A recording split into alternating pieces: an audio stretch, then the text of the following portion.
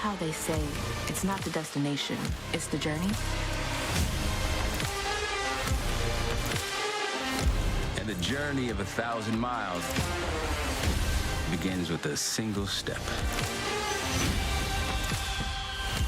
And you know what? They're right.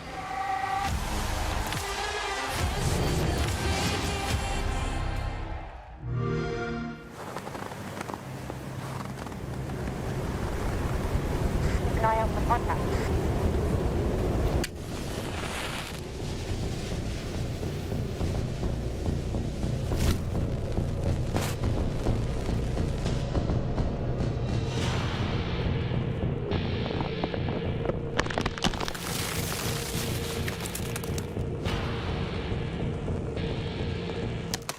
Available now.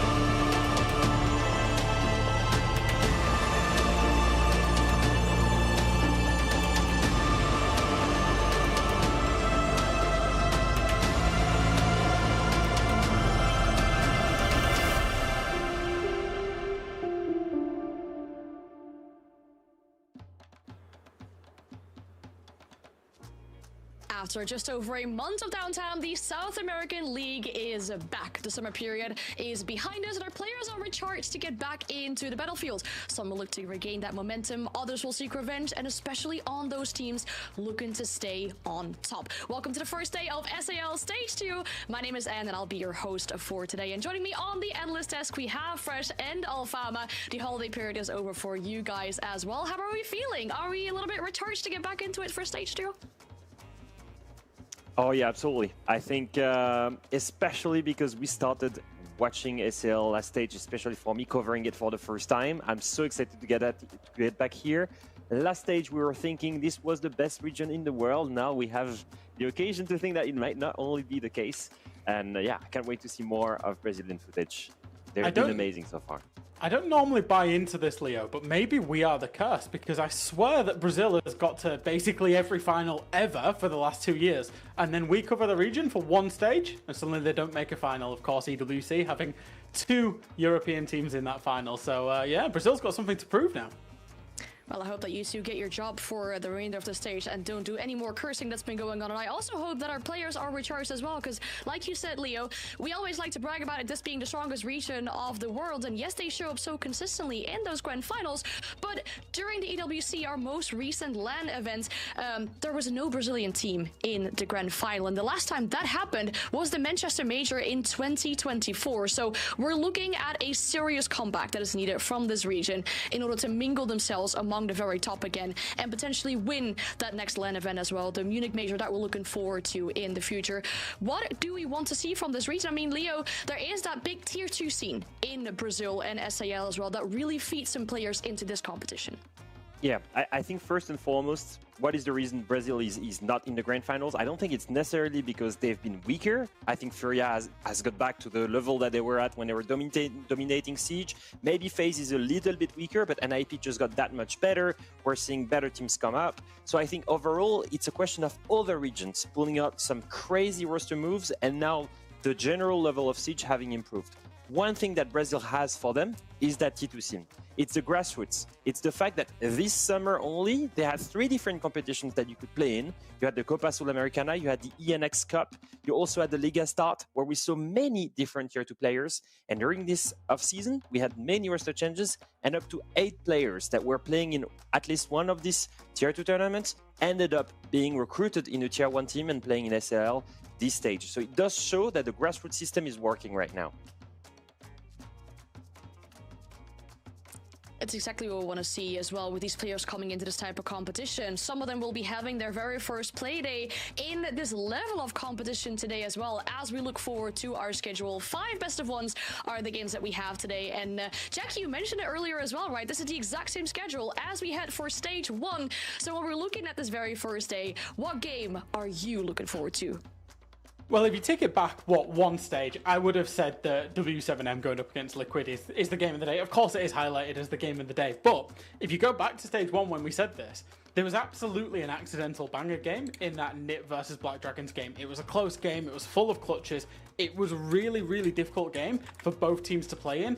And it went all the way to overtime. I remember it clearly. Now, that, for me, is a quiet, surprising game that I think will be quite good once we get to Game 4. However, W7M against Liquid, you know, there's obviously a revenge arc there. Liquid have made changes. It's 2 big teams, 2 big organizations inside of this scene going head-to-head on play day 1. So that is the obvious game of the day, but keep your eyes peeled for Game 4 as well.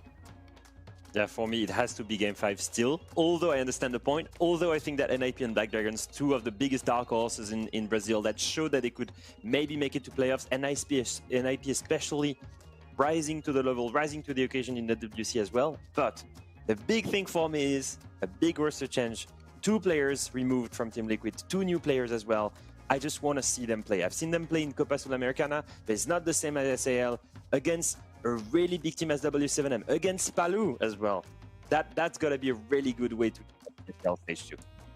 Oh, definitely is. And we'll have to wait until the very last game for that one, though, when we're going to start out diving right into our first game. As we said, ENX versus FaZe. That was also the first game that we started the last stage with. It was a rather dominant one for the side of FaZe. That was a 7-1 back for them. And for ENX, when we talk about this team in general, this is a difficult matchup for them to start this stage. I mean, they ended 9th last stage.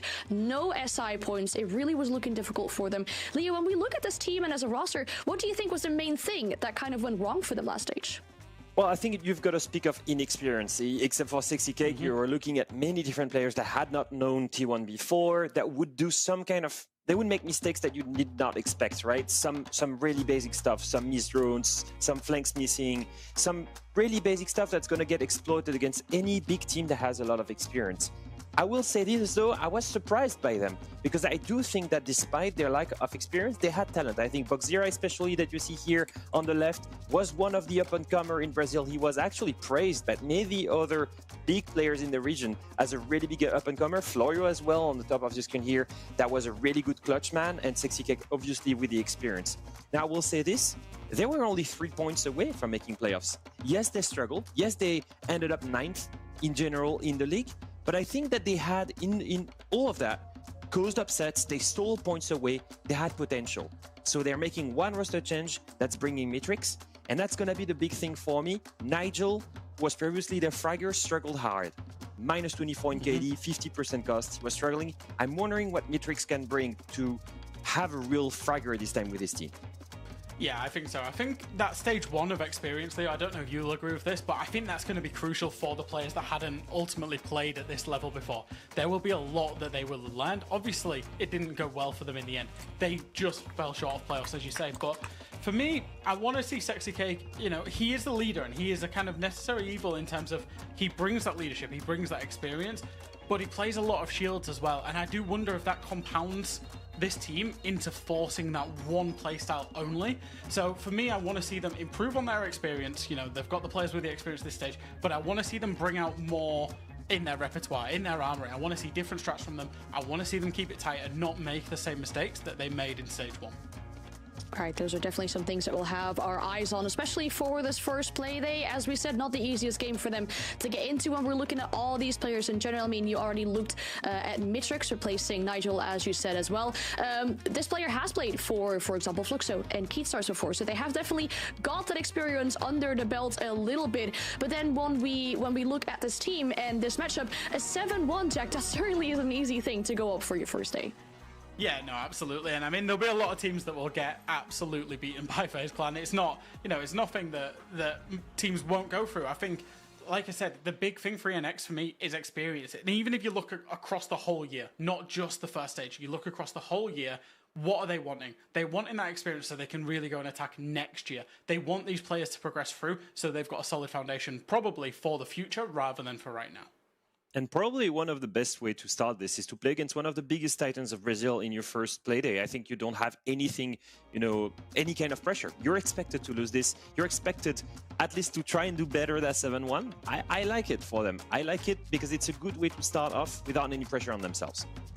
Yeah, and some of these teams really enjoy having that difficult first game, right? So they can look up from there on and really have that reality check at the first day of the stage. And like you say, anything from that 7-1 will be an improvement for this team. We talked about the roster change that we had on the side of ENX. For FaZe, no roster changes. This team has been together for the longest of time. But over on social media, over the course of the summer, it almost seemed like there was going to be a roster change. Miss Cyber was very active on social media, talking about Liquid and whatnot. And this is what he had to say about it. É sempre bom dar aquela engajada, aquela movimentada nas redes sociais. Então eu aproveitei o momento ali, que estavam aquele burburinho, os caras queriam comprar alguém de algum time. E aproveitei para dar aquela engajada só. E lidando na brincadeira, né? Tudo depende, né? Tudo depende. Vamos ver como vai acontecer aí. Aposentar tá longe ainda, eu acho. It would have definitely been a wild roster change, but we know this team as one of the most consistent teams when it comes to being together for a very long time. One of the teams that is always in that discussion as well when we talk about SEL being the strongest region.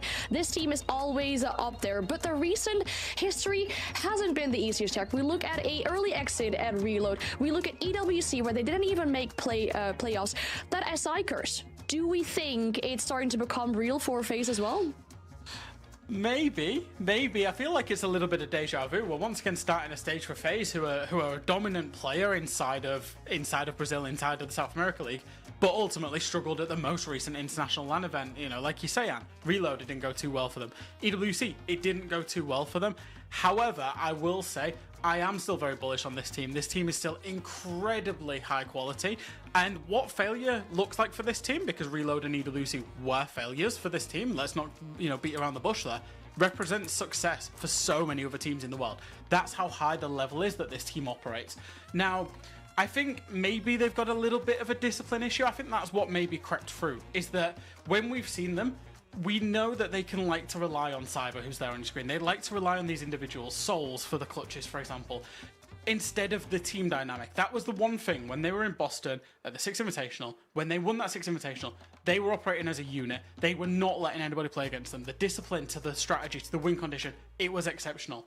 I feel like that's the bit that has fallen off in recent times, and that's why we're seeing them, and I say this, only make it to kind of middle of the road at the international events.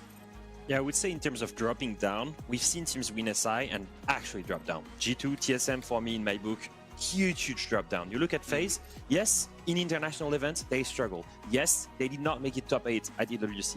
But if you look at the way they do it every time, they did so by dropping against G2 at EWC that went on and going to the grand finals.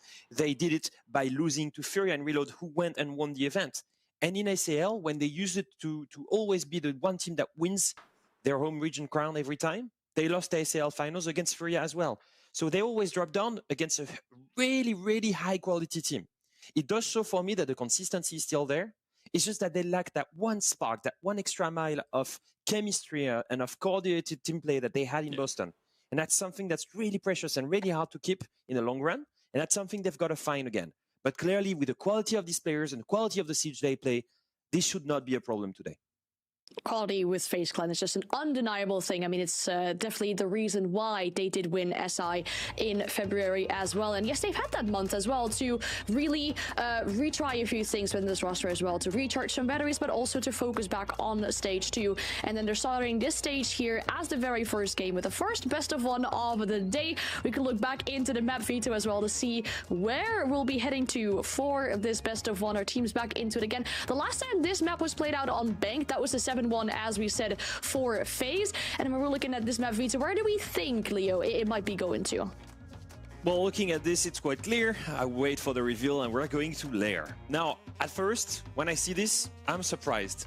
Not only because this is a good FaZe map, and I'm sure you'll have plenty of examples for it fresh, but looking at ENX, I was looking and I wanted to check some VODs. I wanted to check, since the roster change, what happened. And so I found a match of them in August 23rd, where they're playing a tier 2 team in Stella Gaming in Copa Sudamericana, and it was on lair. And they lost it in overtime to a tier 2 team. And so only a few days later, they start ACL and they go back on that map that they've just lost against a team that's not even a bunch of professionals. That for me is a little bit scary, especially because I don't know, Jack, but I think that FaZe is especially good on lair. Yeah, so Stella Gaming, FaZe, Clan, you know, world champions, tier 2 team. There's a big difference there. And like you say, Leo, FaZe absolutely love lair. They've won it basically more or less every single time they played it. They did lose it to Furia, have lost it to Liquid, but for the most part, they play it a lot, they win it a lot. It's a map that suits their style. And of course, lair, one of our most recent modernized maps as well, so it'll be exciting to see how that looks. Yeah, and then when we're looking into play styles, like you mentioned already, of course, different teams that they're going up against. You already mentioned earlier, Jack, talking about ENX and what they need to do in the second stage. Playing a little bit tighter, how does that relate into this map and having to play against FaZe? Yeah, I think they will be starting on the defense. So I think it's important on the defense when you're playing lair is to play those power positions, but play them as a team with synergy. So you think about the top floor, there's the positions out towards the bridge, there's the positions of the operations room, and towards the bathroom near the art gallery window as well. When you're being pressured in those positions as defenders, you need to be grabbing somebody else to play it with you. It's very easy to defend when you play it as a team, very, very hard to defend when you play it as solo in these positions. And that cascades down all the way through the map. So I think keep it tight, keep it close together, but most importantly, play as a team. That's where they could find some success. Yeah, any way FaZe is going to attack this, they will need to spread out, and so it gives you plenty of opportunities to double up on people that are isolated, and that's what we need to see from ENX. All right, cool. Sounds good. I mean, like we say, anything more than one round will be an improvement for this team on the side of ENX. But as you have the information on the two teams, it's time to bring our casters in as well. We are joined by Intero and by Jesse. And you two, I hope for you two as well. I mean, it has been a bit of a summer period over here. Have you two been recharged and ready to go for stage 2 as well? I have, yeah. I mean, it's gotten very cold very quickly here in Canada, but I got to enjoy a nice summer break. What about you, Jesse? Yeah, honestly, it's still quite hot out here in the West, so we're still enjoying the summer. I was on our last NAL play day in my Hawaiian shirt, so you can tell I'm trying to keep the summer vibes up as much as possible. We're going to have a good 7 months of snow coming up soon here, so you got to enjoy it while you can. And what are you two's expectations for this game? And we talked about it. It's difficult for ENX. They have to go up against FaZe, not the easiest team. Last time around, it was a 7-1. We're going into lair. Jesse, how are you feeling about that?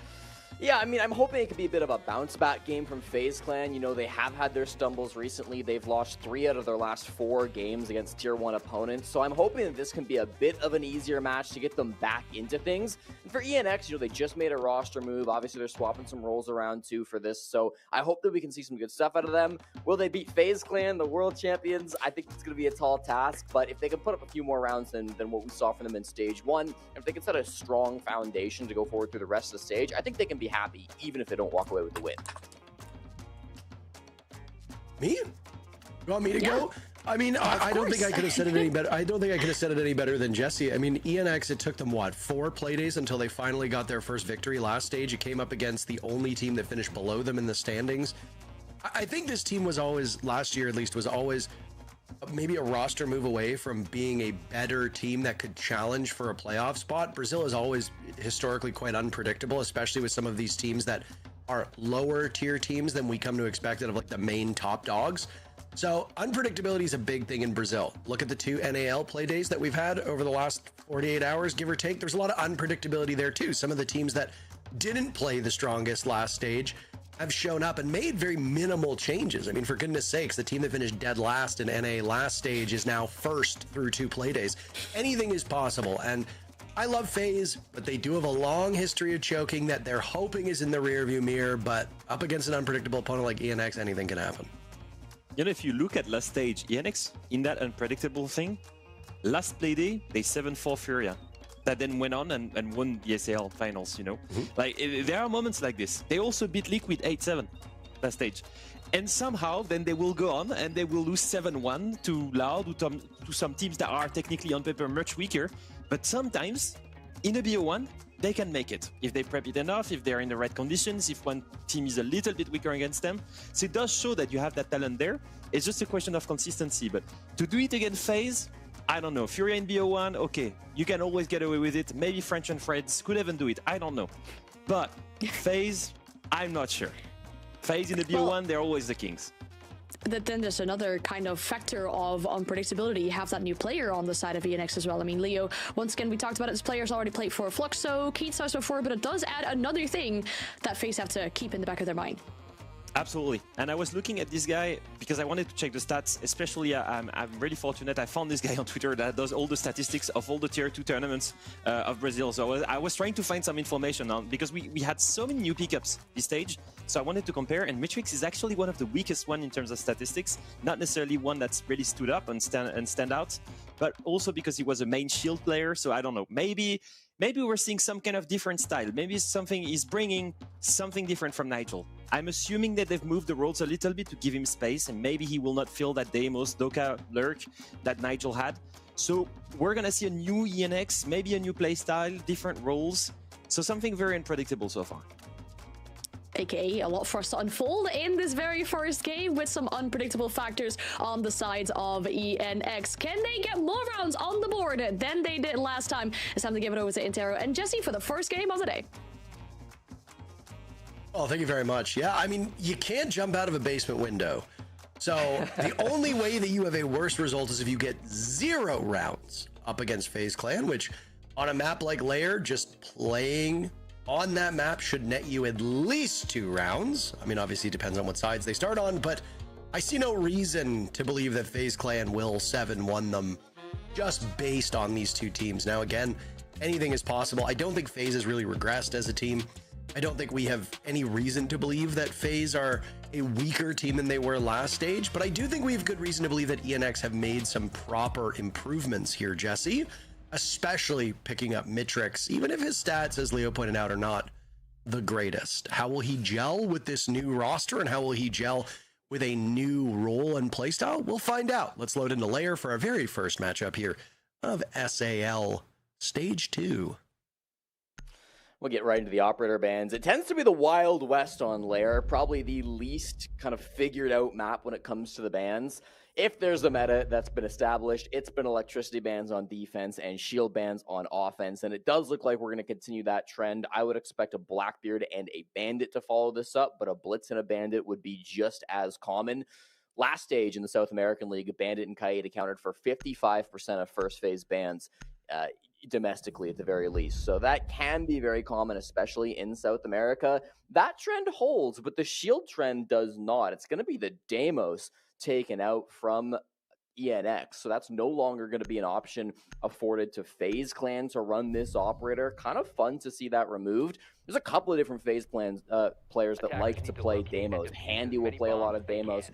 Cyber will play quite a bit of Deimos. So those are the 2 operators that are going to be probably the most hindered by that op being removed off the board. But should be exciting to see how this goes down. One thing that I know the desk was talking about was kind of the roles on ENX and what that might look like. I had a chance to talk very briefly with Sexy Cake right before this season started, and I asked him about the roles. He told me that the entry duo is going to be both him and Angels. He said Mitrix is coming into a flex role, and then it's going to be Bach and Furia that are holding down the support roles. But what was most interesting to me is that Sexy Cake said he will be IGLing from the second entry position. And I'm really interested to see how that works for him, because not a lot of teams choose to do that. This will be the only team in the Americas that try to IGL from entries. So it can be tough sometimes, but if any player is going to pull it off, I think a guy like Sexy Cake with so much experience would be the one to do it. God, I feel old as hell to say that Sexy Cake was on that roster of Team Liquid that won Pro League Season 7 in Atlantic City. That was in 2018, and Sexy Cake became a champion. Not a world champion. I know that certain players in Brazil have, prior to their first SI win as a region, would call just any victory a world championship. That's not really the way it works. But Sexy Cake is still a Pro League champion. It's something you can't take away from him. And I don't really ever think he's been the problem on a lot of these rosters as he's cycled through and become quite a journeyman here in Brazil. I think when you go onto an organization and a team like Team Liquid, there's a bit of an expectation that you're going to be there for a while. And don't get me wrong, Sexy Cake was on that team for quite some time. Their core that they had stuck together for a long period of time. But I guess maybe he just doesn't gel on the roles. Maybe it's more of an interpersonal issue, is obviously how you get along with your teammates matters quite a bit, sometimes even more than your abilities inside the server. On the flip side of this, you've got FaZe Clan, a team that has been together forever. And I really appreciate that they haven't been making many changes. You know, if you see them at events, they are always together. They're always seemingly in good spirits. The team just gels and vibes. And I think that's part of the secret sauce as to why they've been so dominant over the last couple of years, Jesse. Wow, good clear of operations to start things off. Angels does survive, though, and they're wasting a lot of these Selma charges. 2 players down bottom lobby are going to be walking into a shotgun now as Mitrix is on the Grimbees. He's getting pinged, but that doesn't seem to matter until the bathroom player pushes up. KDS is the one who gets the frag in the end, and that's going to open the door for these last couple players to start walking up the lobby stairs, get themselves a bit of space, and the pressure starts to enclose on ENX. 1 player gallery window, 1 in the bathroom. So this operations push has kind of been a bit of a bait. They've moved off of that position more or less and are now looking to get into the bomb site from the hallway. And closing in now after you lose Mitrix, you lose your very first, the very first death on your team is the newest entry. That's never always it's never a good thing. There go those Molotovs shot out by Florio onto the doorway, and FaZe Clan is adept at avoiding it, at least for the time being. We got 1 toxic canister in Bach's back pocket as he's thrown out yet another, and Angels is punished by Handy. Sexy Cake, the first player on ENX to strike.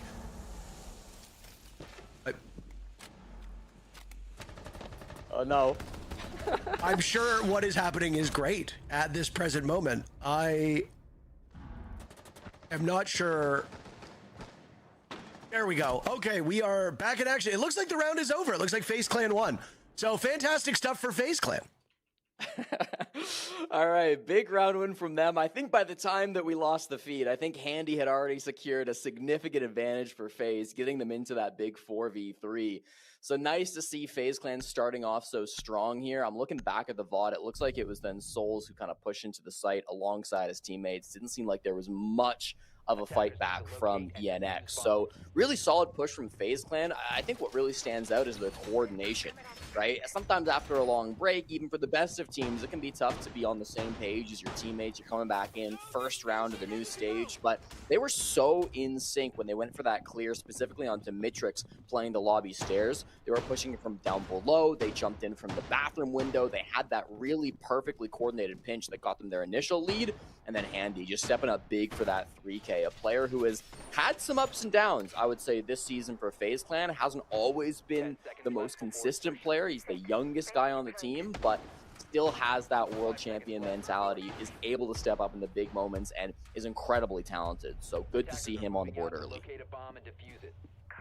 Didn't really get a good enough look at Mitrix and his contributions to the team through that first round, so we'll have to wait till maybe the midway point here before we can weigh in. It'll take some time for us to assess how he impacts this team. For those that didn't listen to the desk portion or don't have access to the stats from the previous stage, just a couple months ago when stage 1 concluded, ENX was in the bottom of the league. The only squad that was below them was the Argentinian team of 9Z. ENX was the lowest full Brazilian team in this South America League. I know that this might be a distinction to some people that seems irrelevant, but I think it's worth noting. This is not Brazil any longer, it's South America, and while it is dominated by Brazilian teams, teams from Chile and Argentina and Peru and all of that are capable of competing. 9Z has some Brazilians on the roster, but is primarily Argentinian. Every other one of the teams in the SA League, all 9 of them, they all have a full Brazilian roster, and ENX finished at the bottom, tied with Los. Nice start off of this round by Sexy Cake. Long range engaging with Handy. Sexy Cake with 3 kills so far. Basically controlling the whole team. My God. KDS just fries Mitrix and Sexy Cake on the stairs. He flicked onto Mitrix and sent him to the Shadow Realm. And FaZe Clan now have themselves in a favorable position. With a minute 30 left, they've tied things up and still have some utility to spare. Wow, it's been a great show from KDS, but they're not in a massive advantage still. They've pushed everybody down to the basement. The roam game has been cleared up, but still got a lot of soft breaching to do, and the Buck will start to get to work on that. Castle barricades have started to cause a bit of a problem for them as well. You saw one on the filter window just outside. There's going to be one on the doorway into the connector as well that we saw in the setup phase. Thank you for the top-down view. So we'll see some of these being set up, but if KDS keeps fragging Parker, it might not matter. He drops in a Toxin and finds Bach. Oh, and a missed opportunity there by Angels, but he follows up and shuts down KDS, who's been simply spectacular on this round. Angel's still inside of Labs, but he's looking the wrong way. Pounced upon by Cyber. No longer Cyber Zera, now Cyber Netco. I don't know what is going on with his names, but always amusing as ever. His play needs to be as consistent for them to get over this ENX hump. Now it's Florio with no utility, just an SMG in hand, attempting to get back to the bomb site as the diffuser's been planted by FaZe Clan. Florio marches up and he's got some pings that have since expired. Shotgun out at close range, but FaZe Clan have abandoned ship. What can Florio muster?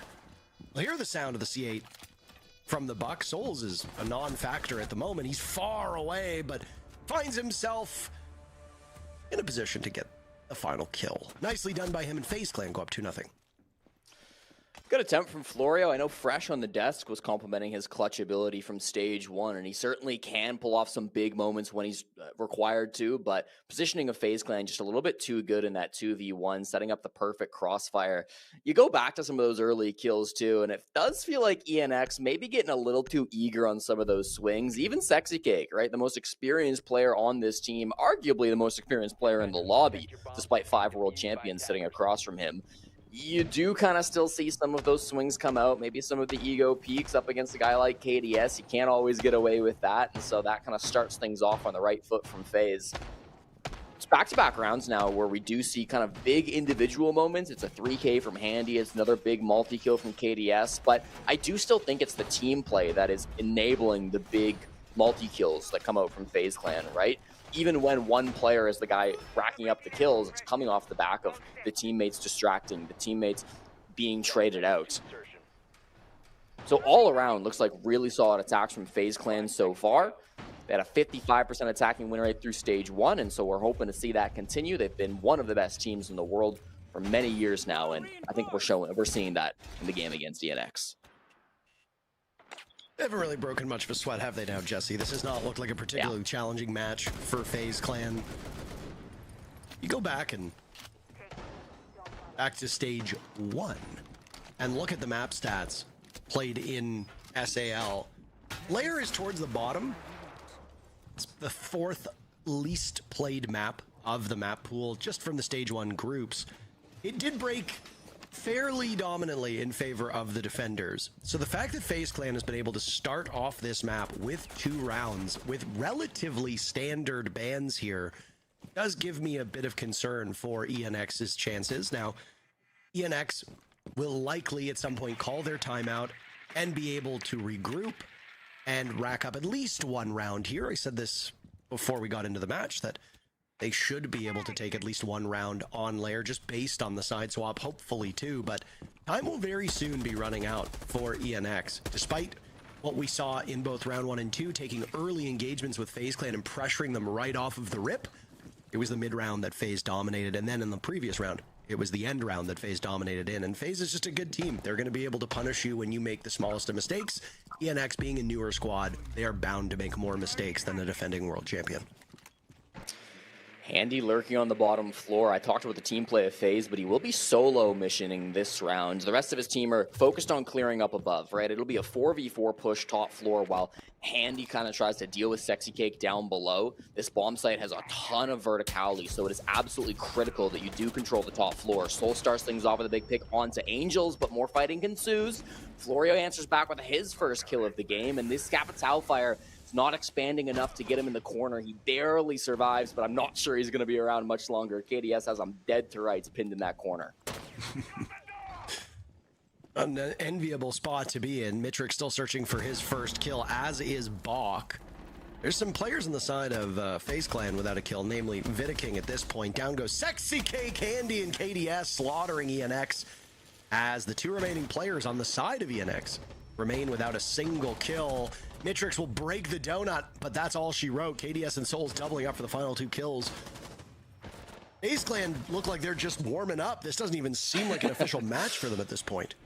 Yeah, that's a full site rotation too coming out from ENX where they try all 3 bomb sites. They're unable to find a single defense on even one of them, and even on the most attacker-sided maps, which I don't think Lair is the most attacker-sided map by any stretch, but even on those, you'd expect to have at least one bomb site where you can get the better of your opponents. It is worth noting, ENX have never in team history won a game on Lair. They've only played it twice. But both of those 2 games were against Tier 2 teams. The first time was in Challenger Series, which was the game that they had to play to try to qualify to the South American League even to begin with at the start of the year. Then the second game was referenced by Leo on the desk. It was in Copa Sudamericana. So they ended up losing 2 games to 2 Tier 2 teams since this team was formed at the beginning of the season. They're on pace right now to lose a third to FaZe Clan. They will finally call their attack timeout after banning out that third operator of the Ace. Not sure that's going to make a massive difference in terms of the attacks that FaZe have been going for. It might slow down some of the fragging ability of their hard breachers, but still does feel like FaZe Clan, I mean, you said it, they look like they're warming up right now, Parker. We had hoped that this would not be as dominant as what we saw in Stage 1, but so far it's looking like it might be even more successful for FaZe. Yeah, I mean, when we looked at a 7-1 scoreline and we touched on it, and the desk touched on it a few times before the game started, we thought there's no possible way that it repeats itself. There's certainly no possible way it gets even worse. But yeah, I mean, if you can't muster a single round as a defender on Lair, something is very, very wrong, either with the way that these teams are playing or one of the teams happens to be playing, and that, you know, appears to be the case right now. I speculated before the previous round ended that we'd see a timeout pretty quickly and that there'd be some level of restructuring for ENX. I'm not really seeing it. These roles look virtually identical. They're bringing operators that have been brought, you know, time and time again. So maybe it's more about a mental thing. When you add a new player to the team and you swap things up, there will always be an adjustment and a growth period. You've seen it in every single region. It's not unique or exclusive to all these Brazilian teams. It's not unique or exclusive to any other region. And I mean, the schedule for the first day of Stage 2 is identical to the schedule of Stage 1. Back, you know, a couple months ago. And if you go and you look at those matches, there were some tough games for some of those younger teams. You know, you had a very experienced team of Furia going up against Los. You had Black Dragons and Nip doing battle.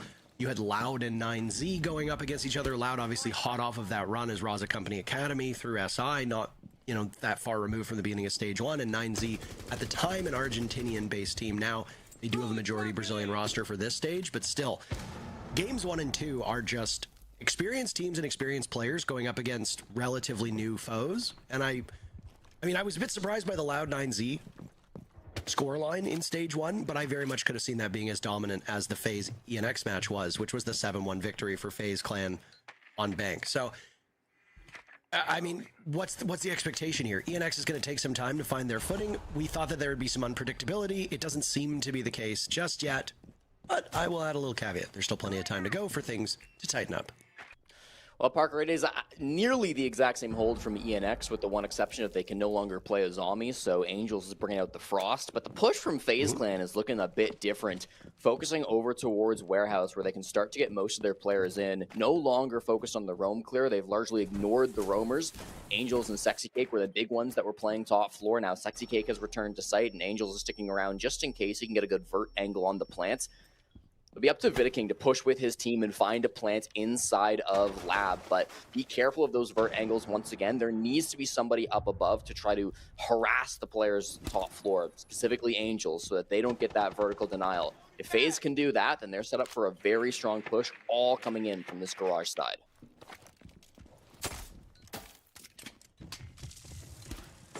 There go the Bees. So it looks like the goal right now is to isolate Sexy Cake, playing inside of Lab. Angels on the board first. Noah's on me, but that Frost's gun can still hit well. And down goes Ying.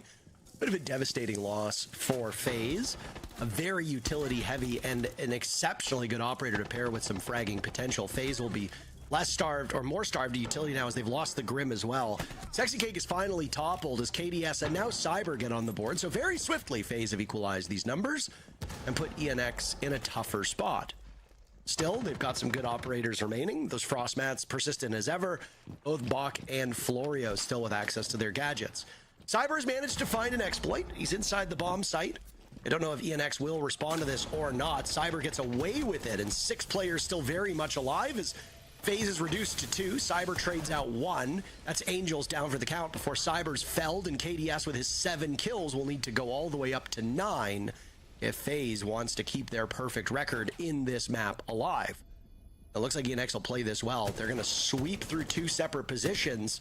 The Warden of Bach is the real question mark here, as KDS has to do double duty. When he's hitting shots like that, nobody can slow him down except for Florio with a shotgun, and plenty of time for him to hop on to counter disable and give ENX their very first round. Well, it's back-to-back clutch attempts from Florio on the basement of Lair, and second time he doesn't miss. Great job being able to pull out that 1v1. KDS was looking scary with his 8 kills, but thankfully Florio was just better. I was scared for that defense. I talked about Angels being that top floor player, that real curveball that could have thrown off the push from FaZe Clan. He was the one guy up above the bomb site, and he won his duel. He killed the Ying, which meant he had free reign of the top floor.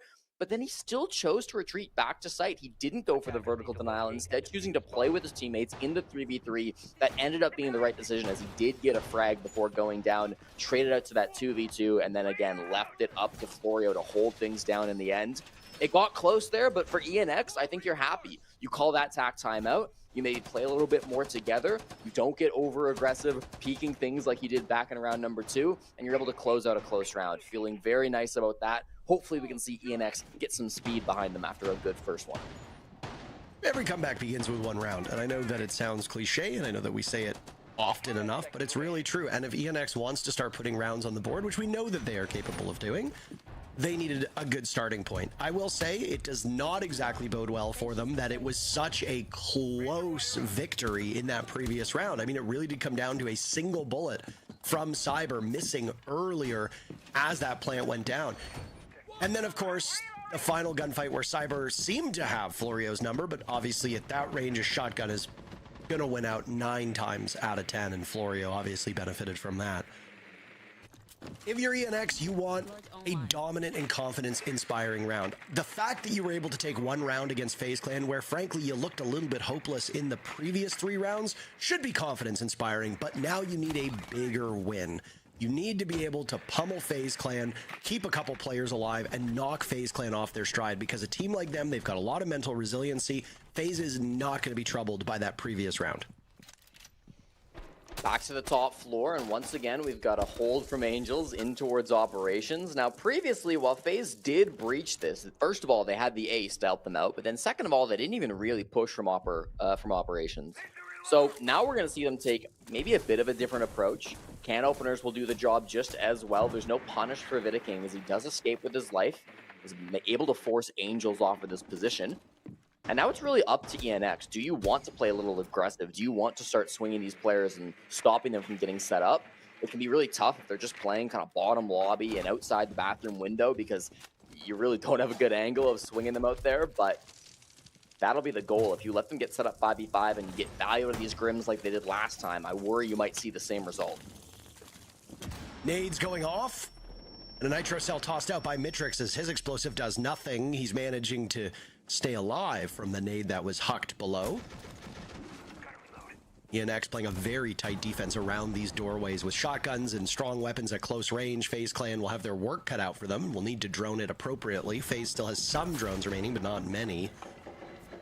There's no gadgetry on the side of ENX that they need to worry about. The Warden will swing on to KDS, who gets baited out by a nitro cell tossed by Sexy Cake.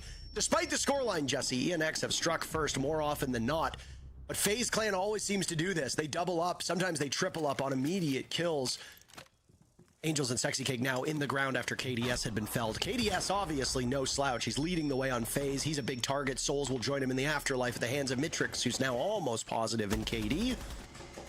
FaZe Clan, though, very quick to answer to this. 30 seconds left to push into the bomb site. They net another pair of kills, and it's all up to Mitrix to be the savior. Had 1 kill so far in the round. He'll need to end up with 4. Caught between a rock and a hard place. The moment he moves into this hallway, 2 separate players from FaZe will be watching him, and he attempted to sneak by Cyber and was unsuccessful. All the while, FaZe Clan got the diffuser down. And about as perfect an end to the round from FaZe as you can ask for. One final round remains in this first half. ENX on the favorable side of Lair, only able to muster a single round so far. That is not great. If they can go 2 for 4 here, or 2 to 4 here on this first half, then things aren't all bad, but they will have to walk a little bit uphill when the side swap comes in. FaZe Clan have a bit of a reputation for being kind of a slow team, and sometimes that means that they get described as a bit of a boring team. But I really think the way they use their utility is so impressive and so interesting to watch from a spectator POV. You saw just how powerful the Grim was coming through from that last round, as he has been for the entire first half, along with the Ying. It's these kind of displacement operators that can throw something annoying right into a pack of defenders and force them to scramble or be in a massive disadvantage because they can't see or they're being constantly pinged.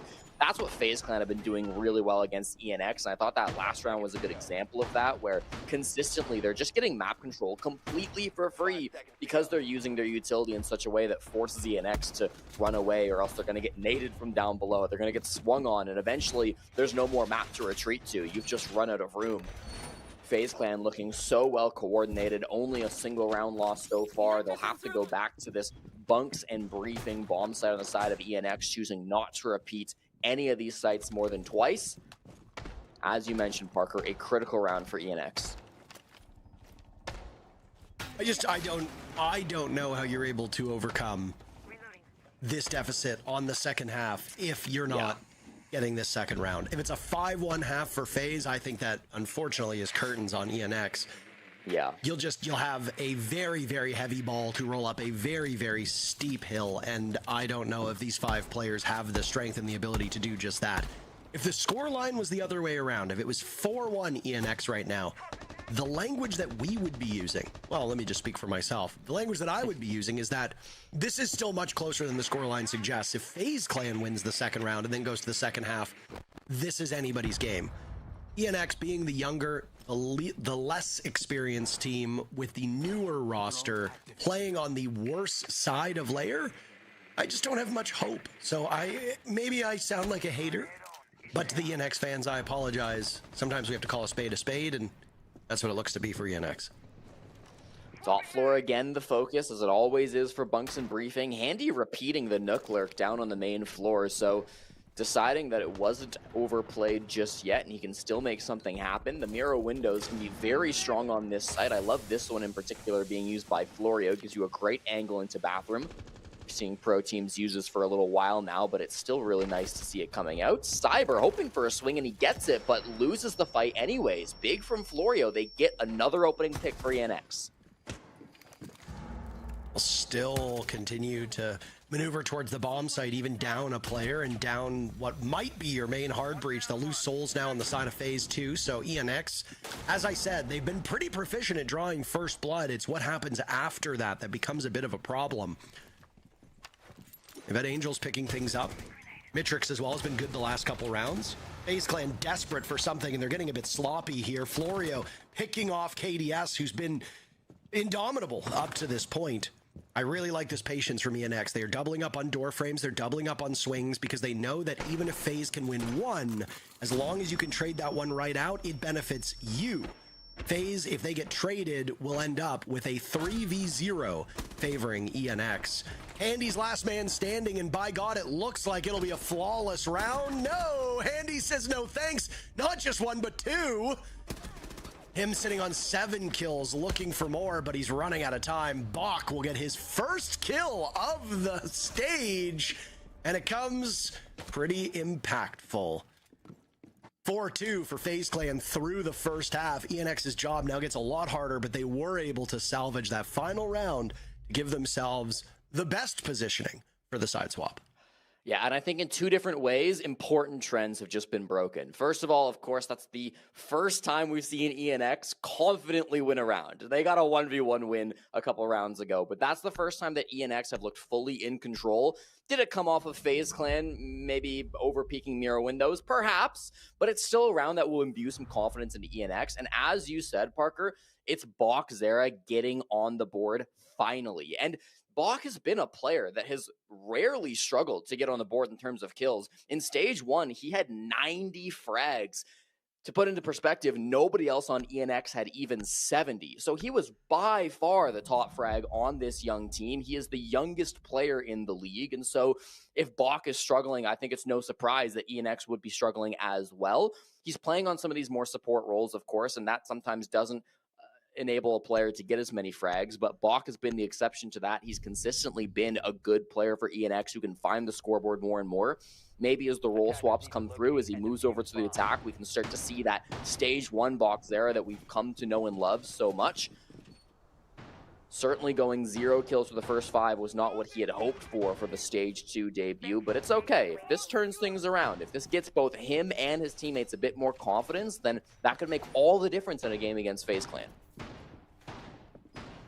When you're playing up against a team as smothering and as dominant as FaZe, who are ever-shifting sands under your feet, you need everything that you can to beat them. Maybe it's a pocket pick, maybe it's a cheese strat, maybe it's operators that they are not expecting, maybe it's early aggression to knock them off of their stride. But FaZe Clan are really just steady as they go as a team. And yeah, to the point about me saying they're shifting sands under your feet, it's that this team has so much flexibility. KDS and Handy top fragging on FaZe Clan is a little bizarre for the players that they have, you know, but there's an ever revolving door of superstars on FaZe day by day. Vidaking will be the top player and the MVP of a particular day in the group stages of a LAN event. And then the very next day it'll be Cyber. And then at the end of the event, you'll go, well, wait, how does KDS have the second most kills on the team? We were barely saying his name. When you're going up against a team like FaZe Clan that has that level of depth, I as somebody who's never played at a pro level, and maybe both Alphama and Fresh can lean into this, I don't really know how you go about shutting them down when you've got different players entering in different positions and using different utility to do that. All of this right now, I said, is a moot point because FaZe is obviously going to be riding on defense, on layer, where they can roam. They can have somebody play in the basement and be unpredictable. They can have players double up on doorways where they know you're going to entry from and you're not expecting it. We're seeing a bit of the role swap coming through that I was talking about right before the game started. I believe it was Fresh that called Sexy Cake a necessary evil, that he had to play so many shields in stage 1, and he did. 37% of his attacking rounds were on shields, but now that moves over to the new player on the team, Mitrix grabbing the Blackbeard. Really excited to see what he does with this. He's going Green Hall, which is not a push we saw out of FaZe Clan, but it is quite common in Tier 1 to see players push in this direction. Getting control of server is going to be really important. Making sure that you have storage control is very critical on a push like this. The smoke makes it awkward. Vidaking is very proficient on this operator, just playing in these close corridors. The Blackbeard is supposed to be the one to make that space. Once the Toxic Babes get cleared out, if you can push the mirror windows too, then Mitrix can start to go. It's a popped mirror window with a nitro cell waiting on the other side of it. After his first kill in the previous round, Bach is in the grave early for ENX. We are just past the 1 minute remaining mark. ENX have their work cut out for them. They've managed to establish a beachhead here in storage, but now the next step is to make it through that threshold into the bomb site. A lot harder to do than you'd think. All of the walls that lay in front of Mitrix have been opened up by FaZe Clan. There's a lot of trepidation there from the attackers because you have no idea if a defender is playing behind it, especially when you're starved for information the way that ENX is. FaZe Clan can very quickly move up to bring the fight to ENX, who at the present moment are stalling out a bit. But maybe there's something to be said about patience, as Angels gets a pick, a very important one, answered back right away from Souls. But there goes Sexy Cake, there goes Florio, and Mitrix will join them as 1, 2, 3, they fall in the span of a few seconds. They got bogged down through that mid-round, didn't know where to go, did not know how to handle the layers that were set up by FaZe Clan, and it's FaZe taking the very first round of half 2. You know, for his first attack of this season, Mitrix on the Blackbeard, I actually liked what he was able to do there. His goal as the Blackbeard was to push through our 6 room and get to a plant spot just on the gallery door, and he did just that. Unfortunately, all of his teammates ended up getting swung and died, and he was the last one alive, so that was a little bit tough for him, but I did kind of like that shield play coming out from Mitrix, and maybe a good sign of things to come for ENX as they continue their journey through the South America League, but does feel like that first attack was going to be pretty important if you were going to continue this comeback up against FaZe Clan. They're now just 2 rounds away from being able to shut this down, and they'll get another couple chances to play that top floor bomb site. So FaZe certainly feeling comfortable on the defensive layer. Now you see me, now you don't.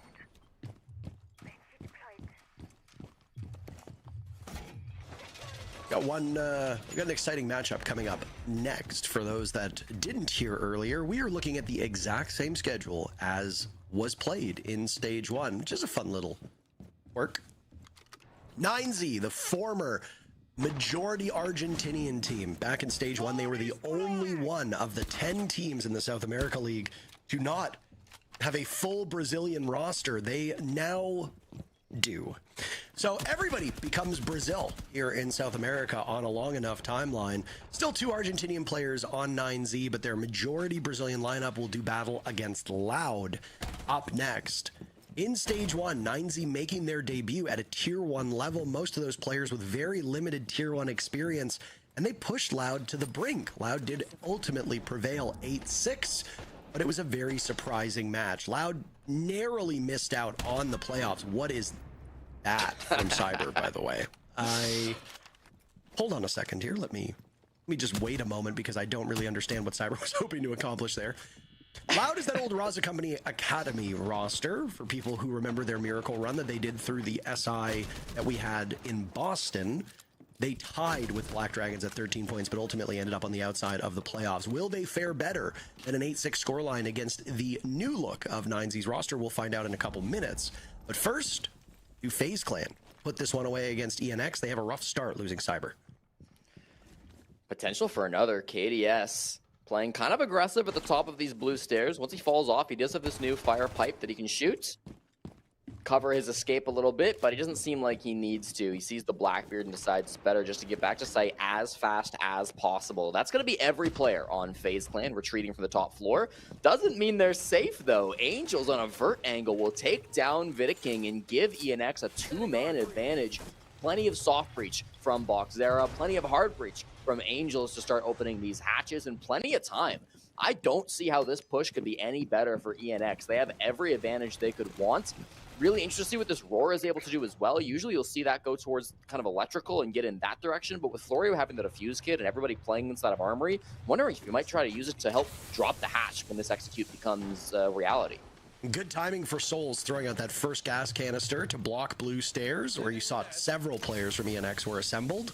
Another one will go, meaning with 35 seconds left and 1 gas canister in pocket, there will be a minor opportunity. Souls beheading Sexy Cake in a position Sexy Cake, frankly, should have been aware of, at least from the calls of his teammates. Final Toxic Babe will go down with 20 seconds left on the clock, so a very small window of opportunity for ENX to capitalize off of that lack of gas. Handy now sees the Blackbeard drop. He picks up 2, Souls gets the other.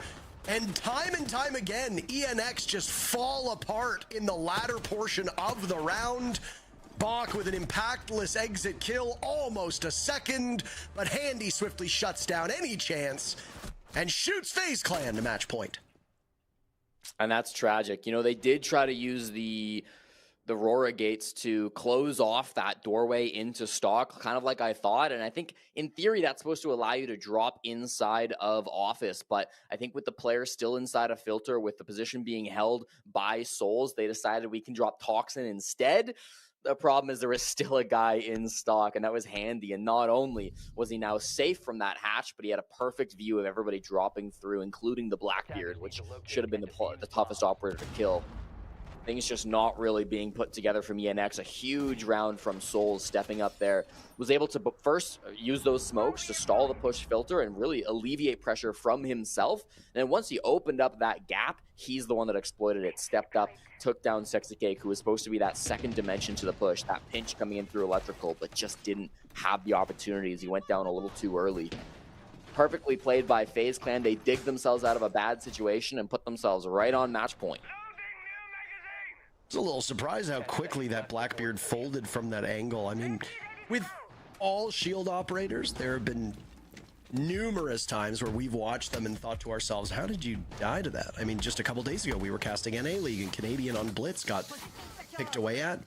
when it looked like his shield was getting shot, but it turns out it was his shoulder. Always a mystery, but I mean, there's a reason why people bemoan shields both as attackers and defenders. There are some inconsistencies there. I'm old enough to remember when Blitz's earmuffs, his hearing protection, had a hitbox, so you could shoot his earmuffs and it would kill him. They obviously have since changed that and made the skeletons a little bit smaller. But shields giveth, shields taketh away. Blackbeard will be brought yet again from ENX. Mitrix hoping for a bit more success on that operator, as this is a very critical round for both teams. FaZe Clan prevails. It'll be a 7-2 as the scoreline for our very first match. ENX have already done better than they did in stage 1 by a single round.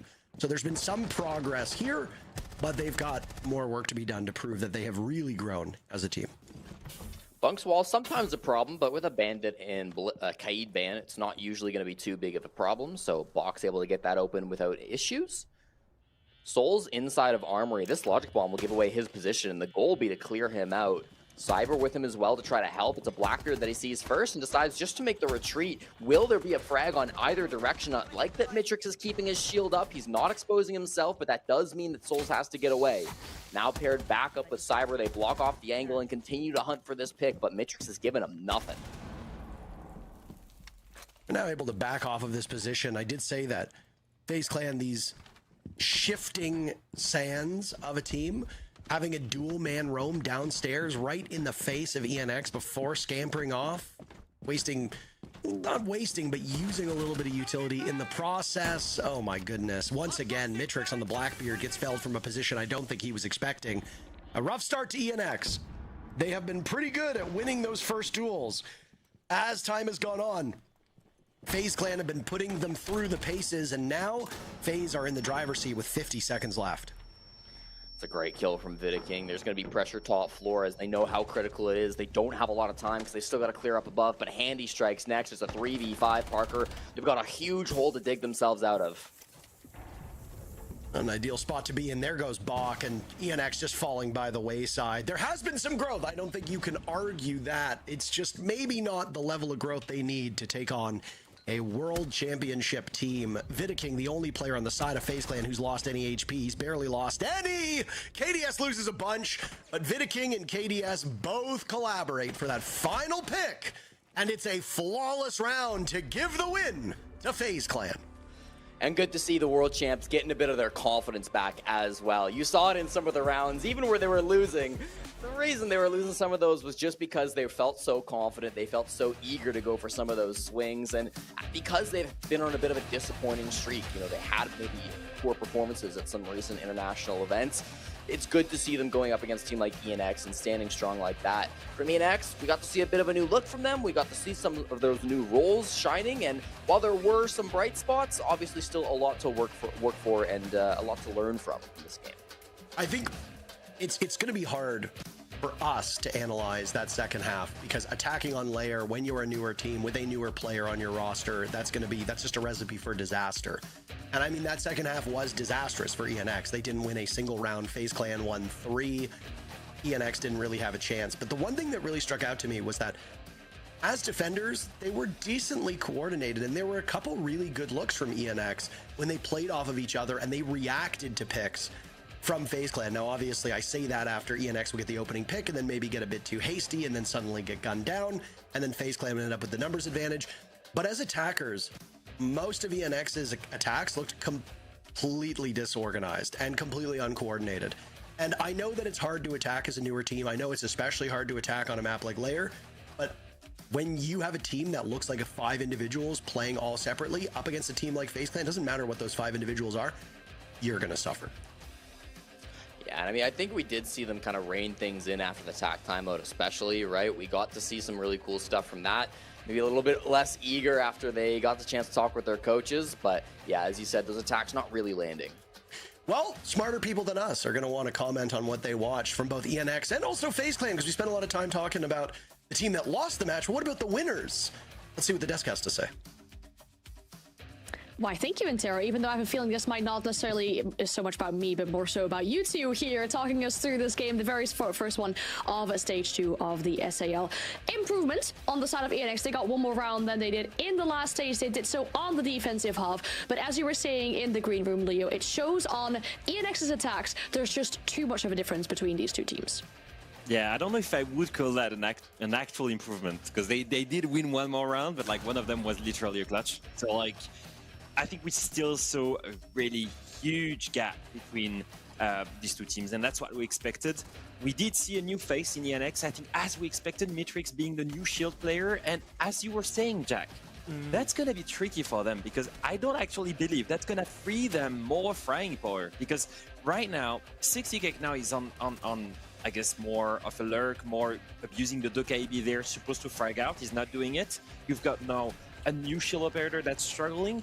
And so in the end, you're looking at a team, especially in attack. Some rounds were coordinated. That roam clear initially on lab was pretty good. But then afterwards, the execution is not there. And that is going to be a problem, especially in a region that is heavily dependent on fragging power. Yeah. So if you look at this right now, the new face of ENX is not extremely convincing. They did start against a really strong phase, but overall, not a good look. It immediately creates question marks. And I maybe think about this a little bit simplistically in the sieges and FPS. Yes, there's layers of tactics, there's destructible elements, there's environment, all that type of stuff. But fundamentally, it comes down to, can you shoot harder than the other team, right? And if you've got a player stuck on shields, whenever you've got a shield player, you accept that the shield has devastating impact when it has good fraggers around it. And then putting, 6K brings a lot. He brings leadership, he brings experience, he brings a lot to this team. When he was playing shields, you then had 4 fraggers around him. When you put your new player on a shield, and then 6K is now on a lurk, you're essentially, in a lot of rounds, you're asking for a 3v5 from the remaining players. That's not consistent, and for me, it brings a lot of question marks about this team as to how they're going to play. That being said, let's focus on FaZe Clan, who did win the game. They were emphatic, they were great. And I think the one thing that I wanted to see personally from FaZe Clan is I wanted to see them get tighter as a unit. I wanted to see them play to win conditions. And for the most part, they did that today. It was a thoroughly professional performance. It definitely shows that there has been some work behind the scenes from FaZe, and we get to speak to someone behind the scenes as well over on the side of FaZe, as JP should be joining us for the interview. Congratulations on the victory here today. How do you feel about this first game as a good start of the first stage? Guys? My apologies. Okay, well, we will not be going to the interview just yet. We'll be back very soon. With that, we get to speak to them. Let's talk some more about the side of ENX then, because we have seen some bits and pieces of it. Obviously, on the side of Florio, there was a bit of a clutch, Leo. That seemed like the small pieces and stuff that we wanted to see, where they played the FPS game just a little bit better than on the side of FaZe. Yeah, there were a couple of things to take away from ENX last stage. There were some of the things that I would keep as positives. You had Buck as one of the biggest and most up-and-coming fraggers of the league. Whoop, he went 2-8 that game, so that's gone. So then you had Florio, the clutch master. He did clutch one time, but for the rest of the match didn't look that good. And then there was not many other things that we could really praise, right? And now we've got Mitrix, the shield player. So looking at this right now, we're looking at different elements that does not make it an actual team, but I would not judge them too hard. Once again, they were playing FaZe. Back to FaZe, right now we're looking at the BO1 Master, the Kings of Brazil, the most consistent team. And one of the biggest difference, obviously, was the consistency in the attacks. If you look at the difference between FaZe attacks and ENX attacks, FaZe is always proactive. FaZe is using utility to gain map control really quickly, and they always have the advantage when doing so. You look at ENX, they struggle to gain map control, and even when they did so, they did not execute properly. So that's the kind of quality that you see. The difference between these two teams is right there. In the utility usage and in the team play, to gain that initial map control in attack, that for me was the most vivid example of the difference between the two teams. And then speaking of in personal players as well, I mean, the cast has already mentioned it too. Handy, KDS are not necessarily the players that we expect to always be on top over on the side of FaZe. Yeah, I mean, I don't know, on, Jack. Leo.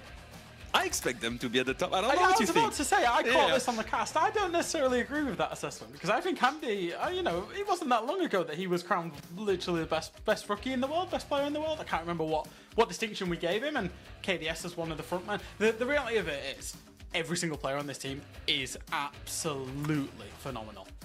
And yes, you know, sure, Vita King's had a quiet day. Cyber's only gone 6-6. Cyber's only gone 6-6, by the way, you know, SI MVP, you know. There's just phenomenal players throughout the ranks that you can speak about any of these on an individual level and be not surprised that they would be the MVP in any given performance. Yeah, if you look at Cyber, by the way, I just had that one example. Round 8, I believe, he's roaming on Ella, and they abused Ella a lot because they knew they were playing against a shield operator. And he's roaming, and he's going down main stairs. He sends his Ella mine outside of main door, rushes outside and takes a 1v1 outside the building. Like, that for me is just one more example of they think they're that much better, they can afford to do this kind of thing, and they will get away with it. In the end, he gets punished for it. They're in a 3v5, and they still win the round. So it proved him right. He is in a position where he's feeling so confident. Although he did get open killed 2 times, he's still fighting for it. And that's the beauty of the confidence in someone that has that experience. All right, well, we're looking at these two teams and what is next for them. For ENX, it doesn't get any easier because they have to play against W7M tomorrow. And then for FaZe, they have the last game tomorrow going up against Liquid. And those two teams we'll see later on today as well. That concludes our first game here at the first day of SAL. We'll take a bit of a break. And when we're back, it's the second game with 9Z and Loud.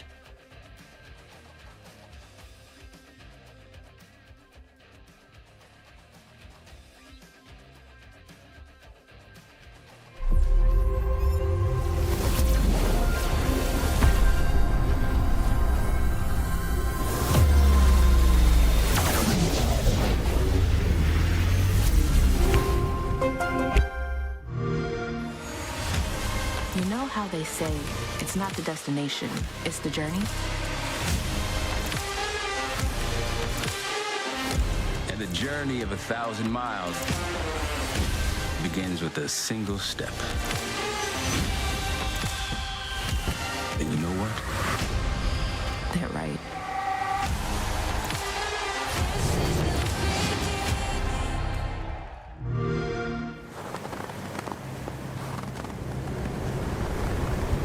Keep an eye out for contact.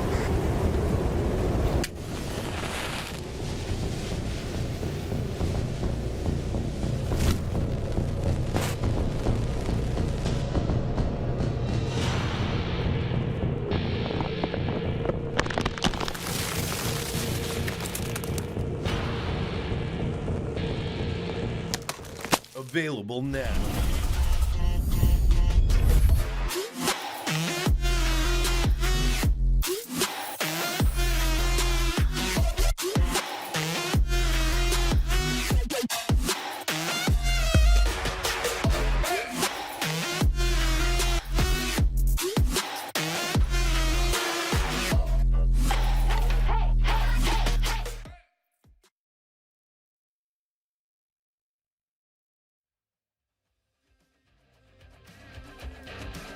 Whilst our first game was a rather fast one, this second game should be a little bit closer if stage 1 is anything to go by.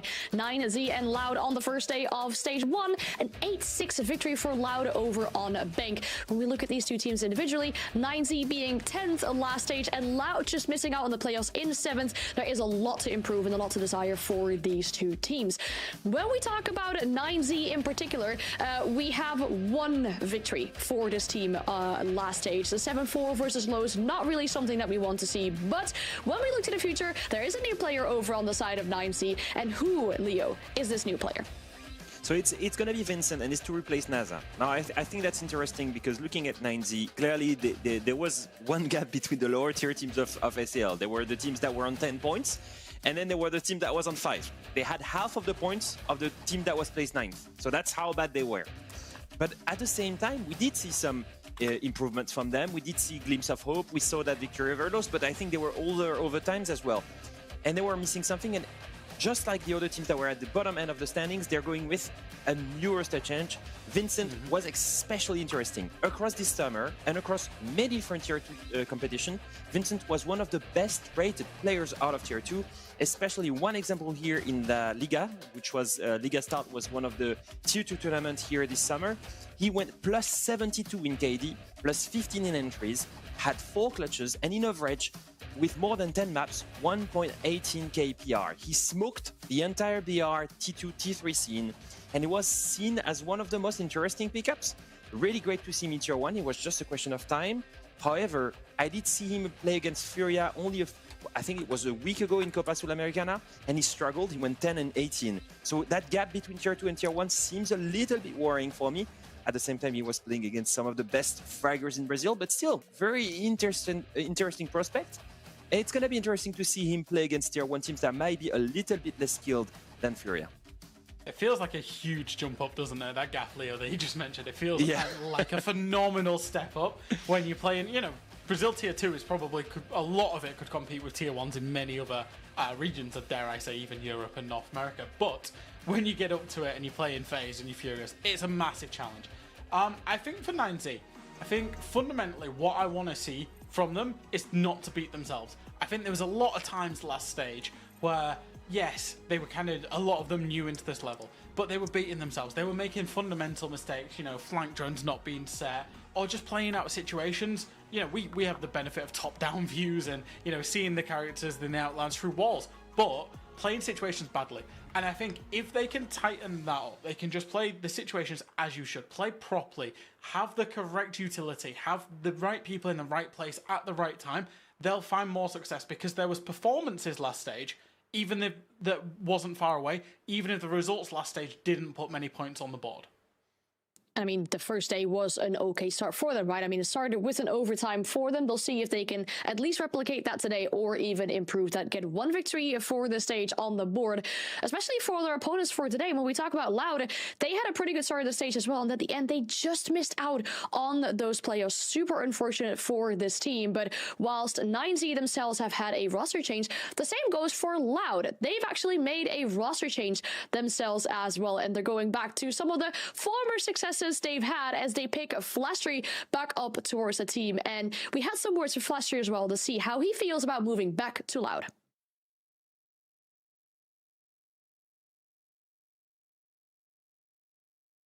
Tudo depende, né? Tudo depende. Vamos ver como vai acontecer aí. Aposentar tá longe ainda, eu acho. Cara, na BD tem ótimos jogadores, assim, era uma line muito esquilada individualmente, mas a gente tinha dias muito inconstantes, assim, no dia a dia, e eu sabia que haveria mudanças no time.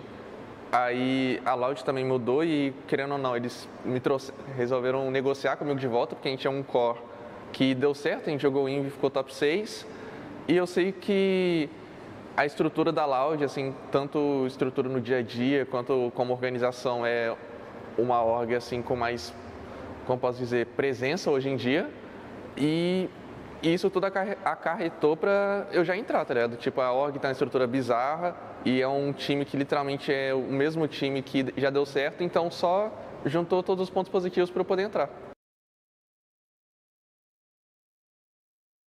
Just some words that Flastry had about joining back to Loud, and as we had already mentioned, and he had mentioned in the video as well, Jack, they're going back to that success. Obviously, top 6 is what the team has managed to accomplish before, and now they're back with that same lineup.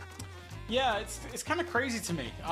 It makes sense, and it doesn't make sense in the same boat to, you know, add Flastry back. Of course, when he played with these guys previously, they found success internationally. It was only, what, 7 months ago now, when these guys were playing inside of Boston. They were going deep at the Six Invitational, and they were playing really well.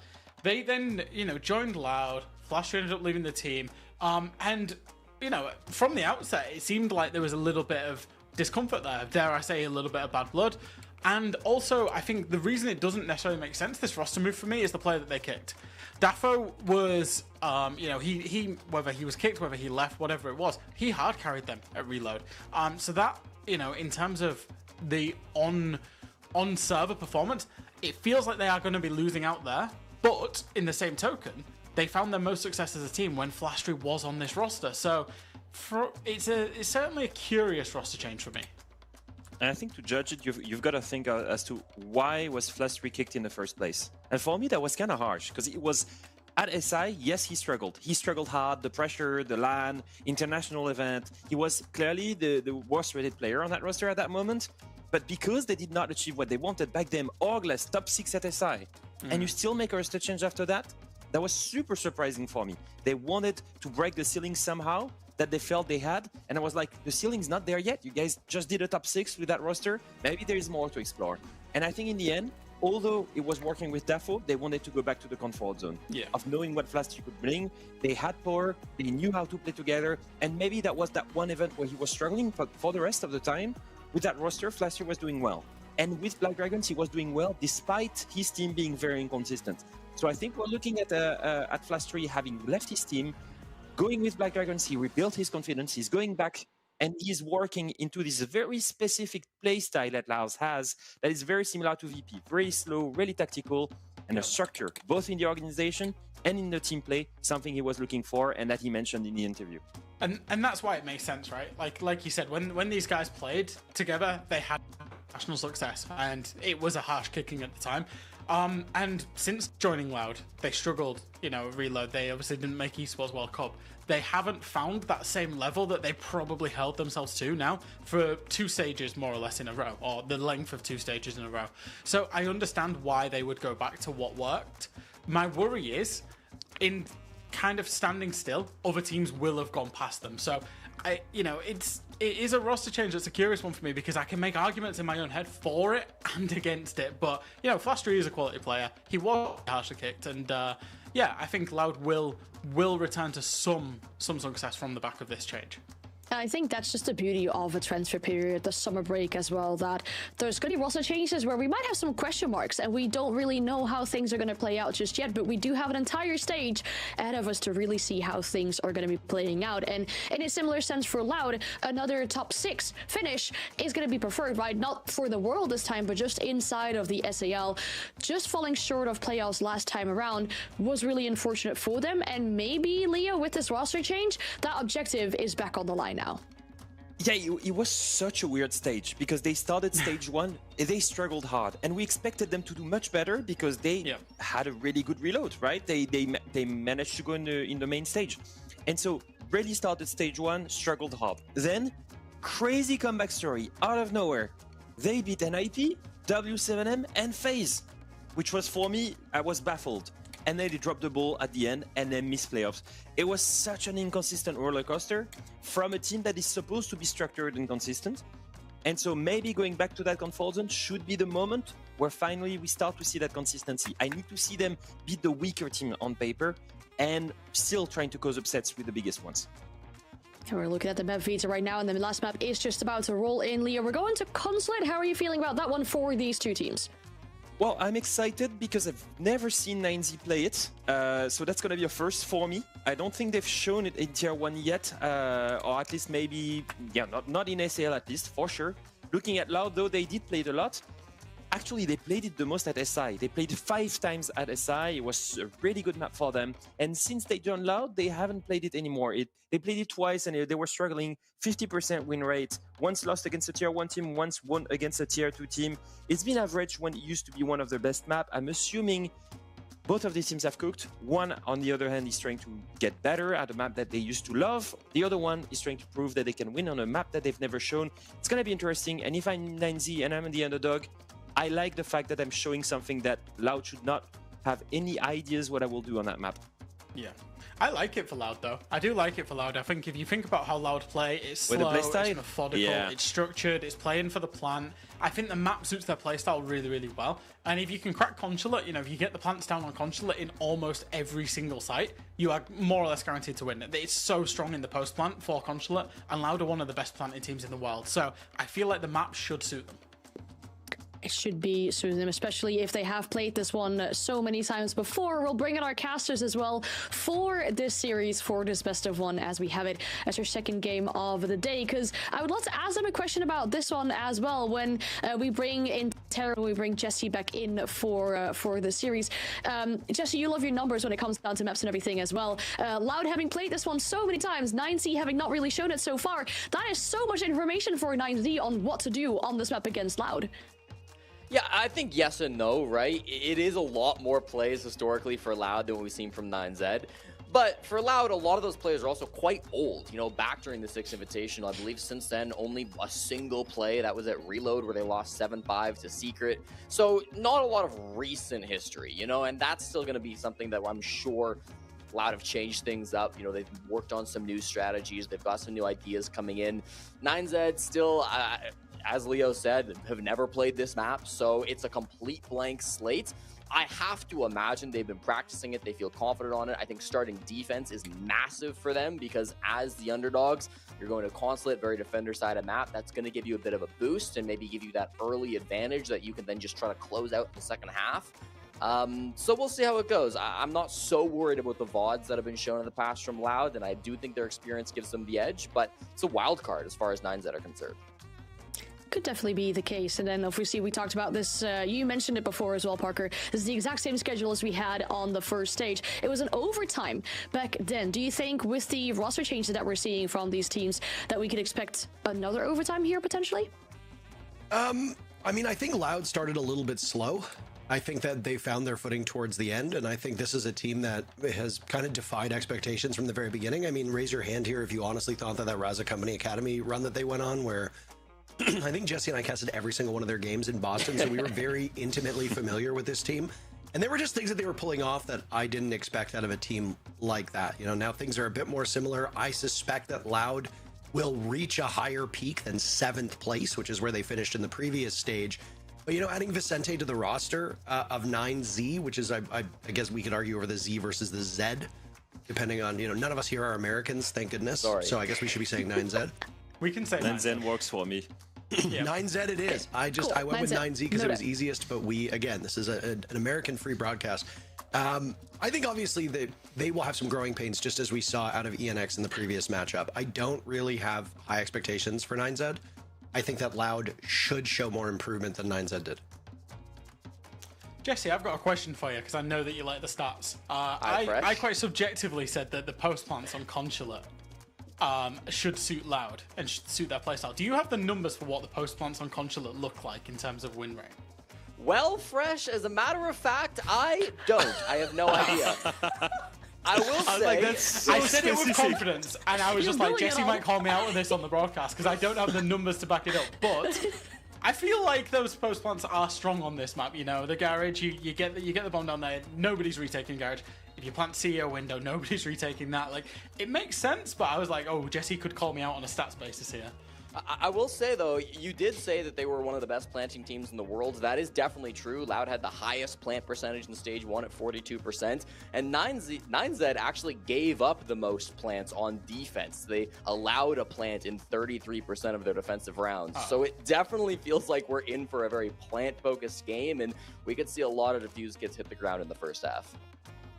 Especially with it maybe being a little bit more defender favored.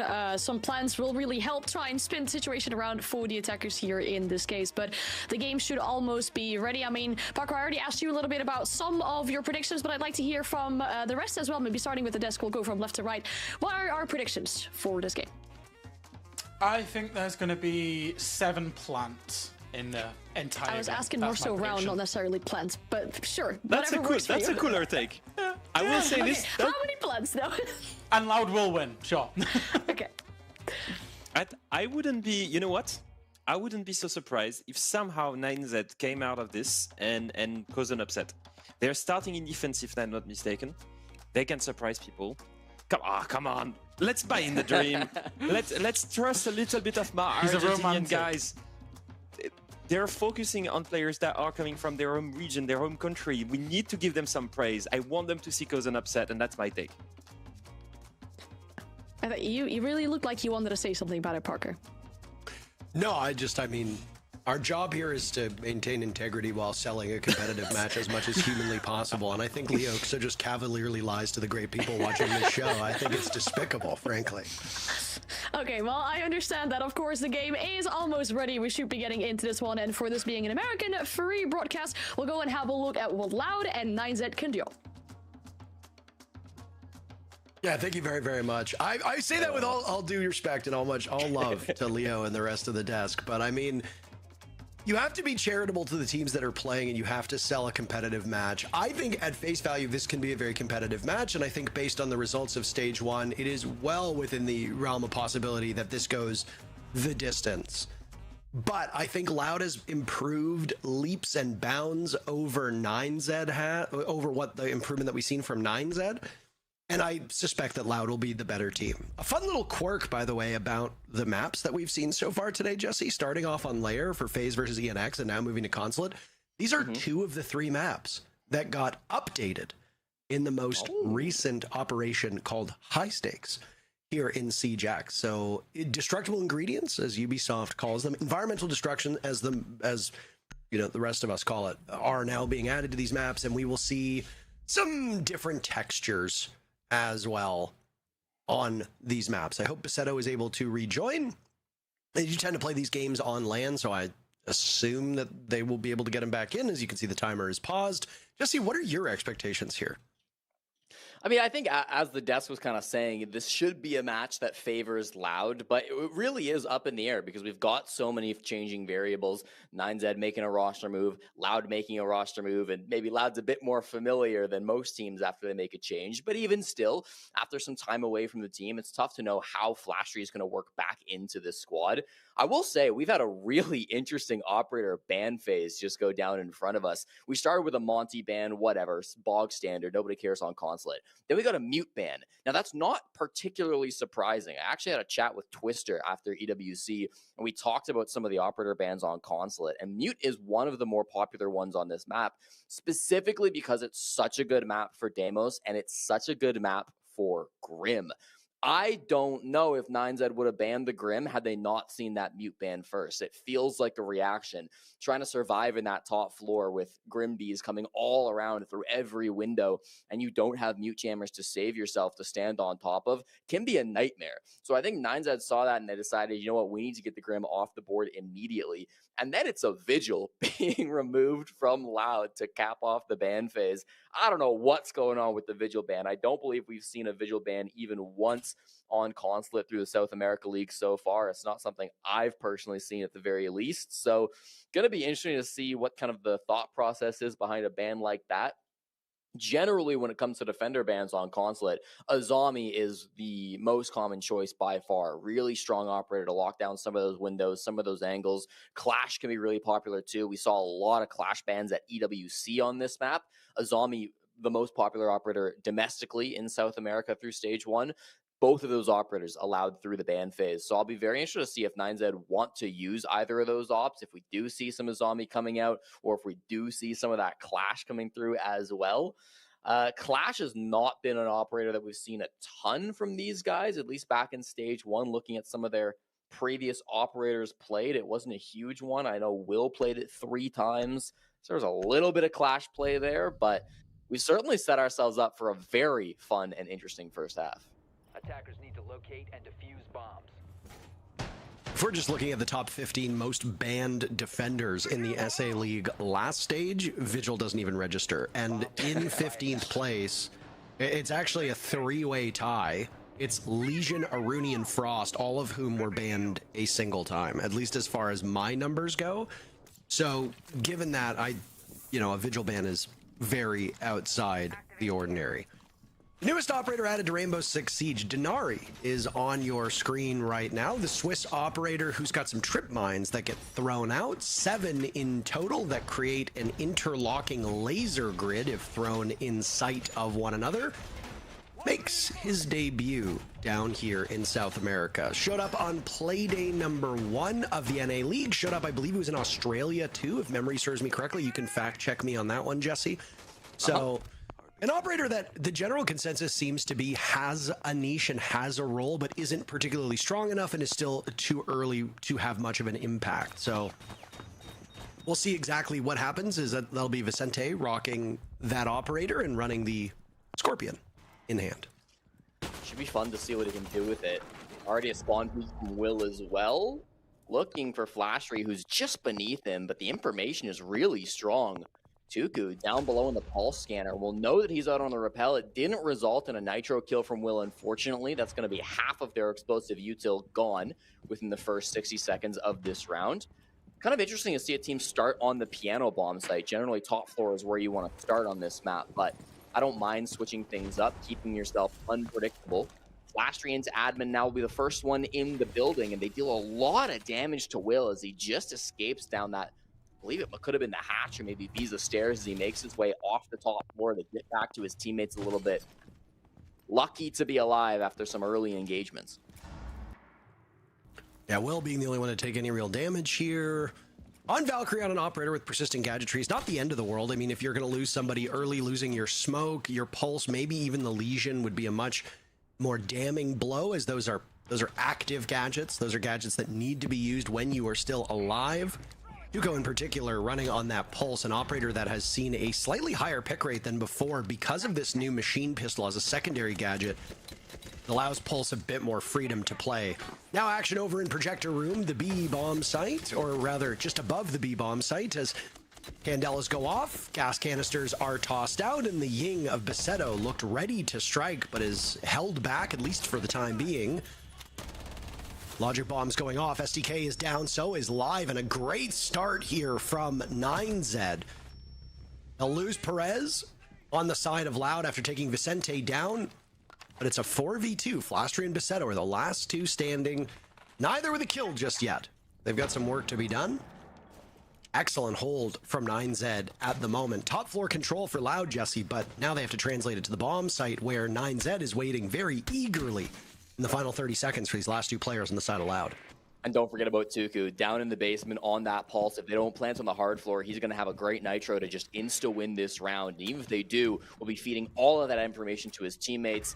Very strong position from 9Z. Don't see how they lose this. I mean, I don't see what Besetto's able to do here as he will creep up. He's got a shotgun, but he's far enough away from the bomb site. He's got two players isolated. Gets one on yellow, immediately heads back, draws him out, but he knew that he was just wrestling with the clock greater than anything. Tried to get back to the bomb site with 3 seconds left and 3 players still alive. Not really possible. Having to deal with an entire team of shotguns on yellow stairs is not a fun prospect. A great first round for 9Z. Yeah, and a great first round from their entry duo specifically. Zhao and Vicente have been really, really nice in that first round, working together as those top floor roamers. You saw how close they were playing over towards CEO. Vicente gets that first pick, not the opening frag overall in the round, but gets the pick to kind of stop that push coming forward through the top floor. And then even after he dies, it's Zhao right behind him. He's able to get that trade back, find that second frag, and make sure that the man advantage stays with 9Z. Really good coordination from a duo that haven't been playing together for very long. Vicente, probably of all the players to join the South America League this stage, is the one that I knew the least about. I haven't seen him play. He hasn't played professional Siege in a very long time. He was with the Argentinian team Pissers for 2 stages back in 2022. That was the last time he saw any pro play.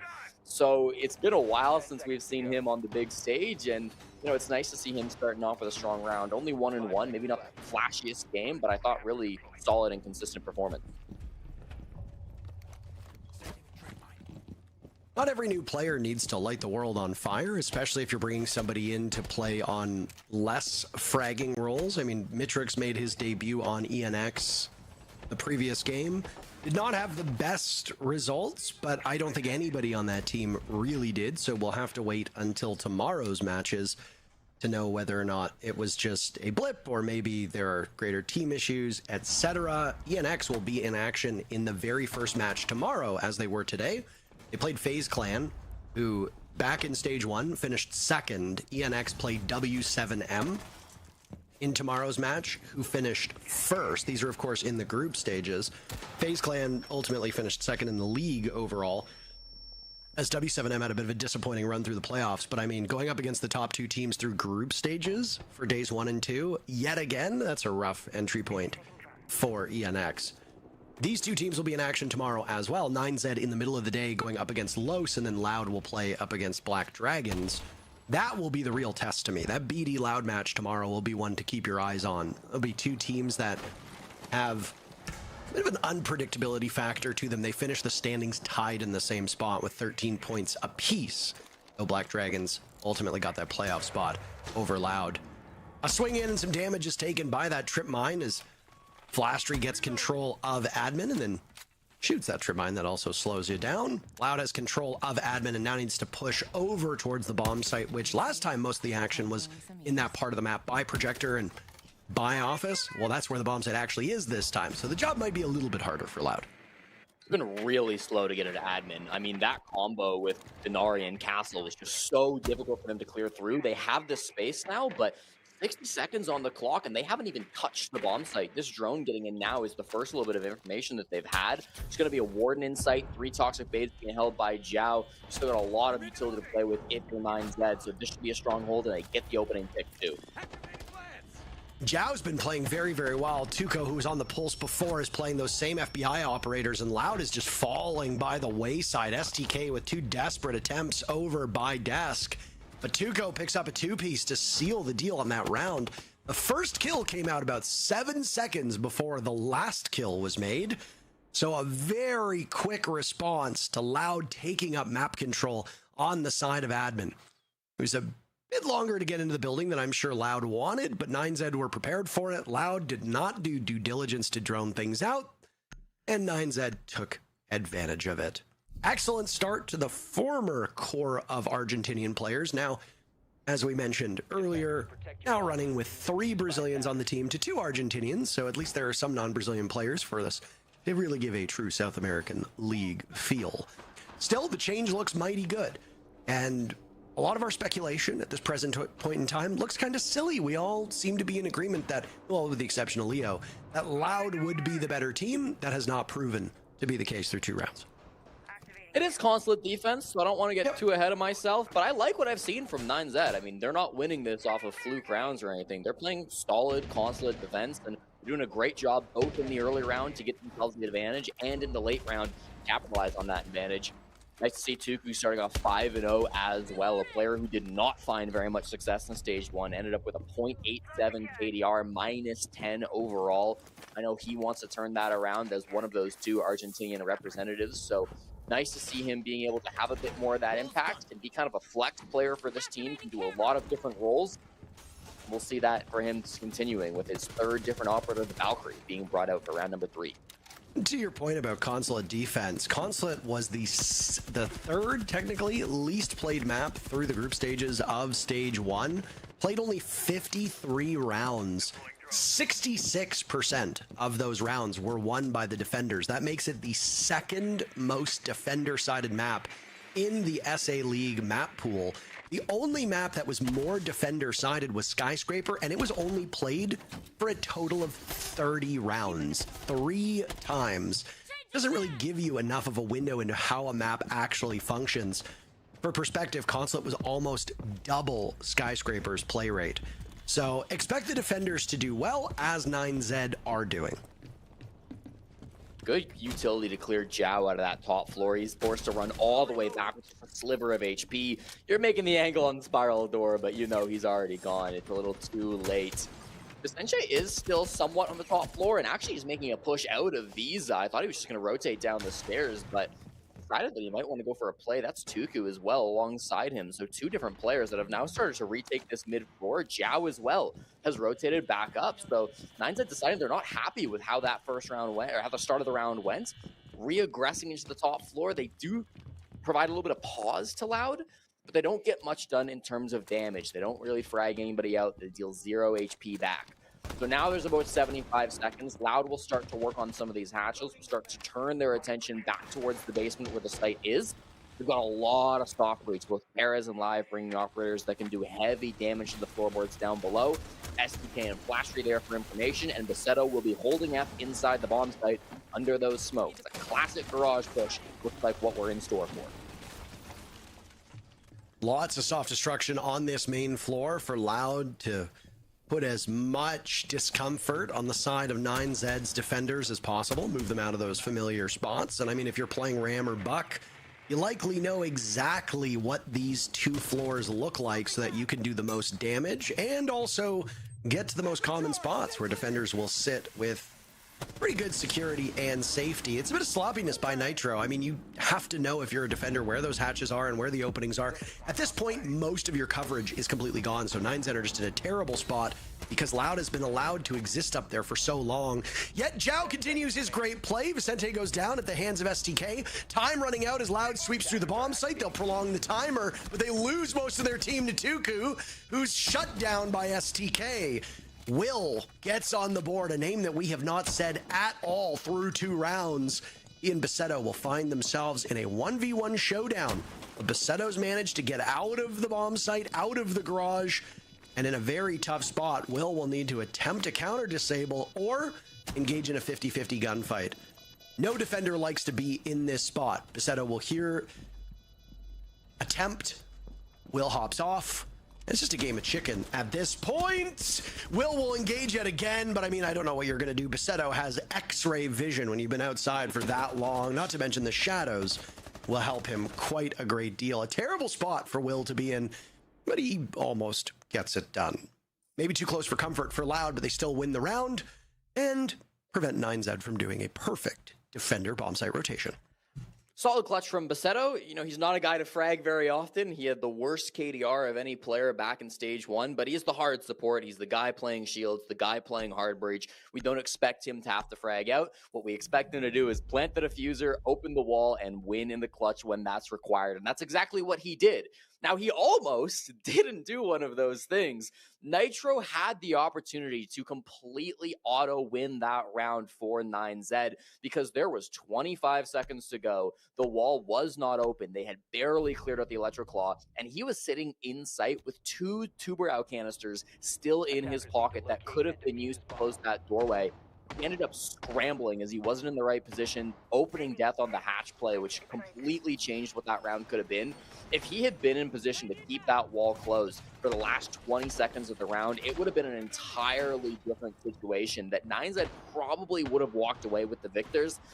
That little lack of positioning, though, that lack of Yuto play coming out just does punish them in the end. They do a good job to bring it close. Tuku with a great flank up the top floor, but not quite enough in the end. Loud to get it done, and I think we'll be a little bit relieved to get their first win against 9Z. I mean, they're definitely looking at their standings in stage 1. A round extra against 9Z, preventing overtime, would have made Loud a playoff team. And yet they couldn't get the job done. And, you know, you've only got a handful of opportunities to give yourself the best chance at making it to the playoffs. By the 3rd or 4th game, a lot of those places in the standings are going to be not cemented, but starting to dry to the point where it's going to be very hard for things to change. If you give up the first 2 or 3 games in terms of points, you're going to be in rough shape moving forward to get into that top 6. Brazil is an incredibly competitive region. And, well, South America in particular. Now that we've got all Brazilian teams, we'll go back to probably calling it Brazil, even though it is South American, and there are 2 Argentinian players.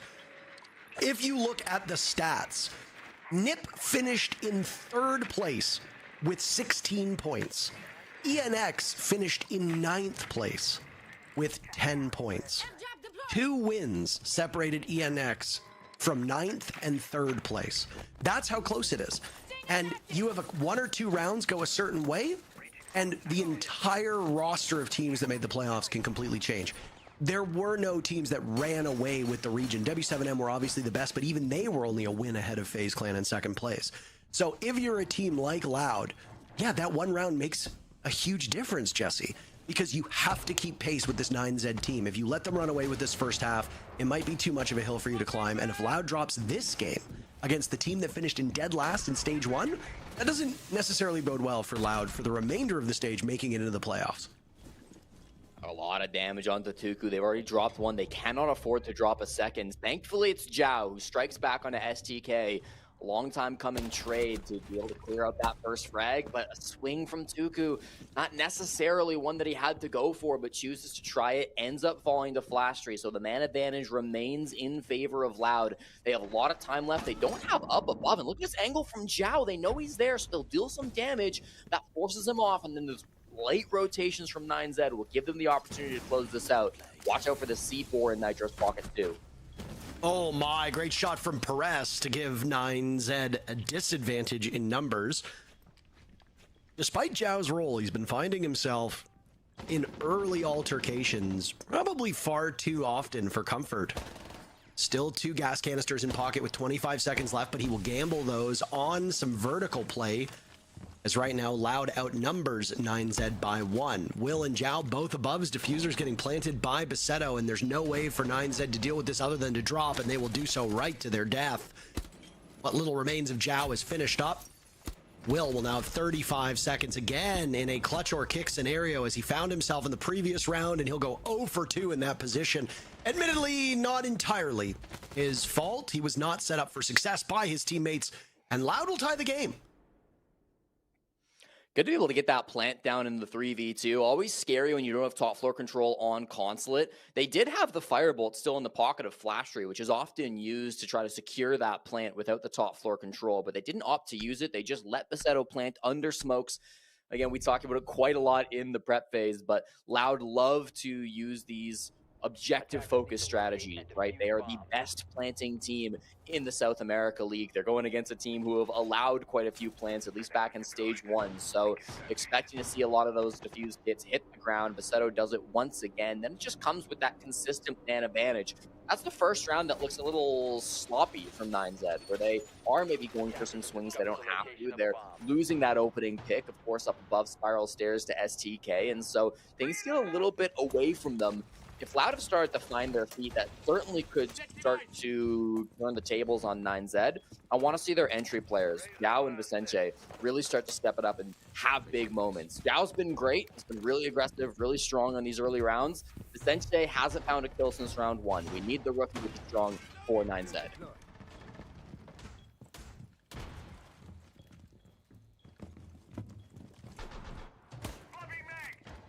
Really hoping for some good Denari play here. I haven't been wowed with the operator up to this point, but I mean, teams are functioning. Teams are reacting to a Denari very similarly to what we see from Castle, which is that a lot of people think that the idea of a Castle is to force people to slow down. Yeah, that is partially the focus, but a lot of teams will use a Castle to funnel you through another direction.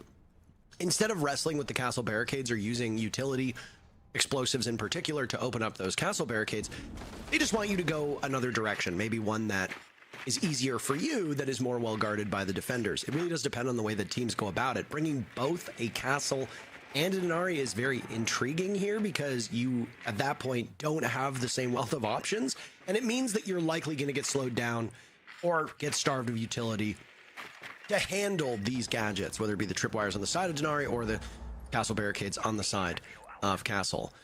All the while, Loud have spent the first minute doing some discovery work. They've lost an awful lot of drones in the process. The one issue that Loud had last time they attacked here wasn't getting into admin, it was everything that came afterwards. Loud have been able to take admin control within halfway of this round. That's great pacing, but how do they get out of there? Because last time, it was not so smooth. Well, I think having so much more time is going to make a big difference. It took them so long to get admin previously, and now with 90 seconds instead of 60, that can make a huge difference. 50% more time to work with. They've also still got a lot of good utility, right? Flashtree in with these Capital bolts can do a lot of good work. One more logic bomb from Live, and STK, not a clue where he's going to go with that Amaru, but he is outside the building looking to make some kind of a play. Inside the site, you've got some Tachanka bolts, but is it going to matter when the push comes in so aggressively with all these calls? And immediately, 9Z go right back to their winning ways in terms of damage. Live and Basetto both in the ground. STK will join shortly thereafter. 9Z have lost barely any HP. Will is suffering through it, but it's all up to Perez. My goodness, a flawless round. Tuku's been sensational for 9Z, as has Zhao. These two getting hugely impactful kills. Tuku in particular excelling in every part of the map. Loud suffering through the exact same set of circumstances that they were experiencing just a couple rounds ago. 9Z putting up some very impressive rounds. And who says the UMP is a bad gun? Tuku having a phenomenal game, primarily playing on those operators that run the UMP.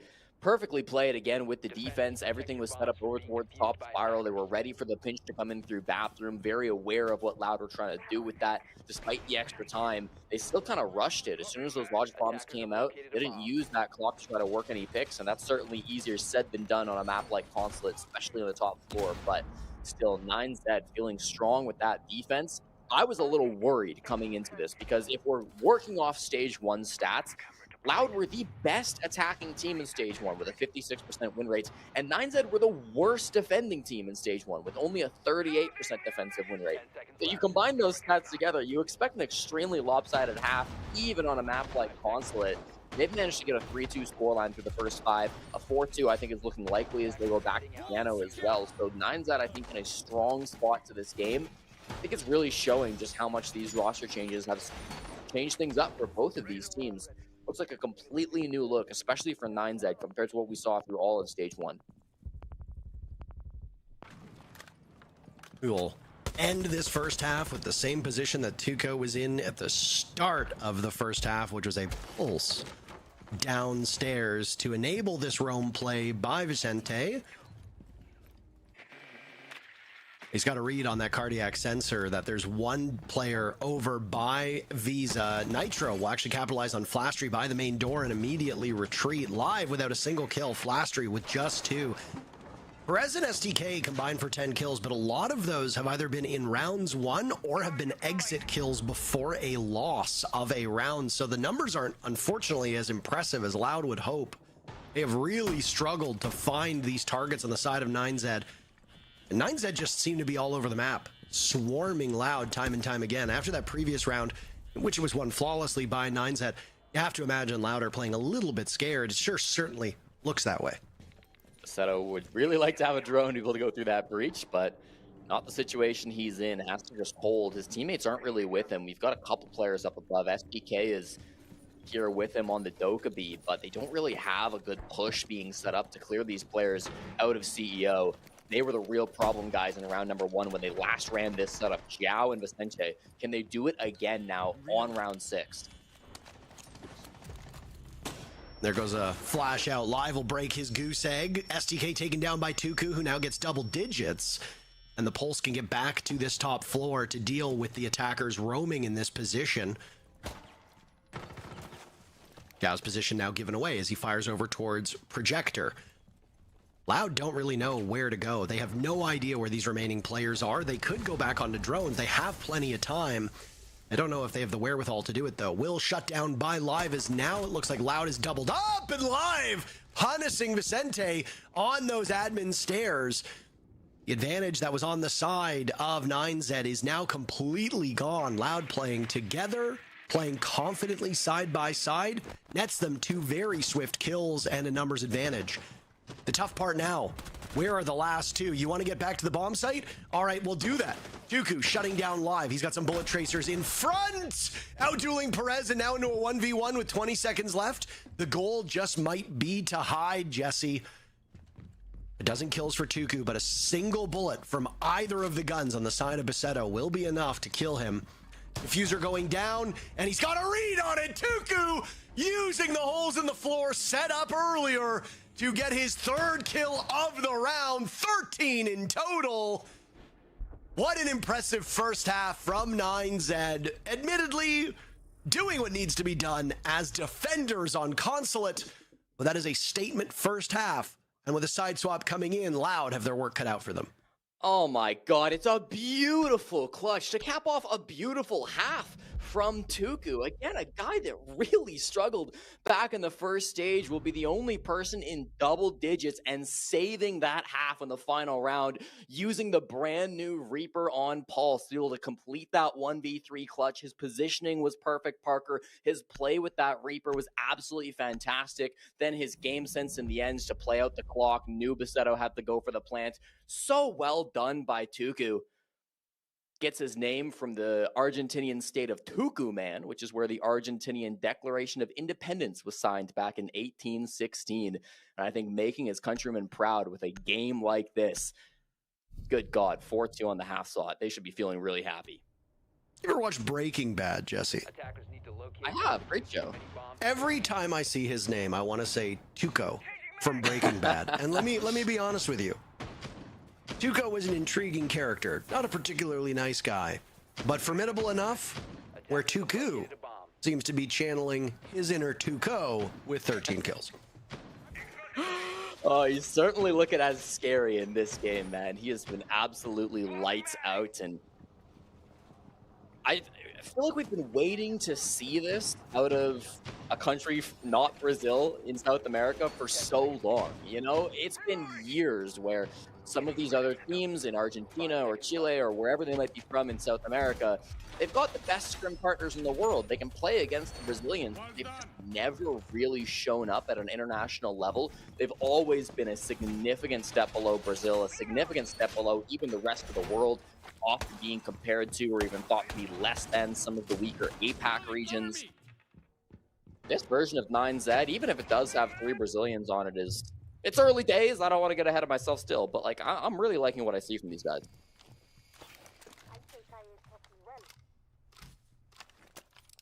I'll say it again. This region is so unpredictable. That yes, there are the usual teams that tend to be towards the top.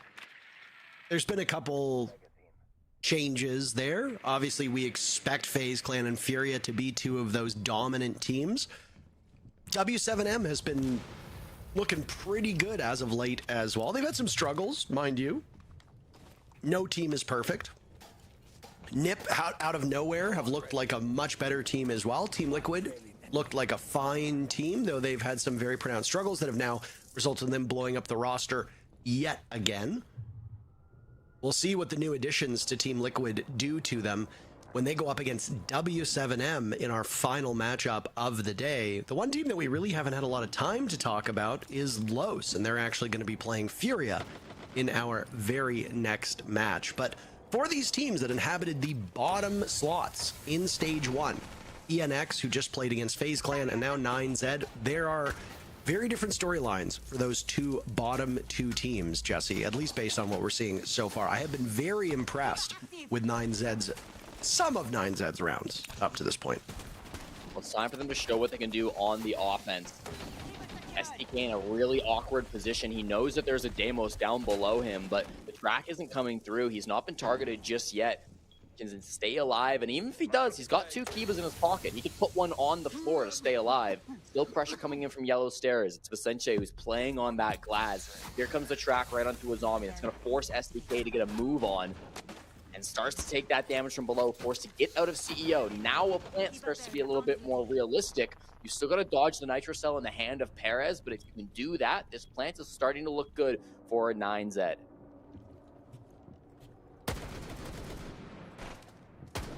We'll see how Tugu's able to do with only 2 deaths, by the way. The only times he died were the 2 rounds won by Loud. So, I mean, if just looking based on numbers, he's playing very safe roles. He's playing very sheltered roles, but he's still netting very high impact kills. He's going to be at the forefront of this execute, and sadly for 9Z, he is the first casualty. Diffuser was getting planted, but it's been swatted away at by Loud, who've done a fantastic job of tearing through these 9Z attackers. Zhao downstairs fishing away to get kills that don't matter at all. And all the work that was done by 9Z in the first half now amounts to a 1-round lead as Loud take their very first opportunity as defenders and put it into the win column. Okay, well, I was glazing in the first half. We can be a little critical in the second half. The push of 9Z had a lot of good ideas around it. This is a classic CEO window push in where you're going to use the Grim to get some extra pings. You're going to use a Deimos down below to force all those CEO players out. Then you're going to bait out utility, and then you're going to go for the plants. But that bait out utility part kind of got replaced with stall outside the building and hold and play they swing you. And that's not quite as effective when the defender's game plan is to hold Nitro Cell and just wait until they hear you swing in. Maybe for Maru, they could have baited that a little bit better. That's been a common strategy when going for that type of a plant on console at top floor so that you can quickly get in and out and dodge that Nitro Cell, those toxic babes. There wasn't even really a heavy focus on plant denial for Loud. They did have the smoke, but they got denied pretty early, or they got used pretty early, I should say, over towards yellow. The Goyo canisters had all been popped at that point. It was just the Nitro from Perez that was going to cause the problems. And then, of course, Live as well, who was able to sneak himself back into that corner where Zombie was previously playing. A couple of common problems on that bomb site that just wasn't able to be solved by 9Z, and they pay the price because of it. STK bringing the Boss G back. We'll see if we can do anything with the spawn peak. So far, no.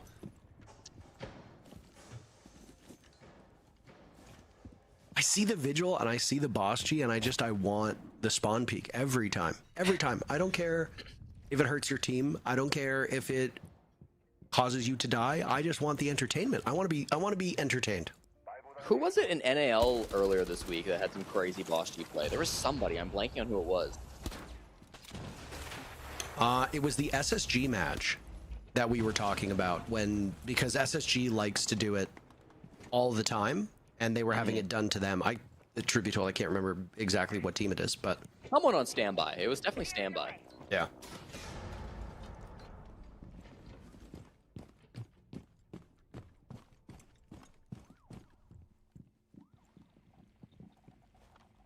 Very slow round, Jesse. I mean, at 9Z haven't been super eager to get into the building yet. They're very focused on just working the bottom floor. They don't care about map control. They're going to get into Sturber. They're going to get the plant down there instead. They'll be aware that there's a vigil up above, and they don't want to have to deal with it. With Will on this Monty, stopping the plant is going to be easier said than done. Basetto has got some utilities to deal with it. He's in the basement. Perez as well. Playing on that Ella could do something about a plant, but not going to be the simplest fact. We'll have to clear through this bottom floor to get towards cafeteria, which is likely where the goal is. Zhao, yet again. Who is the player that keeps being involved in these early picks? It's Zhao, and he'll do it on the Dokkaebi. Logic Bomb still in pocket. That'll be the last one to use as this Boss G on Boss G violence. That was a fun thing to see. I mean, at this point, the SMG-12 has become the primary for Dokkaebi, so it doesn't really matter if you have the DMR or the Boss G. The DMR is a pretty decent gun, if I'm being honest, but yeah, it's quite good. But the Boss G earns you style points, which aren't reflected on the score sheet, and for a lot of players, that's very important, Jesse. That's fair. That's fair. Well, for the last 40 seconds, they'll have to do it with a slight man advantage. The Monty's got good information, but Perez on the Scorpion gets an answer back, trades onto Zhao. That makes this crossfire now really deadly for Will. Really poor impact tossed out by Perez. I don't think it did a single point of damage to the Monty. Vicente's there to tear down Flastry and Perez. Their focus was on the mountain, but they couldn't see around him. Live and Basetto now on the side of Loud, the last two still living. They're holding the angles from above. Live goes down, Basetto running for the hills as Will attempts the plant, but they have some reluctance here. Timer now at 0, so Basetto is keenly aware of what's going on. Tuku will get, I believe, his 15th kill. A tremendous performance from Tuku, and the lead for 9Z goes back to 2 rounds. They waited out. There's no harm. There's no foul. We're not going to talk about Will pulling off the potentially worst possible time, but it's okay. 9Z put together a really strong push. It comes off of good early game where they get that opening pick. They shut down the vigil, something I wasn't sure if they were going to be able to do. And then they just know what they want to go for with that execute. They've got players coming in from the server side. That's where everybody is focused on. Even when Dokkaebi goes down top spiral, there's somebody else behind the Dokkaebi. There is still that extra dimension, which makes everybody around spiral then fall to pieces.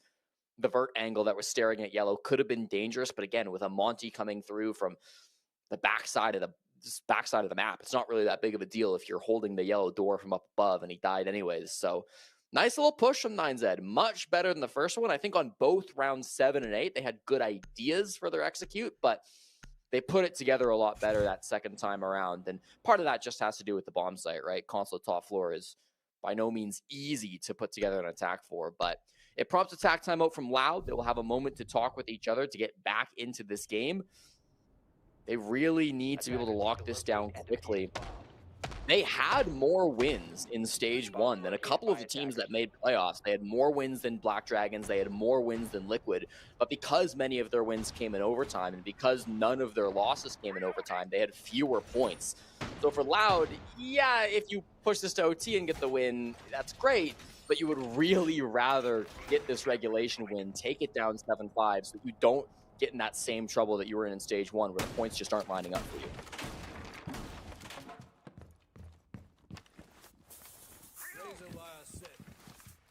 Did I miss a memo, by the way? I saw all the players were no longer playing at the studio. Am I so far behind the times that I think both in stage 1 and stage 2, groups are at home, playoffs are on LAN. I could have sworn groups of stage. I know that they played at that different arena for playoffs in stage 1, but I maybe it all just blends together in my mind. But I could have sworn they were using the regular studio. in stage 1. Everything, you know what? When you get up to your old age to where you're at, the dementia starts to slip in. You start forgetting things. It's perfectly normal. You don't have to be ashamed about it. I might be the oldest man alive. I would say so. Yeah, oldest person I've ever met. I mean, even though there are people who are older than me who work on this broadcast, but we'll ignore that just for the sake of comedy.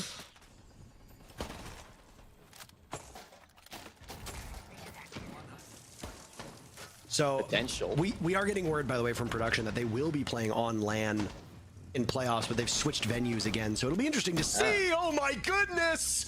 Flastry gets Will and Vicente as they both drop from the yellow skylight. 2 incredibly free kills. And Perez was looking for yet another, tearing through Zhao, as now there's no choice but the Fenrir to find some security in a different part of the map. Zhao eliminates him, and the advantage that was there from that quick 2K under skylight is gone. Loud have lost Basetto and Perez. Those are one active, one passive gadget. They've still got the smoke and they've still got the Solus for added measure, so not all hope is lost. But Tuku's still on the board. 15 kills to his name. Zhao with 10 kills. The offensive threats from 9Z still very much alive. Yeah, and Tuku's biggest play in the first half came from ratting top spiral. That's exactly what STK is doing. Could have a huge flank late in this round. It's going to be all about the timing. Can he avoid getting droned out? Can he find the back of this Blackbeard? Can he get some important picks to draw attention away? Give a little bit of free space over the Flashtree and the rest of these site players. The impact that SDK will or won't have is likely to determine the result of this round. Does he go for the flank and try to get these kills before the push? Or does he just decide to play up above and maybe deny the plant vertically using the Solus scan? I will say if he goes for that, it's going to be tough with a shield planting. Oh my, nice play by SDK onto Nitro. 25 kills combined between the final 2 players of 9Z, and it might not be worth a damn thing as SDK is collecting an impressive tally all on his lonesome. 2 separate players tuned in to Zhao. Kaid gets the job done with an explosive, and it did look for a moment there like 9Z was in the driver's seat of that round, but Loud answers a little bit stronger, and suddenly we are back to a 1-round game. Loud on the better side, but they are not making this easy on them and their fans. STK didn't really get a choice. I was wondering if he was going to flank before or after, and then he just got face checked, so he decided he kind of had to make a move.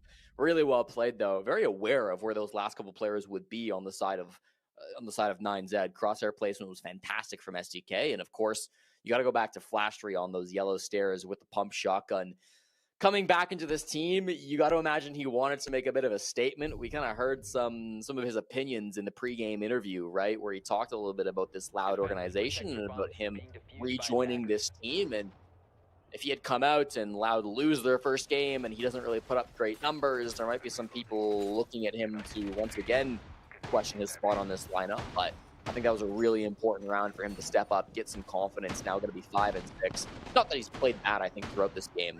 As a support flex player, he's not anticipated to be the guy fragging out of his mind, but good to see him stepping up when it's asked of him.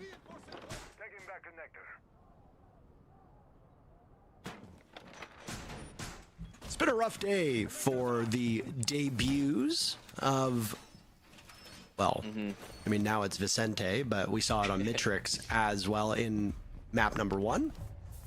Neither have been really tearing it up. I mean, with Mitrix, I think you can look at it and say, well, I think part of the reason is that the team just played so poorly. Vicente, he's playing on support roles, so I mean, it's not so important that he gets a ton of kills. That said, it's more about the way he's been playing that has left me scratching my head a few times. Thank goodness that this heat sink of Tuku and Zhao exists as they're just gobbling up all of the kills. Again, they combined for 25 kills on the side of 9Z. The rest of the team combines for 11.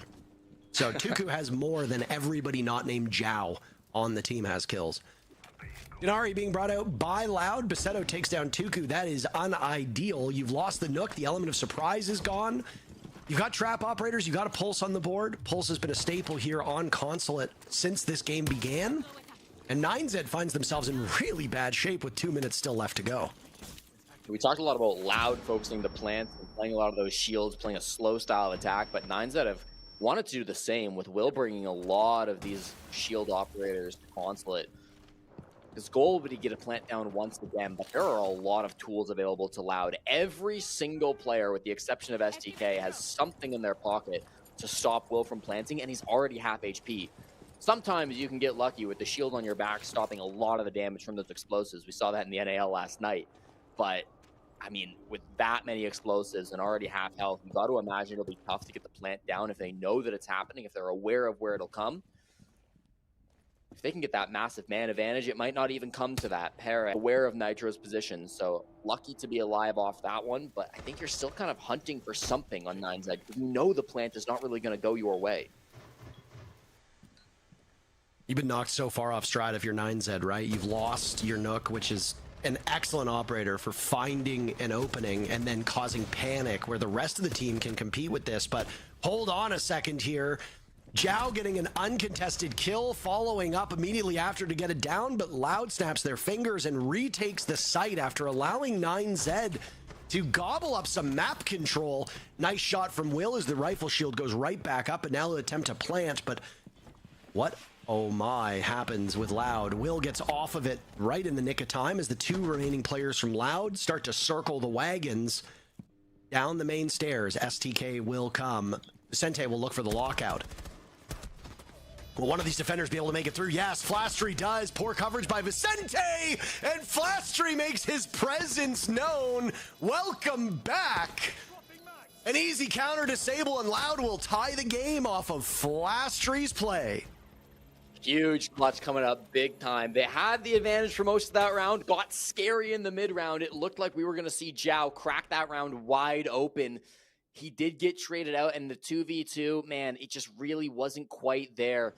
I think on both players, right? Vicente not covering the way he needed to. He had a difficult job. He had to cover two different angles at once. That's not easy, but doesn't get either of them is a tough spot to be in. But also Will, I mean, you get a good kill to get into that plant position, but then for the second time, we're seeing him pull off that plant, not able to commit to getting the defuse kit on the ground. We need to see that confidence. You have to be sure that your player behind you is going to be able to get that cover. Even if Vicente is missing those shots, you've got to have confidence as a planting shield player that the cover will be there. He's in the only position he can be. You're doing yourself no favors by jumping off that diffuse kit. So just more of that time not going their way. A little bit lost on that coordination for 9Z, and they're going to need to really lock back in for these last two rounds. They had the lead coming into their halftime. They had a good attack back in round number 8. They've shown that they can be strong on the offense, but too often, I think when the early round slips away from them, the recovery isn't there. Attackers need to locate and defuse as many. Well, timeout called now as we will go all the way here in our second match of the day. I look a bit foolish because that first matchup between these teams in stage 1 was an 8-6 scoreline. Overtime not looking as likely given Loud's play as of late and the side that Loud is on right now. I would suspect Loud are in good territory to close this one out without needing overtime. Which does loop back into a point I made earlier in the match, which was that when you look at the standings of stage 1, going to OT against a team like 9Z was the kiss of death. That gets won in regulation. Loud finishes in 5th place, and they go into playoffs quite comfortably. That single match in play day 1 of stage 1 can easily be seen as the reason why Loud failed to make it into the playoffs. If they can correct that mistake here, they'll set themselves up quite nicely. Though I will say, I think most teams have made some improvements. I think ENX looks like a better team, even if they did have some puzzling moments against FaZe Clan. I think Liquid will be a better team, but Liquid does typically struggle with roster changes early on. It usually takes them 2 or 3 games until they feel comfortable enough with their new roster to start making waves. Maybe they will, maybe they won't, maybe it'll take them even longer, maybe they'll be a worse team. That one, really, I'm not sure. But all the rest of the teams, I feel like, will play just as well, if not better. That means that Loud has to pick up the pace in these games against lower-rated opponents like Los, like ENX, like 9Z. Loud going to OT, win or lose, is a loss by their own expectations here. So Loud are in pretty good spot. creating a real puzzle for Nines that loads of Kiba barriers. They might not have expected the Bandit as it was hidden through prep phase as well. So there's a couple of things here that they going to be a little bit afraid of. They'll go for a completely different push. You saw the first time they attacked top floor, they went all in for CEO, tried to get that plant down, just couldn't quite put it together. Now it'll be admin focused, which provides its own set of challenges. This vending hallway is so tough to take, and with Kiba barriers being set up here as well from live, it's going to make it even tougher. No doubt this will take some time to clear through. If they can get a free pick onto Basetto or something, that would be big. He runs through the flames to reposition onto Visa stairs. Zhao is down here, so depending on what Basetto wants to do, this could be massive, and there it is. Flanks down through the fire and the flames to clear out the player below, and that is a huge play by the smoke. Now it's Vicente taking quite a beating on that Blackbeard. That'll leave just 3 players on the side of 9Z at full HP. Loud has taken their lumps as well. Blastry and STK looked to have about the exact same HP. What little was of STK is now gone at the hands of Tuku, who's been held off the score sheet for a couple rounds. A bit abnormal for him. He's out-dueled by Flastry, but Nitro is there to avenge him immediately.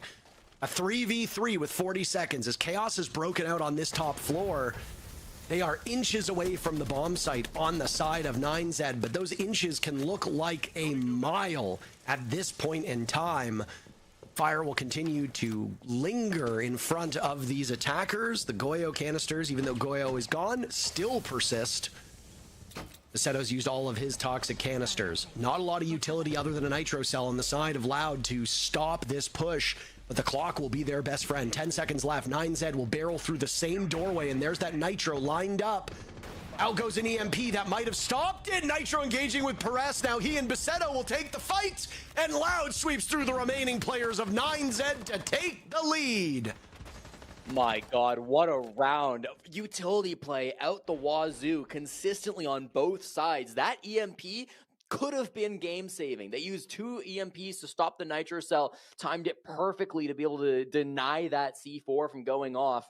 Both of them went through, but it just didn't matter in the end. The double swing came through from Perez and Live, one in through top spiral, one just through the meeting site. I'm also still just obsessed with Basetto's play throughout that round.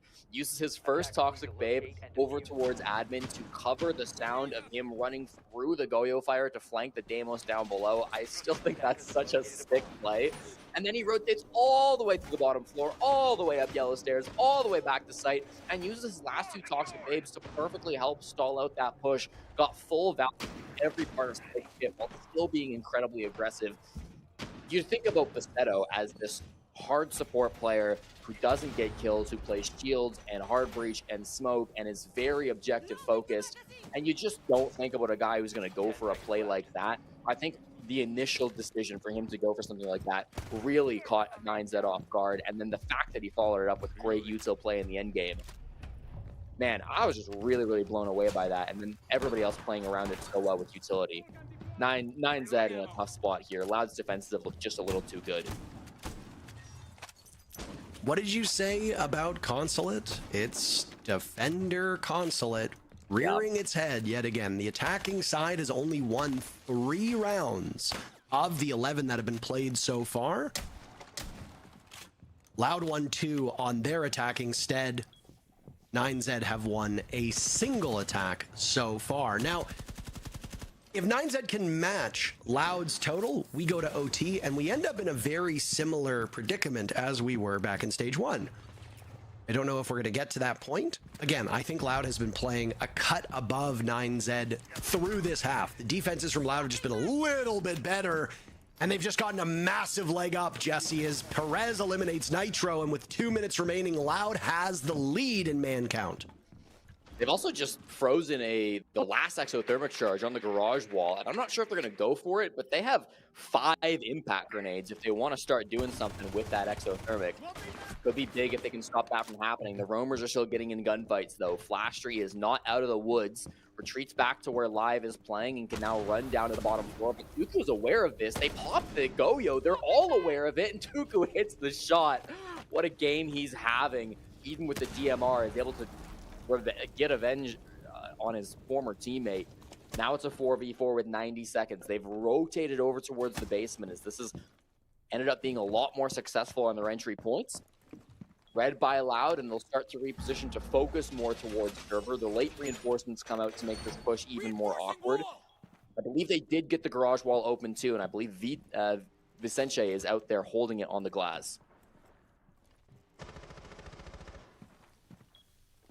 I mean, if you're going to lose anybody on the side of Loud, losing Flastry is not ideal with how he's played here as a defender, but at least those volcanic canisters will still exist. Live beheading Zhao.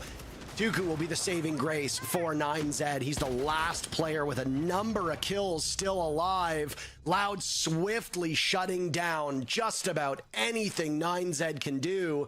The diffuser is going, and they're positioned well in a post plan, especially Dooku, will be able to take down SDK, but both members of Loud hit their shots. Terrific performance on their side, and Loud get this one done without overtime. A clean 7-5 to get themselves all 3 points.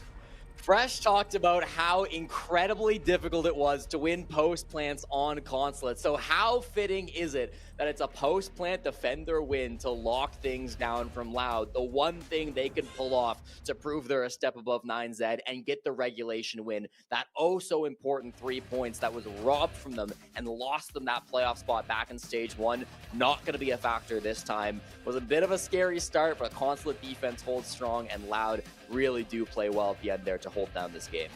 I think it's challenging to look at a team like 9Z through that entire match and know exactly how they're going to play. We had a hero game from Dooku. Zhao really showed up as well.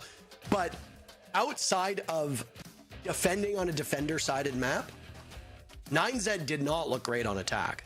They really didn't. Their offensive threats fell away. They didn't get support from the rest of the cast. They didn't really have great drone work. Their intel gathering was quite poor. And they acted through a number of these rounds, Jesse, like they were trying to make up for lost time to avoid stalling out and then just walking right into players on the side of Loud. We can't really base 9Z off of their defenses on Consulate because, frankly, you and I could play on a team at this level and look good as defenders on Consulate. So we're going to need a couple more games out of this 9Z team to see what their real identity is and see if they make any changes. They had some good looks, but there's lots of opportunity for improvement. And I'm not sure if our desk will agree with us. But again, they know a thing or two about this game, so let's hear what they have to say about that match. Well, these two analysts with me here for sure know a thing or two about this game, and specifically this one, because I agree with the casters. Yes, 9Z are off to a very good start. We talked about them being on the more favorable side there with that defensive start. But then again, they know they have to attack as well at some point, and that certainly didn't go very easy for them. I felt like the sets are very heavy on the top side of 9Z, but I'm sure you can agree with this one, Jack. It seemed like it was much more divided, the kills on the side of Loud. Yeah, I think so. I think Loud, from the expectations, is Loud are the better team. I think they're coming into this game, they're coming into this league with more pedigree, and I think that showed. And I think I agree with the caster assessment as well, that ultimately, when Loud went to overtime in this fixture in stage 1, it probably cost them playoffs. It cost them that shot at the Esports World Cup. Ultimately, it probably cost them a lot of money and a lot, it cost them a LAN event. And realistically, getting over the line, getting the full 3 points, especially after being down 2-4 on the attack half, is what's the most important. And yeah, I think they were very, very good, particularly on the defense. They were not letting 9Z get comfortable in the map, 9Z, sorry, comfortable in the map whatsoever. I think the main problem for me, when you look at this, the game plan from 9Z is very clear. In defense, it was stalling them as much as they could. They abused the Denari, they abused then the smoke, played 5 rounds out of 6. And they abuse also either wall denial, either other trap operator or intel operator to try and slow them down step by step. Problem is, whenever they switch to attack, they could not problem solve a single obstacle that they had put down in defense. You saw how slow they were. And the biggest difference in quality are in the lower, the easier bomb site to attack. You look at Loud, they win on Garage, they win on Expo and Office. That's the kind of things that I would have liked to see 9Z do, Win on this bomb site that should be a little bit easier, where the defense is a little bit spread, where you can pinpoint one area of the map where you can 5-stack and go in. Expo is a great example of that. Tellers was another great example of that, and despite them planting, they still lose there. So for me, they should have been better in attack there. on the weakest bomb site because there was room for it. And that's the little switch that I was expecting that I did not see from them. Second thing, once again, we see a rookie start.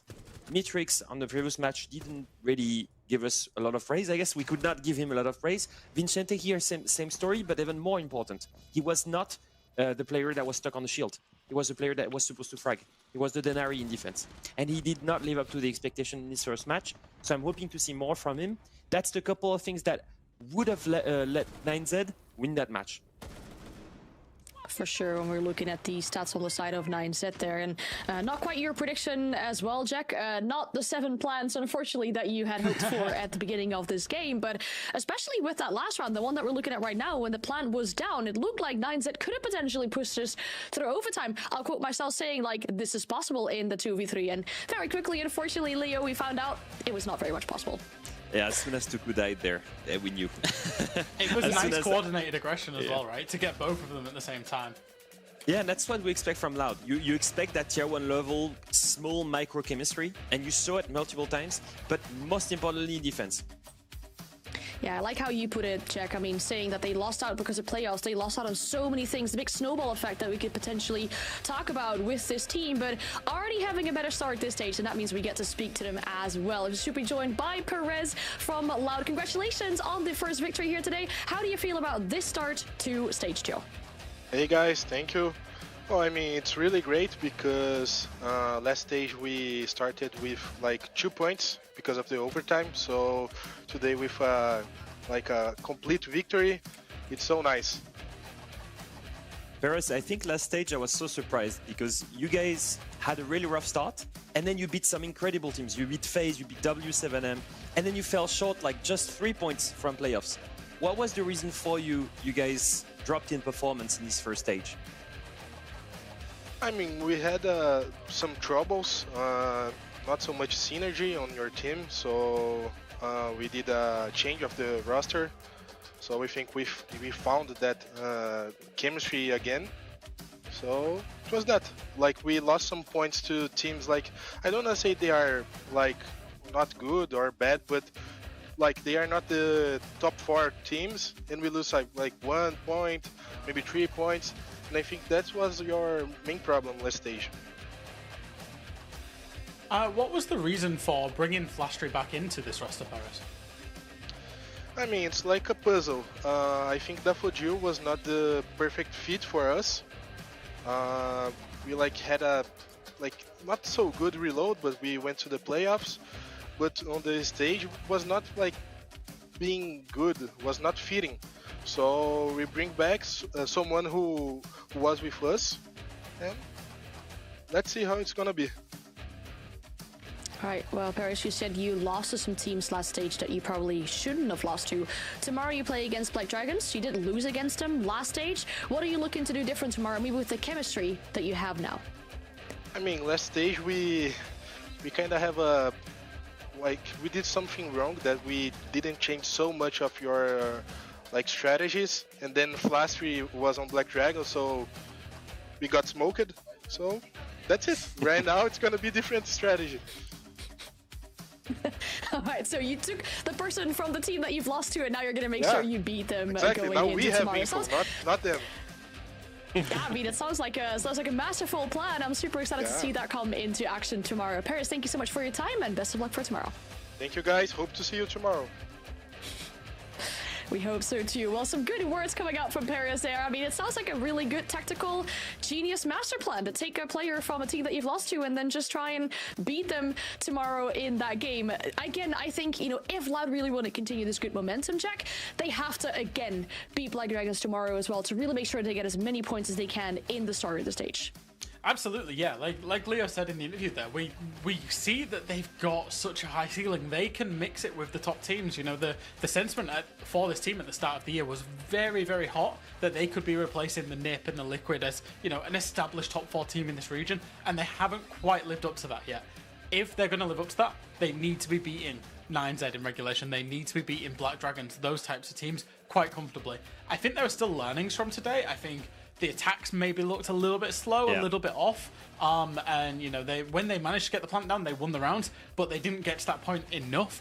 And I think 9Z actually had a good game plan against Loud for Loud's attacks. So I think there's a few things that they can learn from going into tomorrow and the next week. But overall, when you're in the regular stage, all you want to be doing is picking up those wins, picking up those points, and cementing yourself inside of that playoff picture. I like this kind of wins for them, especially early in the stage, because not only do you win 3 points, but you also learn a lot from these matches. It's not only winning 7-0 and not learning anything. You've lost 5 rounds. There are things that clearly were highlighted here as weaknesses. The slow pace, of course, and that's what you expect from that playstyle, but that was still a little bit too slow. These kind of mistakes that were getting punished and those rounds that they have lost, that's more learnings coming into this stage with this roster that has a lot of experience together that will help them grow and should be an asset in their game against Black Dragons tomorrow. Oh, what a very good start for Loud with 3 points on the board for them. Perez, our interview, also the MVP. And as I said earlier, Jack, I mean, it was way more top-heavy on the side of 9Z, but here on the side of Loud, it seemed like they had the kills way better separated, but then still Perez was just a bit better than his teammates today. Yeah, he obviously got a couple more kills and was clean on the entry. I think when you're saying this about the kill spread, and it's not just the kill spread, it was the entry spread, actually. Every single player involved in entry engagements, 4 of them were positive in the entry engagements. So I think for Loud, actually, yeah, it really is. You've got to view them as a team function rather than as one individual. Of course, Perez had the highest DPS of the lot today. But actually, I want to give a shout out to Bassetto. I think Bassetto kind of, he suffers in the system on a personal basis for his stats. Because he is planting, because he often dies whilst planting, he has to be alive in those late rounds. And actually today he was very aggressive as well, especially on the defense. So he showed us a new side of him today that I think, you know, he's not just the guy who's going to run in and press F. He's not, you know, you thinking back to Goga days when he was on, you know, Penta GT where he just runs in and plant. Bassetto's kind of like that. He, you know, he plants a lot. But today he showed us a different side. How do you say CC I plant in Brazilian Portuguese? Is it a similar thing? I think it's the same thing. I would not be surprised if it's the same thing. It could very well be. I mean, that concludes our second game of the day here with our MVP for that series as well. We're almost at the halfway point. We still have 3 more best of 3s to go. And after the break, we'll have Los and Furia.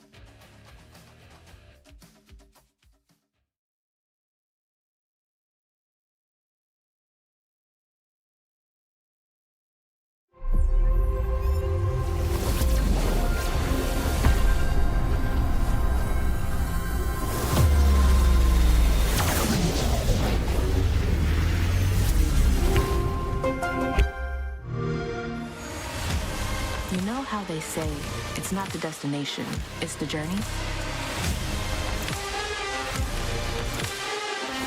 And the journey of 1,000 miles begins with a single step.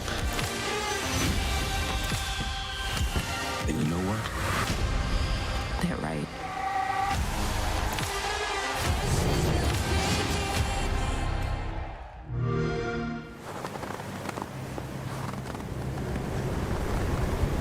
Keep an eye out for contact.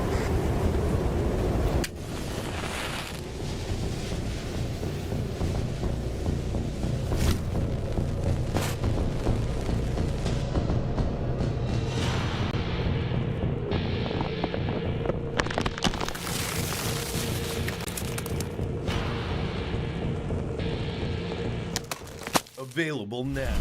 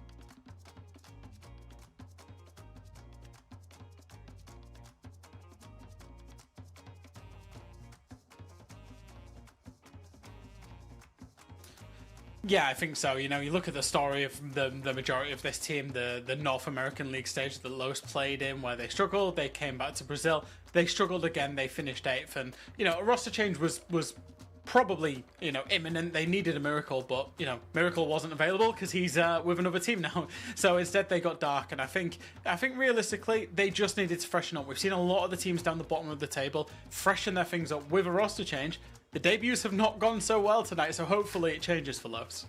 Yeah, because we've seen Matrix, right, with ENX. We've just seen our good friend, what was his name, Vincente, with 9Z, and now we're seeing a third one.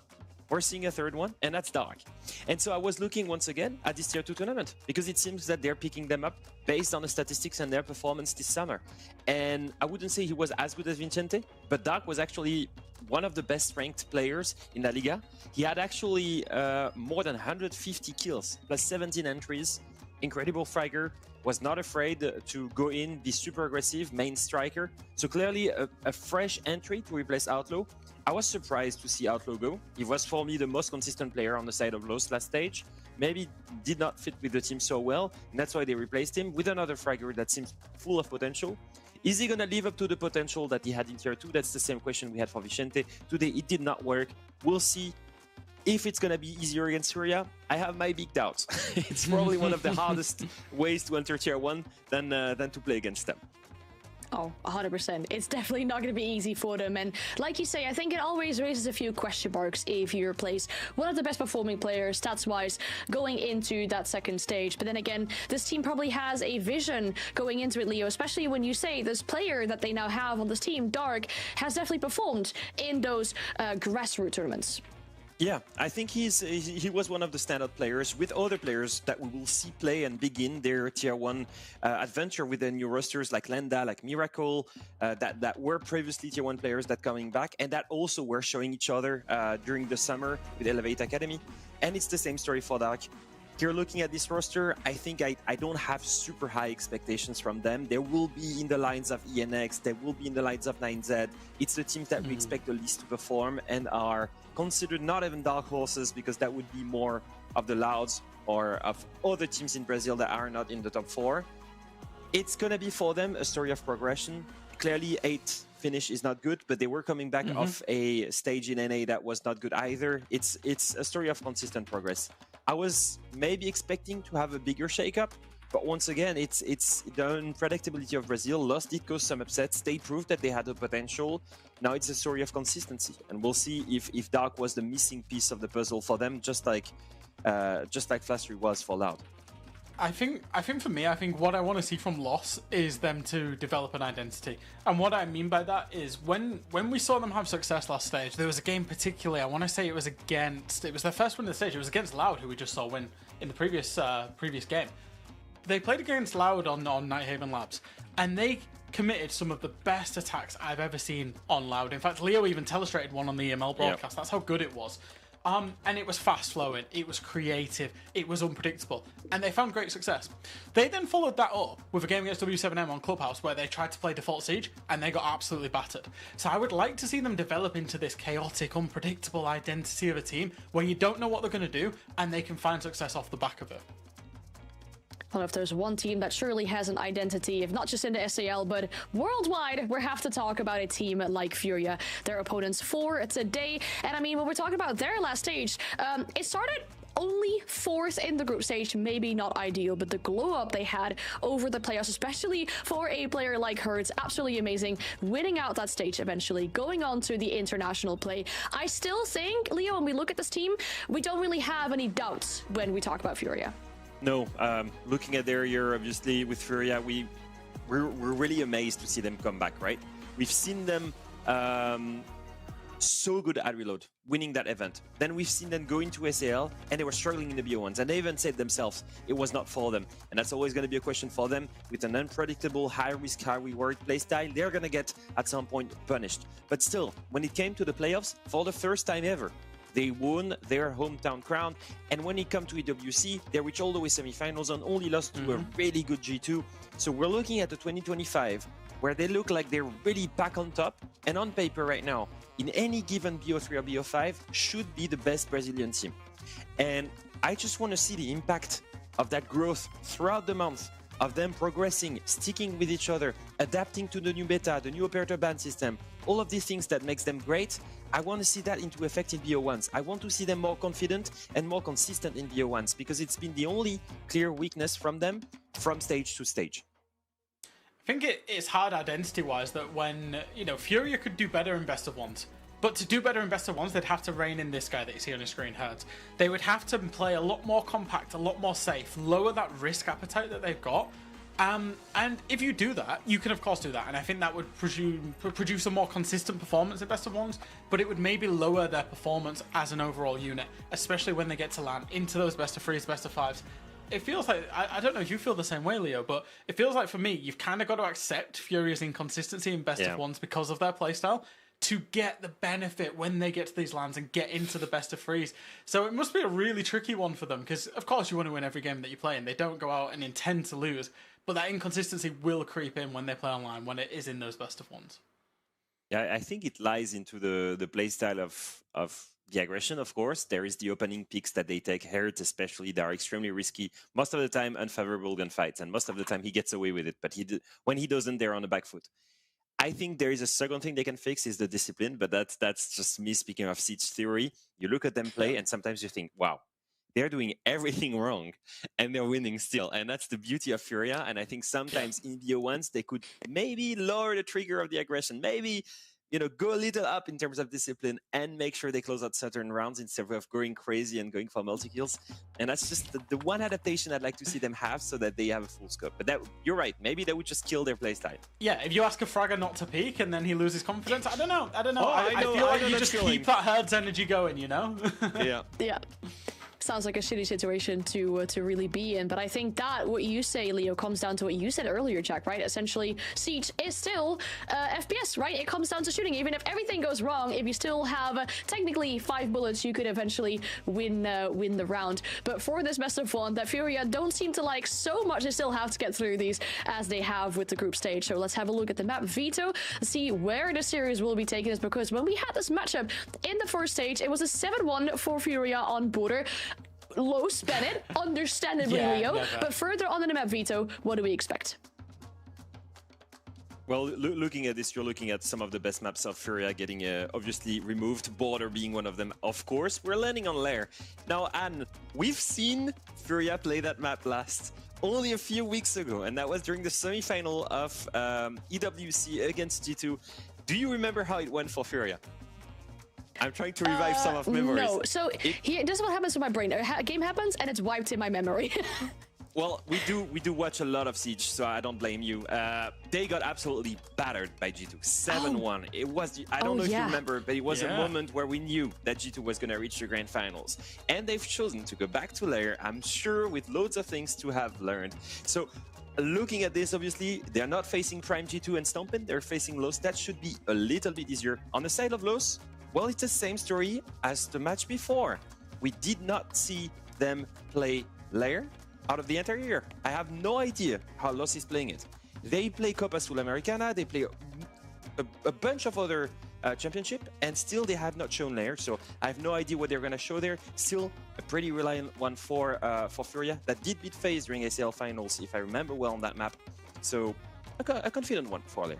And Furia. It's actually not just the final map of Lair, it's also the penultimate map of Chalet. That was the map that Furia also lost to G2 in the semi-final. So whichever map we ended up with, it was going to be a redemption arc. And I think both absolutely solid maps for Furia. I think ultimately, Furia's map pool is very, very, very strong. That they will always get a map that they're going to be great at. And I'm not surprised to see Lost get rid of Border like straight away. And Cafe as well. They were silly enough to take this team to Border last stage, and they got shown why nobody plays Furia on Border. Yeah, no, it's that aggression, isn't it? We'll see how that's going to go on Lair, because the good news is that the game is ready. So I'll throw it back to Intero and Jesse for the third game of the day. Much appreciated. We are on a tight schedule here. We only went live 2.5 hours ago, and we're already about to get underway with our third matchup.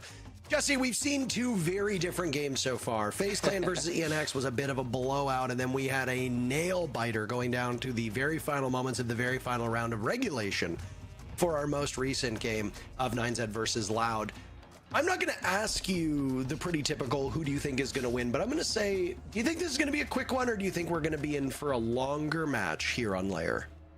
Well, Parker, sometimes when we have difficult questions, we got to look back to history. And Leo already told us the history of Furia on Lair. The last time they played this map, they got 7-1'd by Stompin' and Loira. But for Los, the last time they played this map, they got 7-1'd by Packer and Bino. Now, who's to say which of those two matches was the harder in Siege? Who's to say which of those two games would have tested these teams more?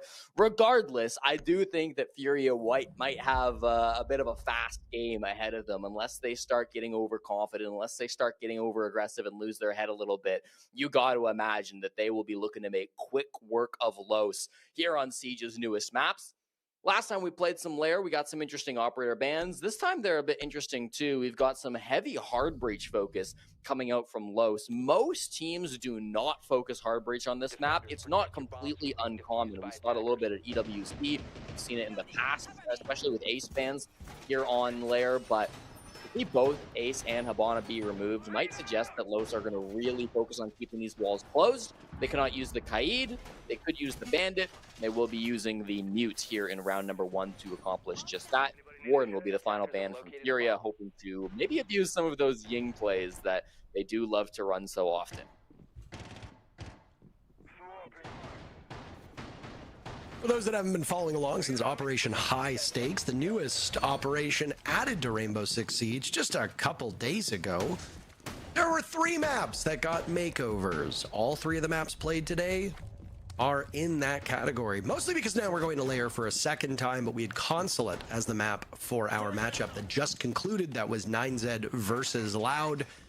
Changes to these maps don't mean that the map is getting new rooms or new stairways or anything like that. It just means they're being modernized. So you're going to see different textures, you're going to see some different lighting, you're going to see maybe some indestructible ingredients, as Ubisoft calls them. That's things like flammable pipes that emit fire and then eventually erupt. It also means you'll see some fire extinguishers strewn about the map. Keep a close eye out.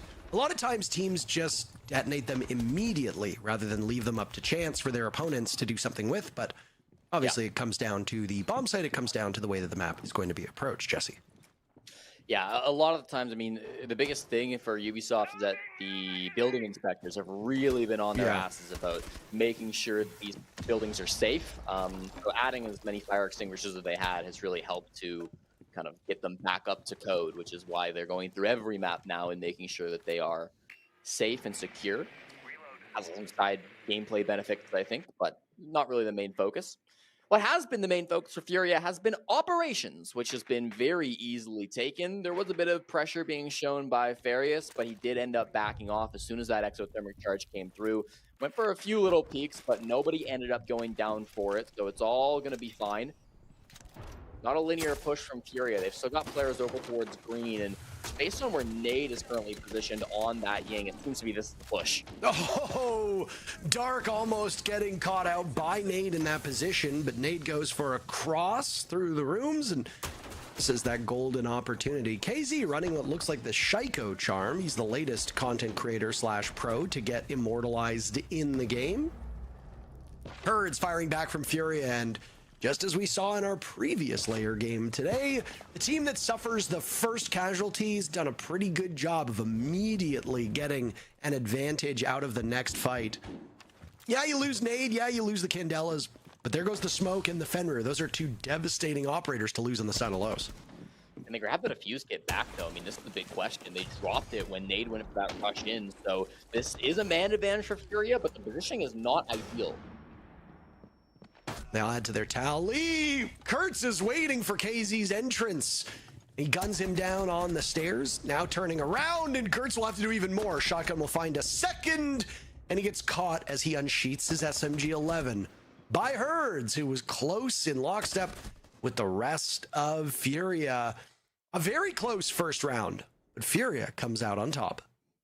Where we're going, Parker, we don't need the defuse kits. Swarming the last couple of players and grabbing the frags, easily shutting down Los. Nicely played. Very multi-dimensional push coming through from Furia. Of course, they had Herds, who was pressured around Mez and around operations. They had the failed Ying play over towards Green Hall, and they had some players kind of in towards our 6-room gallery. So a lot going on, and I think Los really pulled in a lot of directions that pulled their focus a bit away from them.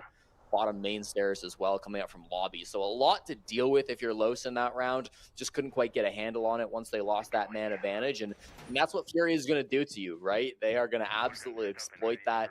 You probably got caught off guard by this Warden ban coming out second. I imagine Ying will be abused, or maybe some of the smokes will be abused throughout these first 3 rounds, and then Los will have a chance to ban one of these operators out. But for now, I think at least they can hold their head high and be happy that they shut down that aggressive Ying play. Just needs to have better follow through on these next couple rounds.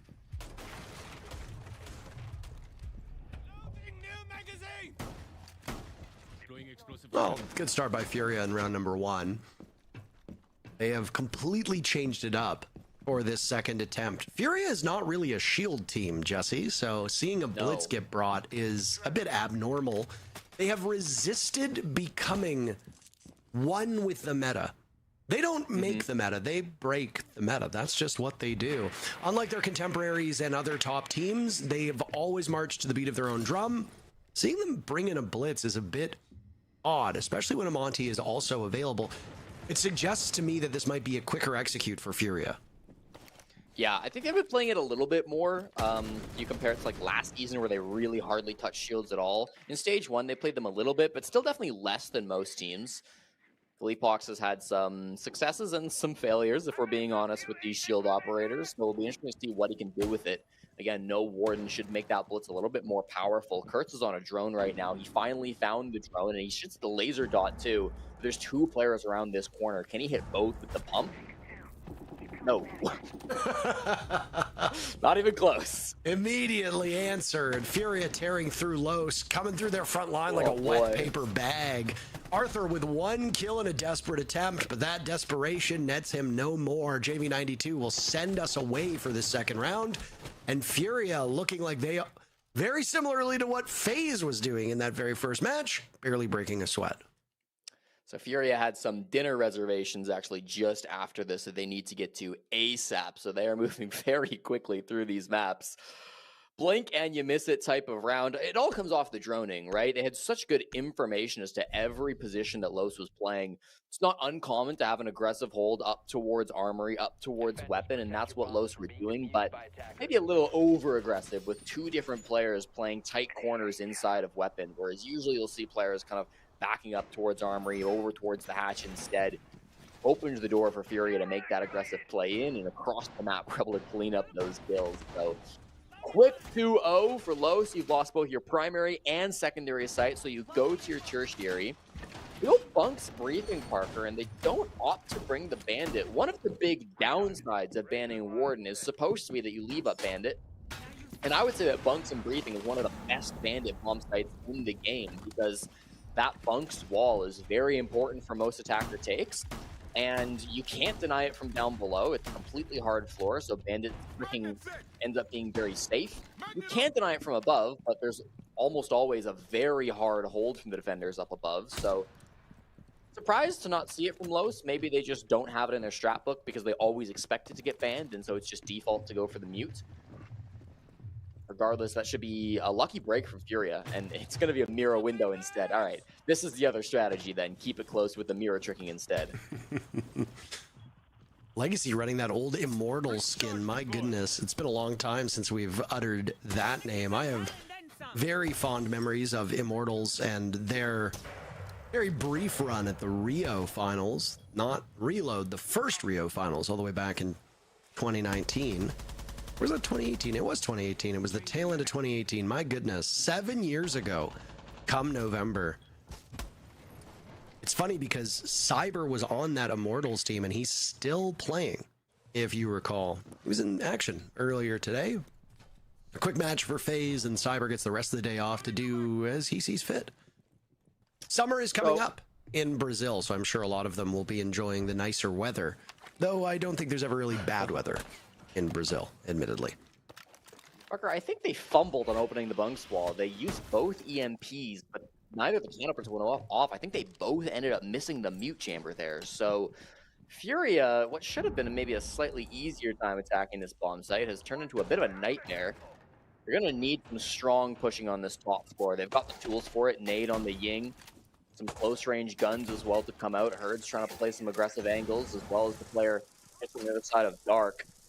Leapox with some information, but nobody's been able to find a kill just yet. There's Furia striking first on a KZ. They'll try to fire back. Furia now getting taken to the woodshed by Los, as it was almost a flawless round for Furia in round number 2. There will be an almost flawless round for Los this time around. Los still will almost certainly come ahead as Herds takes one player to the grave and then also shoots out the nitro cell, as he has 4 players of Los lined up. Well, not yet, but 44 seconds for him to find these targets. Los might not be the most experienced team, Jesse, but they're not going to allow him to take 4 isolated engagements, and it's play from the middle floor that is ultimately Herds' undoing. Gives Herds his first death of this match, and Los their first round of the match. All right, so not exactly the round you wanted. Still a strong half, but I gotta say, the Warden ban doesn't seem like it got any value for Furia at all. Their Ying plays were a complete disaster as far as that went. Not sure that the Blitz played a huge role in round number 2, although we didn't quite catch it. Los will still feel that it's worth a ban, and Furia respond with a mute ban, interestingly enough.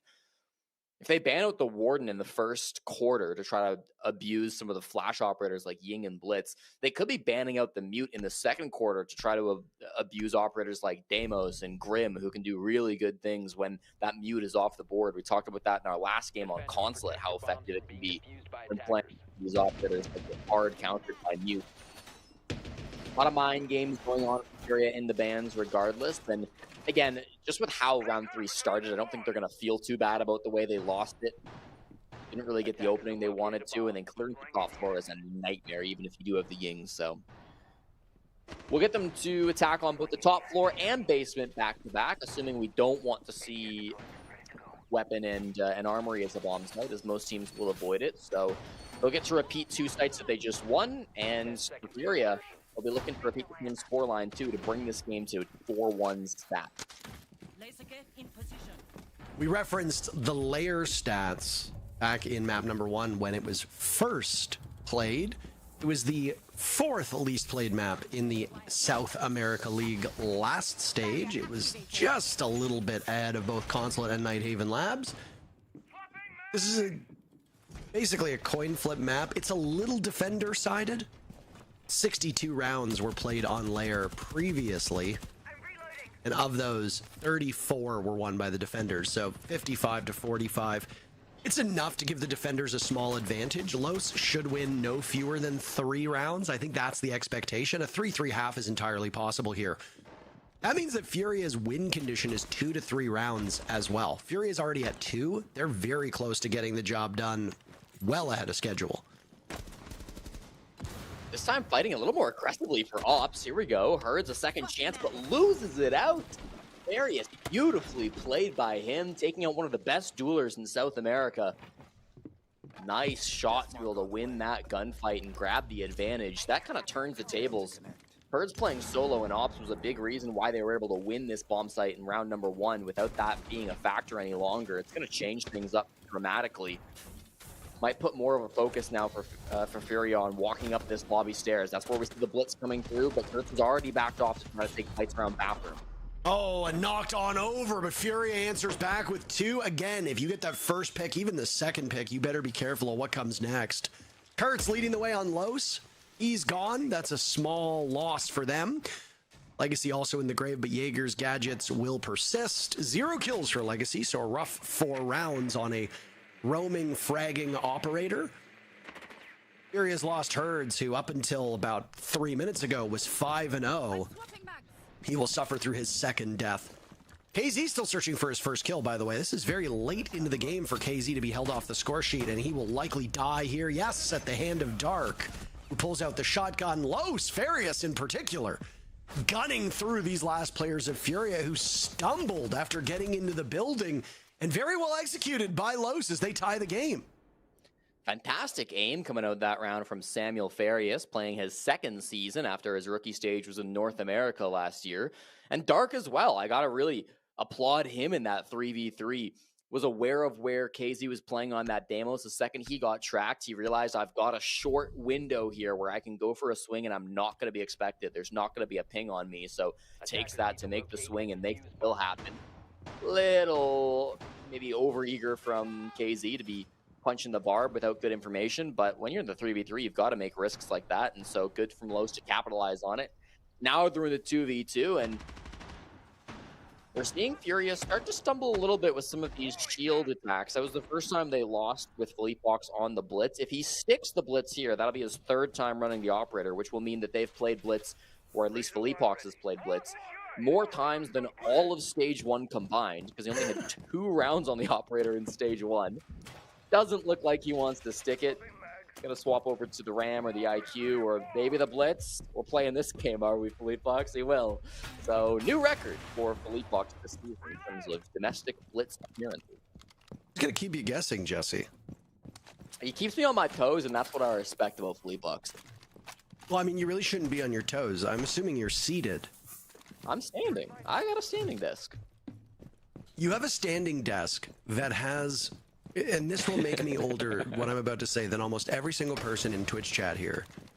Because I suspect that most people that are watching this are too young to have experienced when you used to have to roll down windows. You'd have like a crank and you'd roll it and then the window in your car would come down. Jesse has that for his desk. So if he wants his desk to stand, he's got to crank it. And I've seen Jesse, when we're in rehearsal, cranking it to make sure that that desk is as upright, as high as possible. It's really something. Whereas for most desks, it's just a push of the button. I like doing it the old-fashioned way. You love cranking. Me and SSG, we got that in common.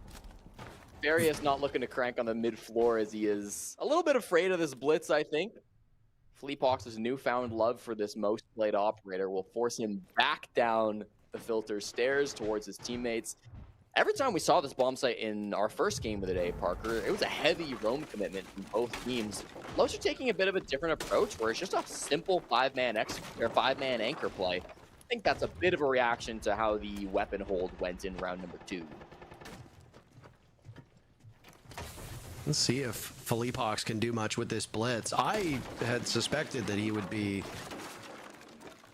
quick in that previous round. No, he was actually, I believe, the last to die, if memory serves me correctly.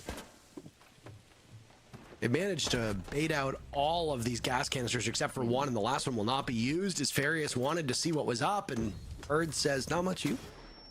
That's really it. Now it's Kurtz in the line of fire. Another stall Operator with some anti-plant or plant denial, not able to do his job as Nate is getting the diffuser down quite adeptly.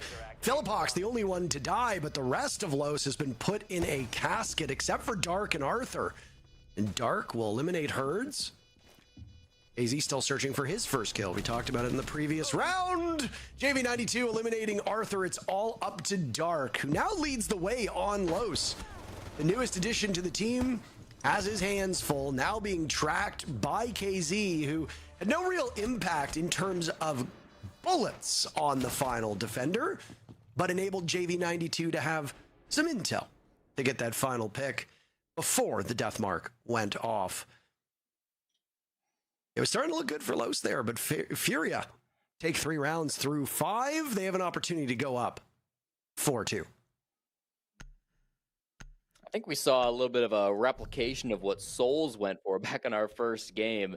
Farias remembered when Souls was able to swing the filter window and get that pick on a sexy cake in our first matchup, and that was a real game-changing moment. But when Farias went for it, Hertz was quite ready, and giving up that opening pick, I think, ended up being a really big deal for Los. That took a Toxic Babe off the board, that opened up one of the positions to where now you can start flashing in that filter room, you can run in with the Blitz, they end up dropping the hatch, and it's a really well put together push by Furia.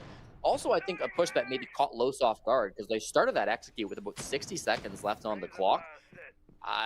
Most may have expected that push to come a little bit later in the round for Furia maybe to try to work more picks with nades or with vert pressure or whatever they might have had, but when Furia see a gap, man, they're going to exploit it. They're going to go for it every single time that they can. And with 3 attacks now up against Close, I'd have to say they're in a strong position to be able to close this game out. And if they get 4, man, that defensive half is going to look juicy. Yeah, I mean, if I'm a fan of Furia, I'm very happy with where the scoreline is, even if Los had some good looks. As defenders, they cannot really afford to lose this round, or else they lose the plot in that second half. Operator bans can obviously tilt a certain side in one direction, but I don't know what they'd be able to ban out on the side of Los to cause Furia great pain. At least enough to make it so defenders don't have as distinctive advantage that they do on layer typically. Yeah, there's no real great option, I feel, if you're Los. We'll get their creativity in just about 2 minutes, though, to see what answers they might have. For now, the objective is still to hold down Bunk's briefing, and credit where credit's due, this was by far their best hold in the first quarter, so you have to imagine that a 3-3 is likely. Furia kind of ignoring the top floor and ignoring that Bunk's wall a little bit more, as they're already quite deep into green with a lot of these players. Arthur, the hard anchor IGL for Los, is the only player on site. That's how most teams will play this bomb site. They'll play 4 above, 1 in sight. And that's just because there are so many good ways to deny the plant from up above. Hoping to get a free pick onto Arthur as they start to draw these lines, but he's quite deep inside the bomb site. They find that out now and don't catch him on the rotation. This push can come in at any moment from Furia. My big question mark is, how do the roamers on the top floor react on the side of Los? That's a good question, and one we won't have an answer to for probably 20 to 30 seconds. So, nice pick by Nade onto Arthur. Down goes the Mira, who is standing pat near the bomb site. And now just outside of the door frame of this A bomb, Nade can walk right in. But again, a linear take, like on so many maps, can be your undoing. Legacy's got the angle to that same door frame that we just talked about, and he's got a great vantage point. He's scared off of that spot, though, as out go the smokes. Nade again attempting to get the diffuser down. He was successful last time, and this time he will be just the same. 5 players from Furia still alive. Los only lost Arthur earlier, so 9 players to fight in the next 35 seconds. It's going to get ugly. Legacy with his very first kill onto KZ. KZ will go the entire first half without a pick. Now it's Dark to eliminate Herds. Suddenly, Furia in the post plant is getting punished by these defenders who spent much of the time away from the site. Down goes Legacy, and Kurtz will follow as 2 players from Furia double up on kills. It's all up to Dark and Farius. Now outnumbered. There was a good advantage here for Los, but the round is lost. Furia takes the first half 4-2. And a good plant-focused game there. Oftentimes when you see the sends for that push, you're planting just inside the doorway. We see this a lot in North America and internationally. This is a popular strat with sends, where you'll just enter in through the door from green, and you'll plant just tucked in, and oftentimes the defenders from up above aren't going to know where the plant is, and they panic, and they can't deny it.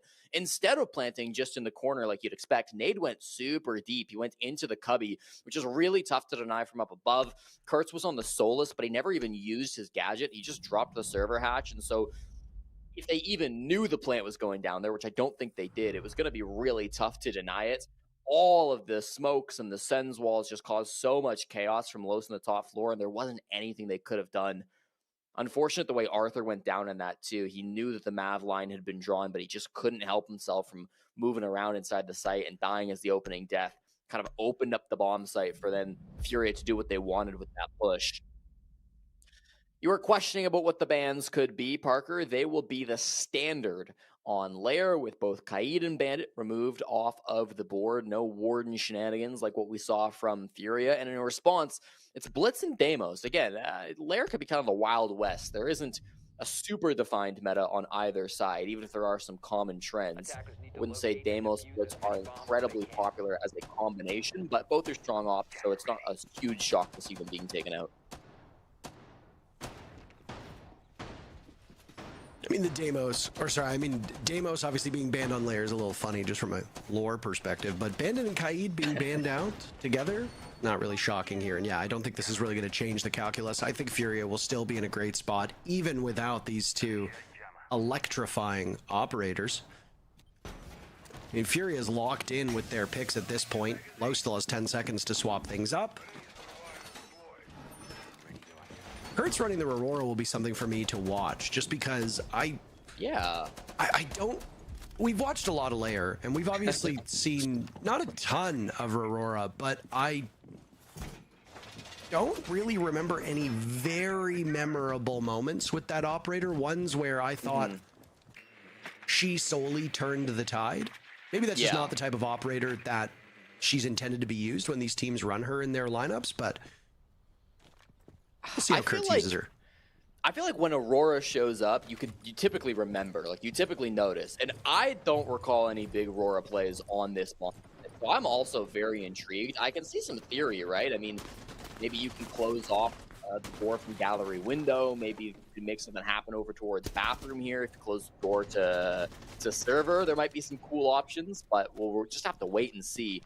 Legacy is tempting JV92, which based on the stat lines could be a favorable fight for him. Doesn't end up going for it though. They're just opening the windows, starting to create some ghost pressure here on the map so that then later they can maybe block them off and go for the push they actually are looking for.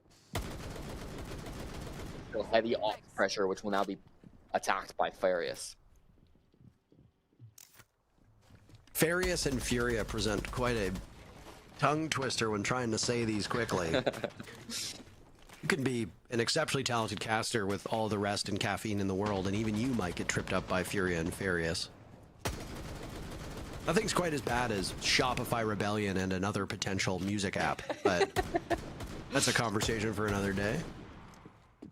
JV92 sustained some damage on the side of Furia. We're halfway into this round, just a little bit past, and not a lot has happened.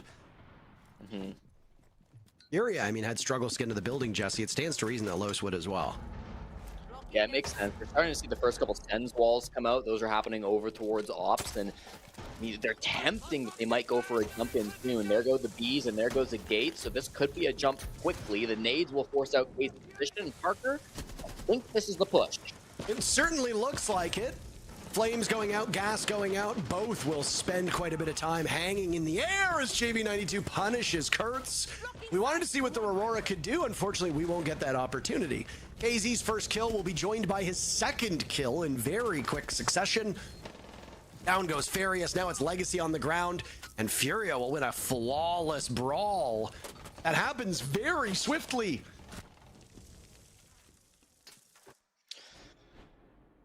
I like the idea behind the Aurora strat. It did go where I thought it was going to go. He only used one door, but it went on the gallery window over towards our 6 rooms, so they closed off that angle from sight. The problem is you still need to then take the gunfights with the players in a server and gallery and the bathroom hall, so you still have to win those battles, and when you don't have Ying to flash them out, when your Blackbeard's not really able to get a whole lot done. I liked their nades. It did force some movement out of the Furia players, but they weren't able to capitalize on it really. It's still going to favor the defenders when you go for a lot of those close-range gunfights. So, tough from Los, not able to make that one happen, and now they are down at a 5-2 deficit. Furia successful on their first defense. If they can complete a perfect rotation, they'll walk away with this game easily 7-2.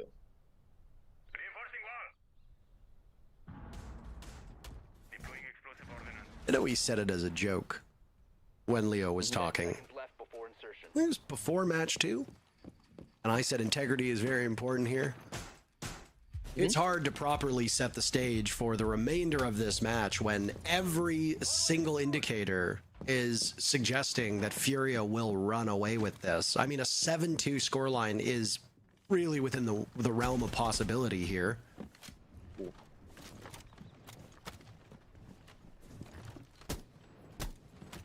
Cool spawn peek attempt from KZ. He's playing on this Scopos. A lot of fun operators from Furia, actually. The Scopos to roam around top floor and then safely retreat back into the basement. Philippox on the Denari, Siege's newest operator, was setting up some of those tripwires in sight. We'll see if that has any effect late into the round. For now, the focus needs to be on Scopos. You've got Dark Eyes playing on the Dokkaebi, who hopefully can start to hunt this guy down. They've got him on a drone too, so they know his approximate position. Here comes the first logic bomb, and the question is, does he get away? All the way in display at the moment, so very far. Well, it's quicker for them to get control this top floor and quicker for them to get into the building. I guess the big difference is that there's less of a buffer on these bomb sites. KZ finds 2 kills, by the way, before getting shut down by Farius on a trade. That means the other Scopos robot will be inactive. KZ's picked up all 5 of his kills in the last 3.5 minutes, by the way. I'm confused how he gets opening pick onto Arthur playing the Blackbeard after a logic bomb had been called and you caught him on drone. That's a tough one to lose.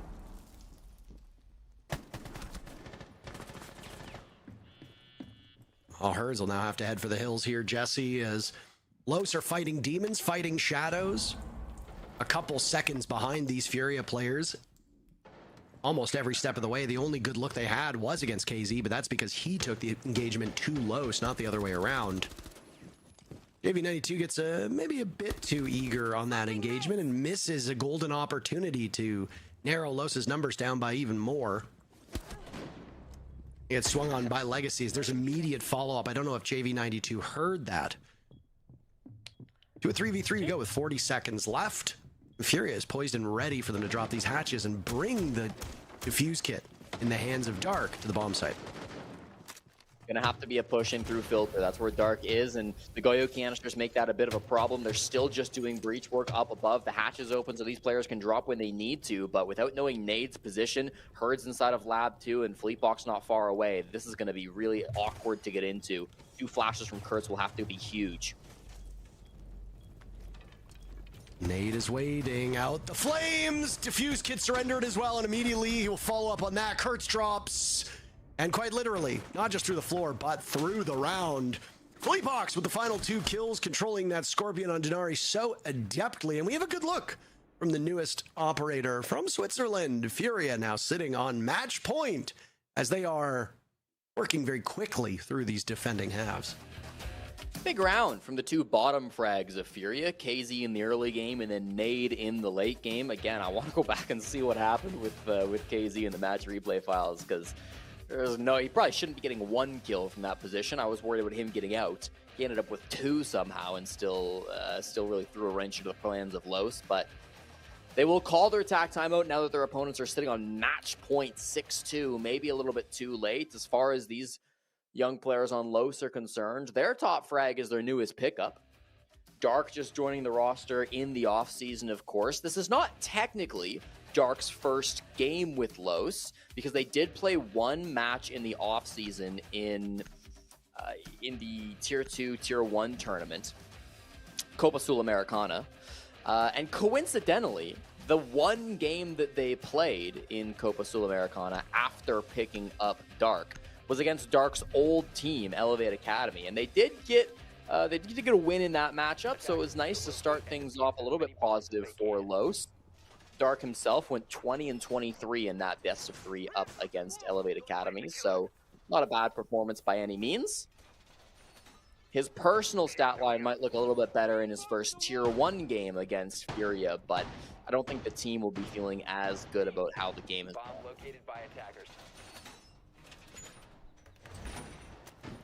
Just in case people need a refresher, and was said during previous matches so far today, it is an exact mirror matchup of our schedule on the first day of Stage 1. Meaning all of these teams are engaging in rematches on the same day. For those that know, there's the schedule on the screen. Ninjas in Pajamas and Black Dragons will be our next match, and then we'll close it out with W7M and Team Liquid. Team Liquid with a brand new look, switching much up on their roster. W7M finished atop the standings of the group stages, but sunk like a lead balloon in the playoffs. Finished far down the standings, well below what we'd expected after we'd seen them play those 9 matches during the groups. Furia toppled Los 7-1 when they met back in Stage 1. It was played on Border. So far, Los, just as we saw to the FaZe ENX match that started today, Los is doing a bit better, but not by much. A single round difference is all we see. And again, because of Furia being on the favorable side here of Layer, a 7-2 scoreline is very possible. 1 minute done in what might be the final round And Los still working through Discovery. They've lost a lot of drones. They have struggled with intel, and I imagine these struggles will persist given the fact that they have lost most of their gadgets that would aid them. Farius playing Sledge Shoddy at the bottom of lobby stairs, something we've seen quite commonly through the new season. The addition of the Reaper secondary has really allowed Sledge to kind of grab that shotgun primary, which has been really cool to see. And very effective, I would say, on the lobby stairs. Not that they had to take any gunfights to take that control. JV feeling like he wants to play aggro, and he finds the defuse kit. Arthur drops it outside a display window. Gonna have to be re-picked up now by the Sledge, and this push has got to get a move on. Grenades will go in, and that's a rough spot for JV92 to find himself in. Secured by Dark as the nade just went down on his feet. Farius drops, and he gets Herds, but Herds is retrievable. Now the follow-up onto the ace, but Philippox misses most of those shots. Legacy walks away with 90% of his HP still intact. A rarity there from Furia to miss their mark as hard as they did. A 2v2, technically a 3v2, but Herds is immobilized at this point. That leaves just Nade and KZ still upright. Dark breaks into the site, or just above the site, takes down Herds, and now has control over top of those openings that were created not long before.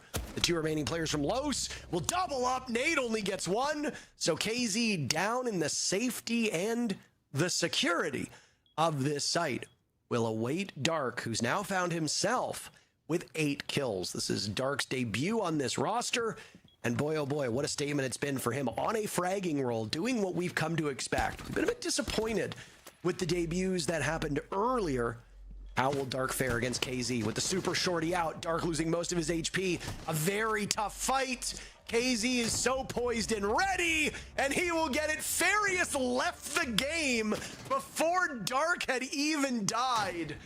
That is, if I was on that team, I would have lots of words for that one, having no faith in your teammates. Congratulations to Furia on their victory. A 7-2 scoreline was something we said was possible, and it became a reality. Yeah, domination from the best team in Brazil. Furia looking really good in this game. From Los, that will technically be their best result ever on Lair, having 2 7-1 losses before this. But again, silver linings probably not going to be worth much for them after a game like that. Already the frustration coming out, leaving the servers so quickly. They'll have a lot to work on. Looking forward to tomorrow when they will be playing their next game. But I think for this, they're going to try to forget it as fast as possible. If I was Los, the goal would be to move on. If I was Furia, it would be to celebrate as little as possible because you've got some matches tomorrow. One against Nip, that might be a little bit harder. Let's hear what the desk has to say about our third match. And what a third match that was. Thank you so much. A dominant start for Furia to the stage again. KC having had a slower start in this series, being on a donut for a long time, but being oh so important in the end with that 1-for-1 to close out the series there. But I mean, we talked about it at the beginning of this game, right? Furia having had so many success internationally over the past years. Jack, are we surprised this game went the way that it did go?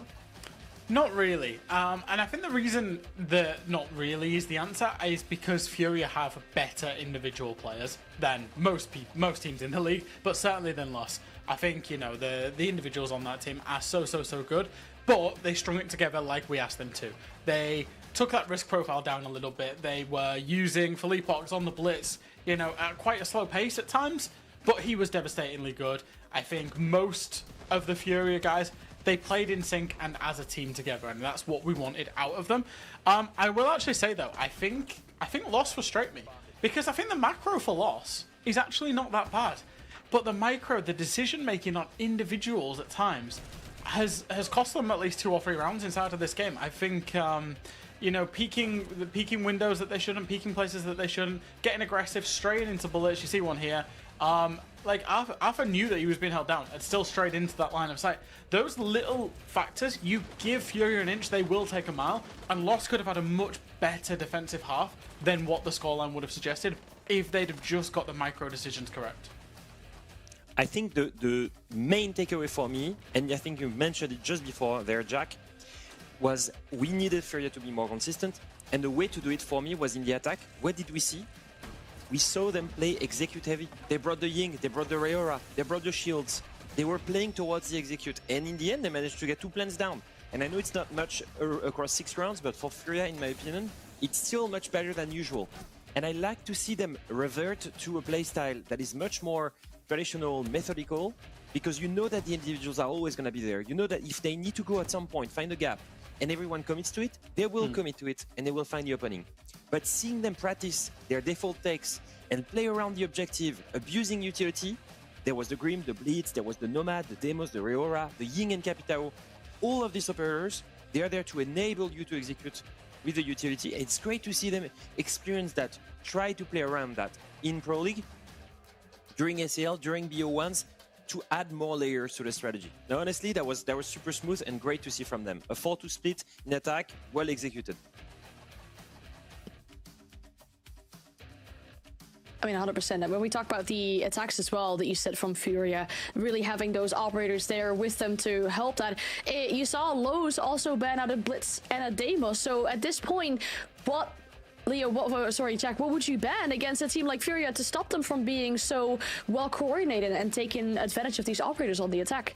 I think Furia have that deep pockets that you can pull out any ban, and they've got 17 strats with a different operator in a different set of circumstances and scenarios. I think banning against Furia is maybe one of the most, not ineffective things you can do, but they're going to be ready for absolutely everything. I don't think you can catch them off guard.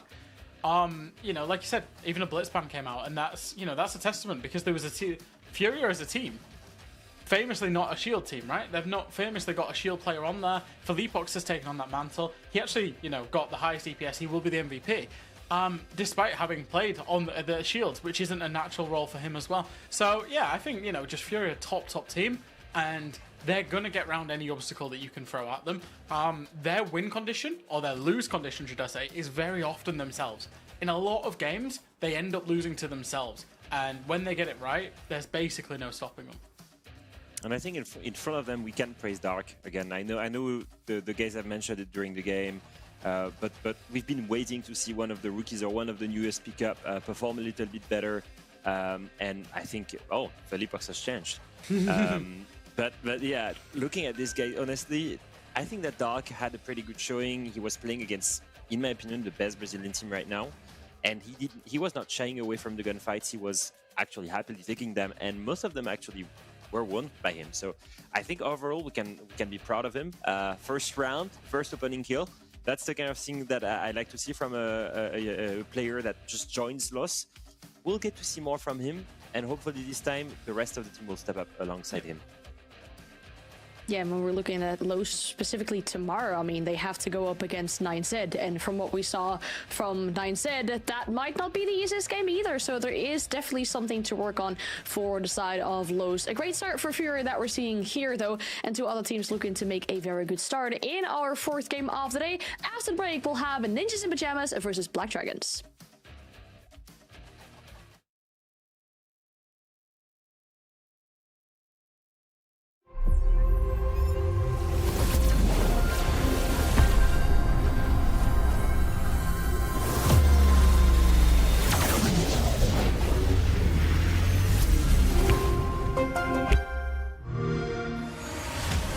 You know how they say, it's not the destination, it's the journey? And the journey of 1,000 miles begins with a single step. And you know what? They're right.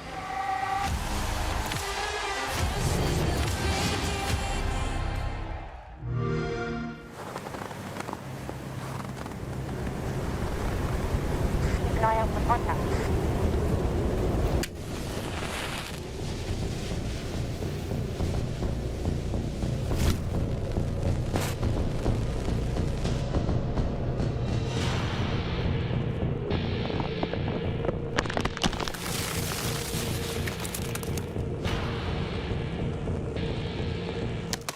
Available now.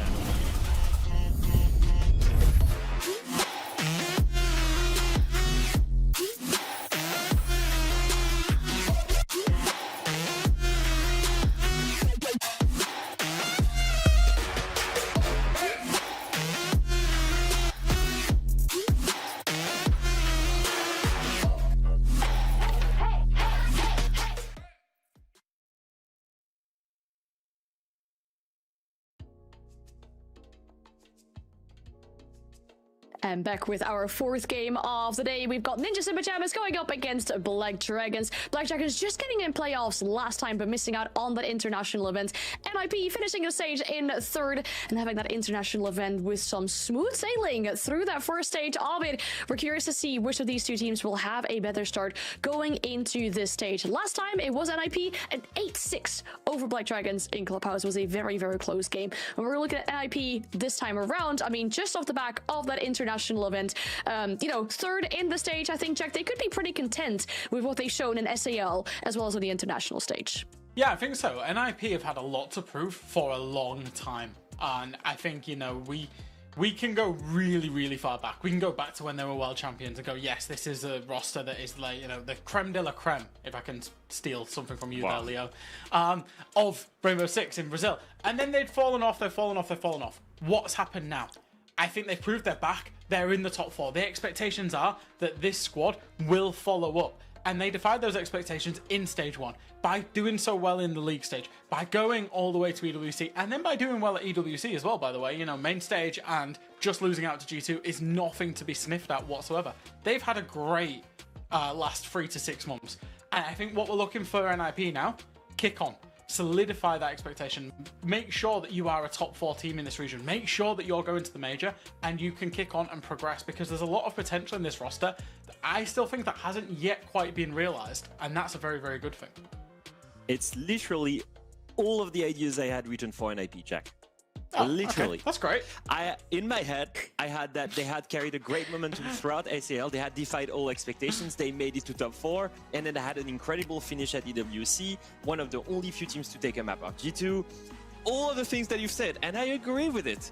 The moment now, after they've outperformed every single expectation that we had, is to cement themselves as a top 4 team in Brazil. Literally, everything I had written, you had it written in your head, and we did not even check with each other.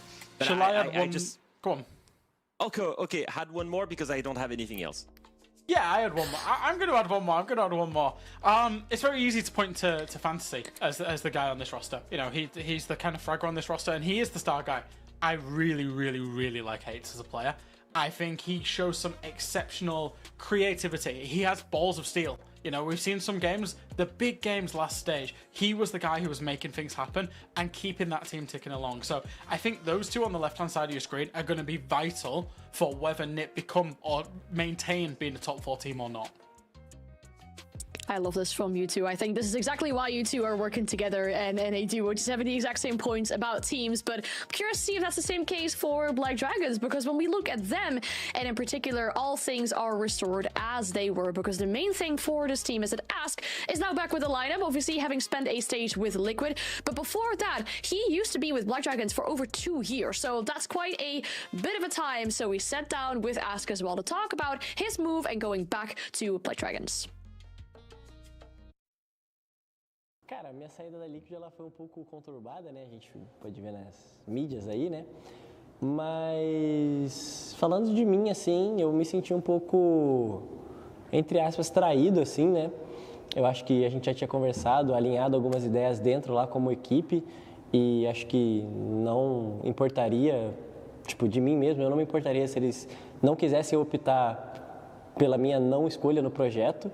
Então, seria mais fácil eles só chegassem e falassem, não, a gente não te quer no projeto, tá ligado? A gente quer continuar com outros jogadores, ao invés de só definir uma coisa, falar que me queria, falar que me via como os valores, que eu era compatível com os valores da organização, e passar 2 dias assim, mudar tudo e só me tirar sem me falar nada.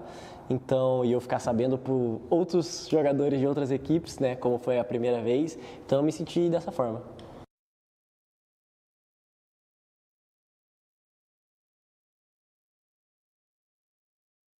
Too fun of a roster move that he had to go through over in the summer, Leo, but I think him being back with Black Dragons, known territory for him, has to be a good thing.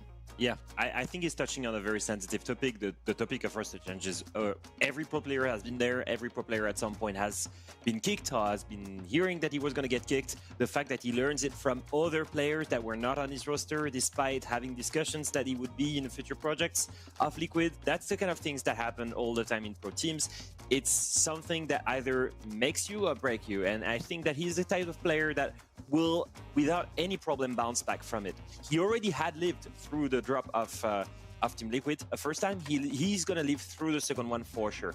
And I think that going back to his home, to his comfort of Black Dragons, where he really thrived, before getting picked up a second time by Liquid, Ask was one of the best players on Black Dragon. Him going back to there is actually, I think, doing him justice. Very often when you see you're getting dropped from a team, it might seem as something that's really bad for your career. I actually think that some of the time it's going to help you. It did not work with Team Liquid, but it worked with Black Dragons previously. So there is no reason for this to not work.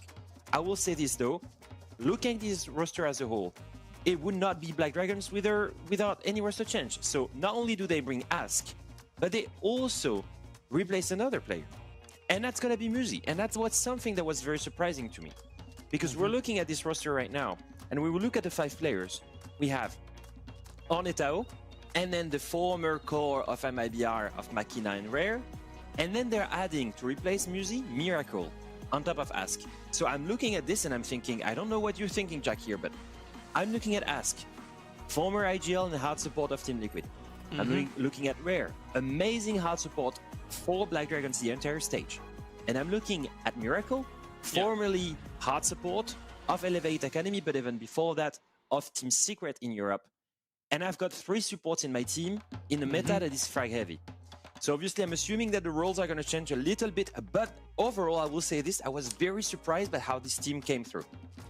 They're placing a very, very, very large bet on Makina and Hornet, being enabled by the experience and the stability of that core 3 and what they're going to bring in terms of getting the dirty work done, having a solid game plan and executing that game plan. I think Makina specifically in stage 1, we saw him flying high and then dropping off a cliff. And I think that's what they want to avoid. They want to avoid being a team that is so reliant on one player's individual performance. So yeah, I think the roster changes certainly, it's the most material one that I think any of our teams have made because they've changed the entire fabric of the team.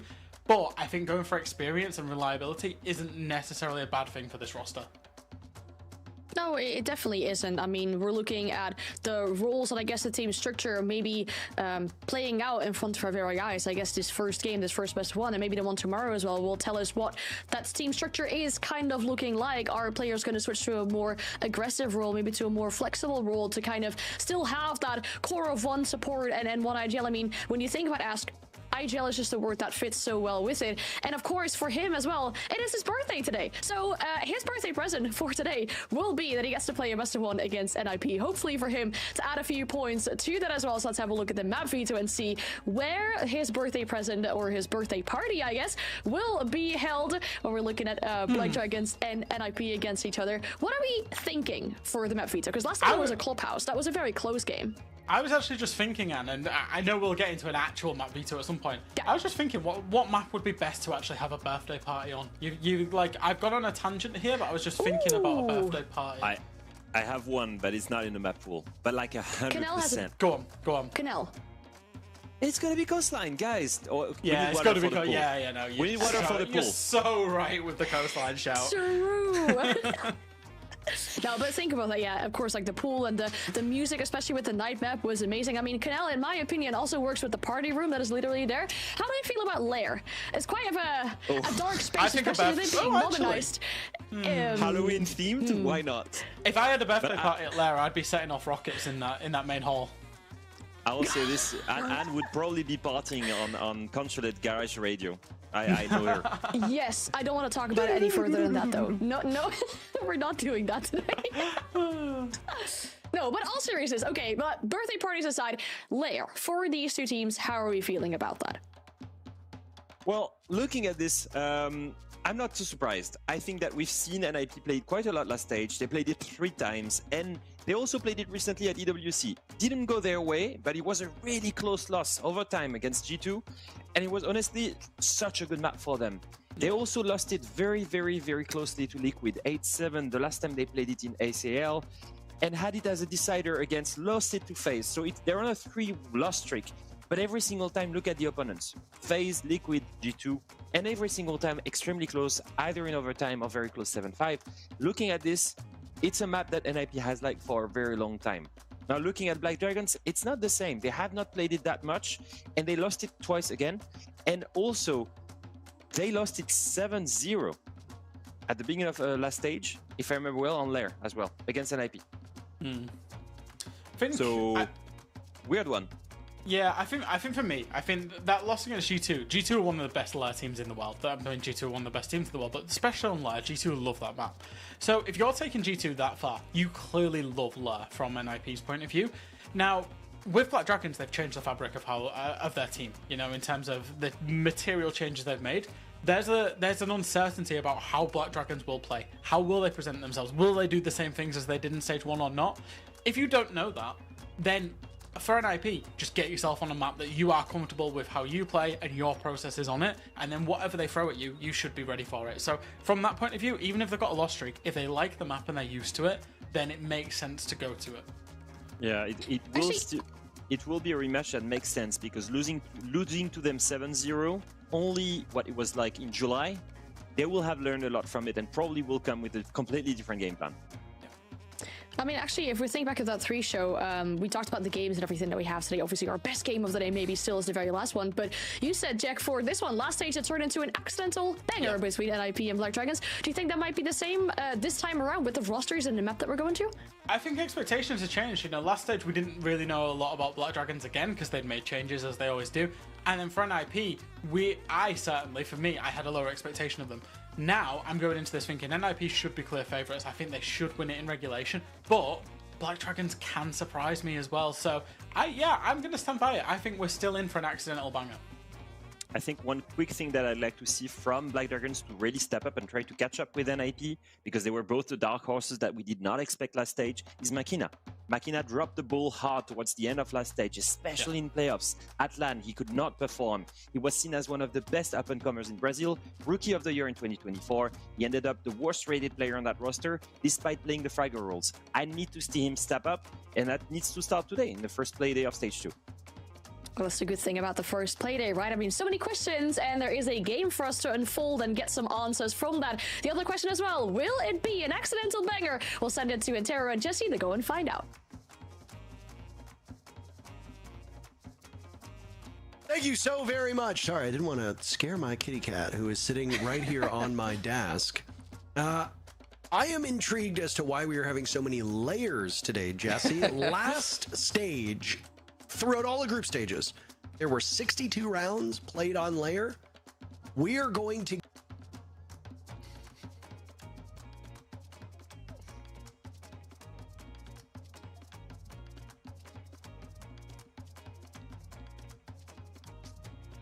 Yeah, we've seen a lot of Lair so far. We're going to see even more Lair going forward throughout the day and throughout the stage, but this is going to be an interesting game. You know, NIP versus Black Dragons, a birthday party on Lair.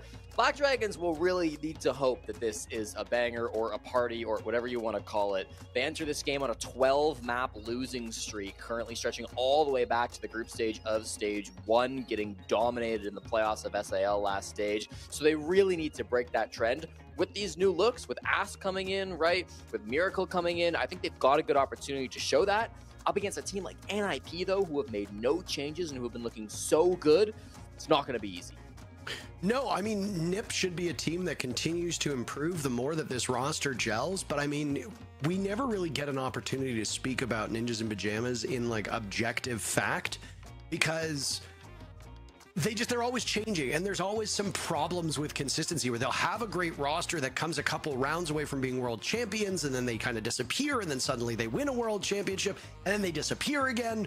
It doesn't really matter. It's kind of similar to Liquid, Jesse, where it's like it doesn't matter which players you put on that team, the organization as a whole just needs some kind of exorcism. Yeah, it's kind of like Liquid, except Liquid were never world champions. But mostly, I get the point. I agree.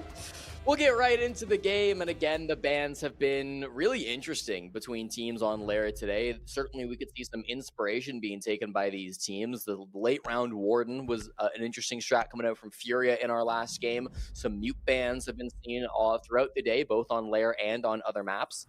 Instead of doing any of that, we'll start with the most predictable bans on the game, with both Monty and Kaid being removed.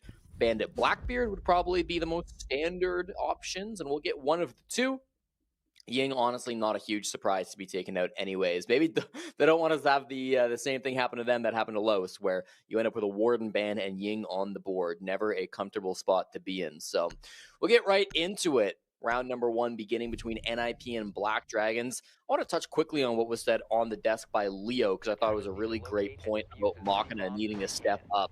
He has been one of the most talented players in South America in the past. I've really liked what he's been able to do.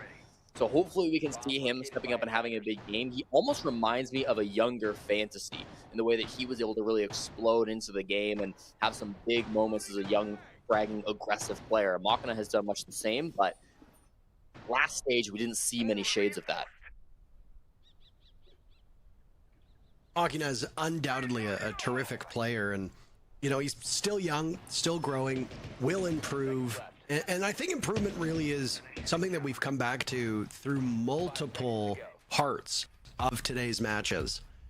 So we looked at the very first game that we had today, and what did we do? We talked about growth for ENX. We looked at our second match of today, and what did we talk about? We talked about growth from 9Z. Then we focused a little bit on our third match, and we said Furia is probably not going to show much growth, but Los certainly could. Sure. They did. Dark looked like a great addition to this roster. Now with Nip and Black Dragons, I don't know if we're going to look at Nip from a growth perspective. Yes, I think more time for that roster to gel is always good. But Black Dragons are going to be the team that has the question mark associated with them. W7M and Liquid will also have its own growth storyline because Liquid has a whole new roster, and that will round out our play day. That'll be match number 5 coming up after we finish this game of Lair. And who knows, we'll probably go to Lair yet again for that 5th and final match. A zombie inside of operations has been a common trend today and gets a brilliant first pick, shutting down Fantasy. The young entry flagger on Black Dragons. It's Hornet going to be getting that opening pick instead of player we might have expected to come from, Machina, playing on the other side of the map at the moment. Nice little start to this round. Really important player to pick off. Not a huge round for Twitch maybe as an operator, but just the player being removed I think is good signs for Black Dragons. Now, if you're NIP, you need to maybe refocus this attack. Operations looks a little bit too scary, so you can start to work from down below. Pino will eventually have to move his way up the lobby stairs if he wants to return to the site from this position, or green stairs would be his other option. His teammates are still all outside the building, so they've got to choose a lane at some point. This time is not doing him any favors, continuing to tick down. I haven't really seen a lot of Azami today. She's either been banned or not favored by some teams. So, I mean, not that I like Azami as an operator. I think she's got a lot of flexibility and a lot of potential, but it is nice to see her back. Eights is going to try to tear through some of these Black Dragons players and not find very much success. Ask has taken some damage on the side of Black Dragons, but that's really just it. Khan's firing away with both of those asphyxiating bolts, now called fire arrows, as what little remained of Ast was fought. Rare also dies with Wizard as well, just trading back and forth. Both these teams coming to blows with 40 seconds left on the clock, and Nip has equaled the score as Hornet gets taken down. Machina and Miracle are the last two standing for Black Dragons, as it looked like Machina actually breathed in some of the smoke that was tossed out by his teammate. With 25 seconds left, Miracle can throw out 2 of those toxic babes. Not a lot of utility left for Nip other than the smokes from the Capitao. They thought they had the all clear to walk right into Rainbow Six room, but it was a bad idea, not close enough. It will cost Hates his life, and now it's Khans to wander in and potentially meet the same fate. He sure will. Machina's credited with the kill, though, not the smoke. And a good lockout from Black Dragons to kick things off on what might be yet another defender-sided layer. Good coordination from the M duo on Black Dragons in the 2v2, using the smoke to deny a plant and then using the gun from Machina to be able to shut down some of those players that were running deeper. I was surprised how heavily they were willing to fight kind of in that early to mid rounds. They were really contesting towards the mezzanine, towards that breach that was happening on the mask wall. Ended up going in their favor. They ended up trade all the way down to the 2v2. Could have been a little scary if NIP had come out on top in some of those gunfights. In fact, if you include the fact that Fantasy was a non-factor in that round, it kind of was NIP coming out on top of the fights, equalizing the man count from a position of disadvantage. But still nice to see Black Dragons on top from that. I did like their defensive setup. That Kiba late round, really, really cool stuff too. We'll probably have to use that one in ranked because that is very annoying to try to clear past. We saw them trying to walk in and deal with it. go up 1-0 on the defense. And as we've been saying so far, you want to see the defense get off to a strong start. I was worried that this game would look like maybe the last game we just watched, Parker, between Los and Furia. But with Black Dragons on such a strong start, it gives me a little bit of hope that we won't be getting a similar game to that.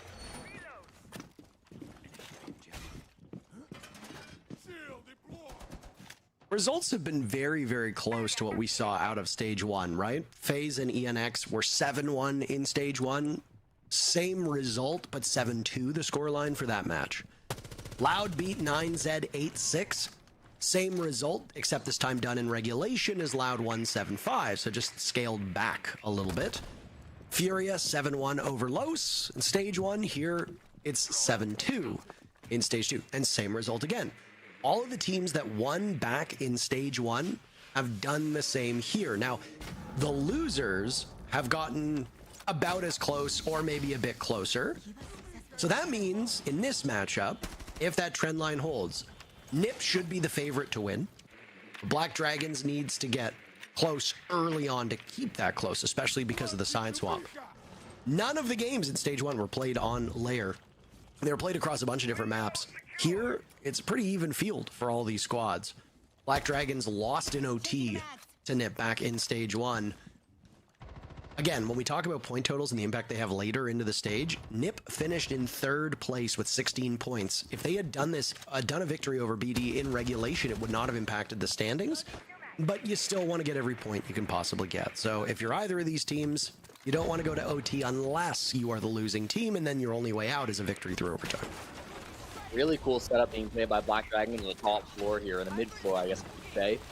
Both a Tachanka and a Zombie being used to hold down Armory. Now, it will be cleared by NIP, but it took them so much time. They're just getting into it now, and there's still 5 players that will be alive on the bomb site for a strong late round execute. Soft Breach is strong on the side of NIP too, though. They're starting to use some of these operators like Sledge and Ram to rip the floorboard.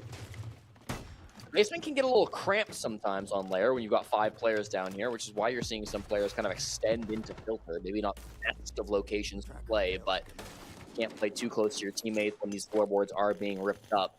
45 seconds for this push. There's one thing I can say for sure, Parker, it's about to get chaotic. That's what happens when everybody's still alive and there's not a lot of time left. This was a sticking point, if you recall, for Furia in the most recent matches. Great coordination to flush out these 2 players from Black Dragons, but they've not claimed Rare in his spot. Still, they will take 2 down. Next up is the Tachanka of Hornet, who tears through Hates, exchanges some of his HP in the process, and has some Molotovs that can work for denial. They won't deny Cons, though, as he's halfway to the defuse kit.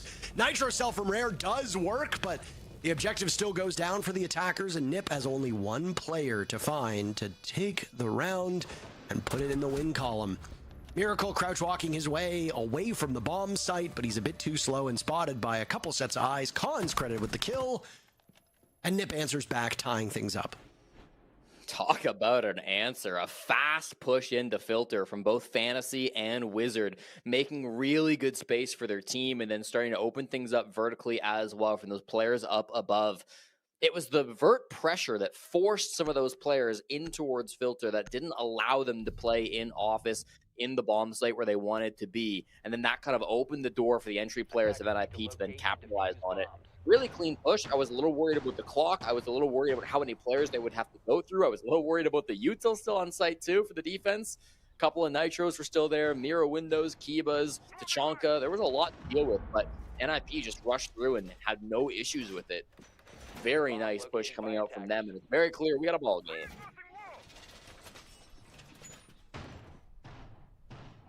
I was never a layer enjoyer. I'm going to go on record here and say that particularly the early layer games that we were casting, I thought the map was just a bit too big. I wasn't particularly excited with some of the executes. I thought there was a little bit too much discovery and roaming that was being done that often led to less action than on some of the tighter, more chaotic maps. But I will like you to know that I have changed my opinion, and I'm a certified layer enjoyer.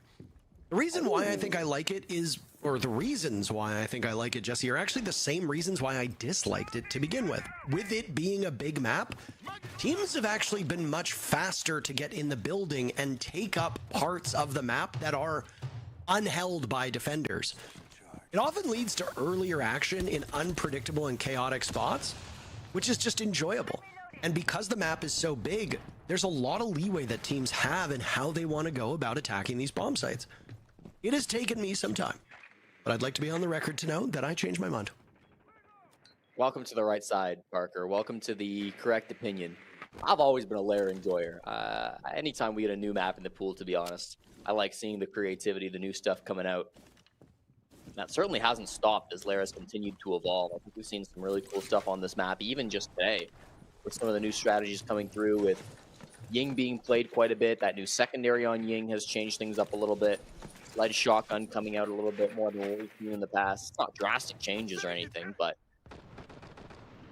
so cool to see the map evolve and grow as the meta does the exact same. One thing that's always stayed the same is how important top floor is for a bunks briefing defense. Only one player inside the bomb site, just as we've seen throughout the day on this site. Only Ask in the site now, and he's playing a dangerous game. He has no idea Hates is staring at the back of him. Not quite aware of his angles. He should have known the wall was open. It's not subtle when Thermite goes for a breach like that, but regardless, he keeps his head. He'll have the anchor position. Noticed a lot of these teams that have played on Lair today have taken very long range engagements. I mean, it is a long map, and I mean, if you're Ask hitting those shots like they just did on Nepino, well, by all means, continue to go. He'll find less success on the second target, as that's a shield, as Blitz was absorbing most of those bullets. Look at the chaos that's unfolding right above Ask. He feels like he might be the only player inside of the server, and he's chased off of the spot from the Blitz right into the waiting arms of Hates. Great clear out from Ninjas in Pajamas, and they've got control of the bottom floor of this bomb site, but there is technically a second floor of the site that's being watched right now. Wizard taking some serious damage. Magically, Ninjas in Pajamas are able to get that diffuser down with 8 players still alive, both teams having lost 1. Nip in worse shape HP-wise, but they now just need to ride out these 30 seconds to claim the round. Turns out Ask was the only player from Black Dragons holding down the fort. There goes the drop and a missed opportunity from the Blitz. They managed to do some serious damage to these defenders. And a follow-up now as Cons and Hates get all the kills. Once Ask fell, everything else collapsed around him, and Nip take the lead. Absolutely brilliant shield round coming through from Cons, taking the space in the site, forcing the kill onto the one anchor, which was Ask. Didn't quite get credit for it, but pushed him back into the sightline of his teammate. Got the plant down in an unpredictable spot where it wasn't being watched from up above, and then in the post plant, able to do enough to slow them down, cause some chaos. Really good stuff from Cons. There's a quote from Cons from stage 1, which I've mentioned a few times on the cast, but I just love it so much, where he said, "I hate playing shields, but it's the meta, so I've got to do it." And it just always brings me back, because like, you might not enjoy this playstyle, but he is so good at it, and it really does lead to a lot of success for NIP. Enough success that Black Dragons feel they got to take attack time to try to find some way around it. Both in this game and in the one we just watched between Furia and Los, we saw teams commit to this very heavy top floor hold with 1 guy in sight, 4 guys up above, a very default standard meta way to hold this bomb site. And both times we saw that, we saw an attacking team, first Furia, now NIP, really abuse that fact and get a plant down in the site, despite there being still 4 players up above who aren't facing too much pressure.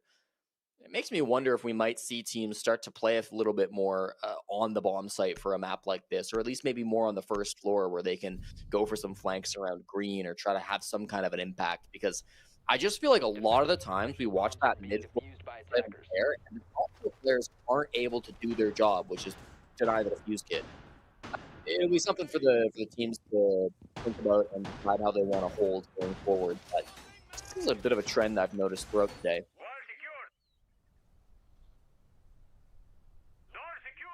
It was hard to pick up on this stuff when we're in the early days, because so much of the strats that are being used by teams are raw. One thing that you and I don't have that some other duos have, and most notably the desk does, for example, Fresh is a former coach, Alfam is a former player. we don't have any experience ourselves in the server. So when we watch things, we don't see it from the perspective of a former player or a former coach. We see it from with a completely different set of eyes. You see it with more of an analytical side. I see it more from an entertainment, storytelling, and drama perspective, which means naturally we're going to miss stuff that some of the more experienced commentators, irrespective of their role, will pick up on. So just something small just to note, but it is enjoyable. And I will say, today, I've been enjoying listening to our desk run through just about everything that's been going on. What on earth was going on there from Hates? Ends up going down to Machina and a bit of a big kill.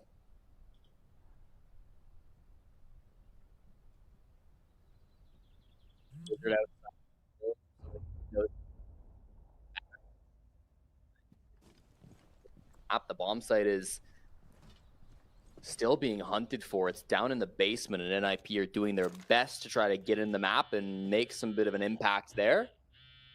Logic bomb goes off, but I'm not sure if it's finding a whole lot. There's not a ton of movement on the side of NIP. They're standing around and are not really able to work any of these frags. Losing Hate seems to have really thrown a wrench into this whole push. Black Dragon's got that early entry onto the sledge, maybe throwing a spanner in the works and then immediately backing up. Logic bombs didn't really find much success. The second logic bomb will be online in a moment. Tons of utility on the side of NIP, by the way. They've still got all three of those death marks from the Deimos. They're chock full with the boogie drones. There goes the last logic bomb, I assume to aid an entry to the map. At this point, you shouldn't be struggling to get inside the map. There's over half of the round gone. If NIP is using this for entry, then I fear that this might be the end of the road. Ass guns down Pino, and now the ascent up yellow stairs has not net any success. As Miracle flattens Fantasy, and now the Shield of Cons finds himself in a rough spot. Both the Blitz and the Monty ban means you don't really have a lot of options here. We've been very critical of teams that try to make Fuse Shield work because so seldom does it seem to. Cons with a very nice pick. He was very successful as Blitz in the previous round. He won't have that operator at his disposal, so instead, he'll have to go with something a bit less conventional. Black Dragon still doubled up in numbers with 40 seconds left on the clock. They can just sit and wait as NIP brings the diffuser to them. Yeah, only one guy above, so 3 in sight. Still a man advantage if they do just try to hold this from the anchor, and then Ask will have a vertical angle. Again, planting with a shield, sometimes it's tough to deny from above, but plenty to work with, and the angle blocked off from the castle from missile, too. This is... Man, they just can't even get in the sight, Parker. Yeah, I mean, I think they really struggled to get inside the map in the first place. Things have gone completely sideways for NIP. They'll lose Cons, and what little is left of Wizard is now in the same spot inside of lockers, and he's tucked and put away very neatly by Machina, who had a great round. Got the very first pick onto Hates, which might have been the entire reason why NIP's push was derailed in the first place. And then he cleans up as the last 2 players from Ninjas in Pajamas wander aimlessly near and through the bomb site. Pretty even across the board. Now, again, based on the way that this map is played, 3 rounds should be bare minimum for the defenders. That means Black Dragons have almost hit that mark. If NIP can win another round here and squeeze a 3-3 first half, or even a 4-2 half for NIP, they'll be in great position when the side swap comes in. I know you've heard it a couple times if you've watched matches 1 and 3, as they were also played on Lair. But it bears repeating, Lair is a defender-sided map. We expect the defenders to do well, not by much. A 3-3 or a 4-2 scoreline is about as much as you want to expect unless there's a big imbalance between these teams. So NIP already getting to 2 rounds on attack. They're ahead of what we should expect of them. It wouldn't be uncommon to see, say, a 4-1 for Black Dragons where NIP wins the second round and then we swap sides. Especially given that you are going against Black Dragons. I'm using stats from stage 1, and Black Dragons have changed a couple players, so this might not hold true to the current Black Dragons. But in the last stage, they were the worst attacking team in the South America League, winning only 1 in every 3 attacks. So you kind of have to think if Black Dragons are going to win a game, especially versus a tough opponent like NIP, they will need to rack up the rounds on their defensive side. They could still do that with a 4-2 split, but you definitely wanted to be seeing maybe a bit more of a dominant first half if you're a Black Dragons fan. I do really think that bringing Ask back onto the lineup might change that stat around, and I expect them to be a better attacking team in Stage 2 than they were in Stage 1, but even still, you don't love the trend of having to recover from the worst stat in South America. Something can fall out of a basement window. It's Vigil versus Nook in this round too, by the way. Not sure if they'll actually come into contact, as they seem to be in slightly different parts of the map, but the push from NIP, again, focused on operations where Azami tends to be brought. She's actually quite far back inside the Mez hallway already, terrified of what this Glass Smoke combo could do, but they give up nothing for it, and so this position will be taken by NIP. They only have a Thermite for hard breaching, so if they want to get the mask wall, it's going to be kind of risky. Down goes Hates yet again. That's rare on that bottom floor roaming.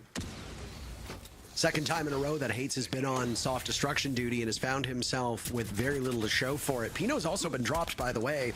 Khan's realizing that there's still plenty of defenders left and the jig is up, has to get off the defuse kit. Nip has got one kill. They've been swept away by Black Dragons, who've killed everybody except for Wizard, who's now going to get blocked out by both gas and a never-ending stream of Kiba barriers. Big round from Rare as he gets the final kill. The first kill and the final kill. We saw that with Makina in the previous round. And those two previous rounds, the round we just saw and the round before that, made Nip look like a bunch of chumps, if I'm being honest. It was quite a bad entry across the board. And I do have to wonder how much of that is the Blitz ban affecting them. That's a great point. I mean, they did really enjoy playing those shields. Is something that I think NIP have been extremely strong with throughout their time in Siege, at least since this season started. That one, for me, just does come back to Rare, who got his 3K. He only had one frag before that round, but being able to win a 1v2, he was the only person down below. He kills both the Buck and the Nook, who were tasked with cleaning him up. That's a big deal, being able to find both those operators without losing your own life and then returning to the site. I think as soon as they lost those two players down below, NIP started to panic a little bit. They forced a plant at like a minute 30, and then they just died to the first piece of plant denial that got tossed at them. So bit awkward to come out from them. You do kind of have to point a spotlight at Pino as well, who was one of those two players down below that ended up dying to Rare, yet to get on the board. A veteran of NIP who's been on this roster since he was 17. Don't look into that too hard. That's what, a year younger than you, Jesse? Yeah, half a year, 6 months. Give or take. Yeah. Unfortunate to not see him performing to his usual standard.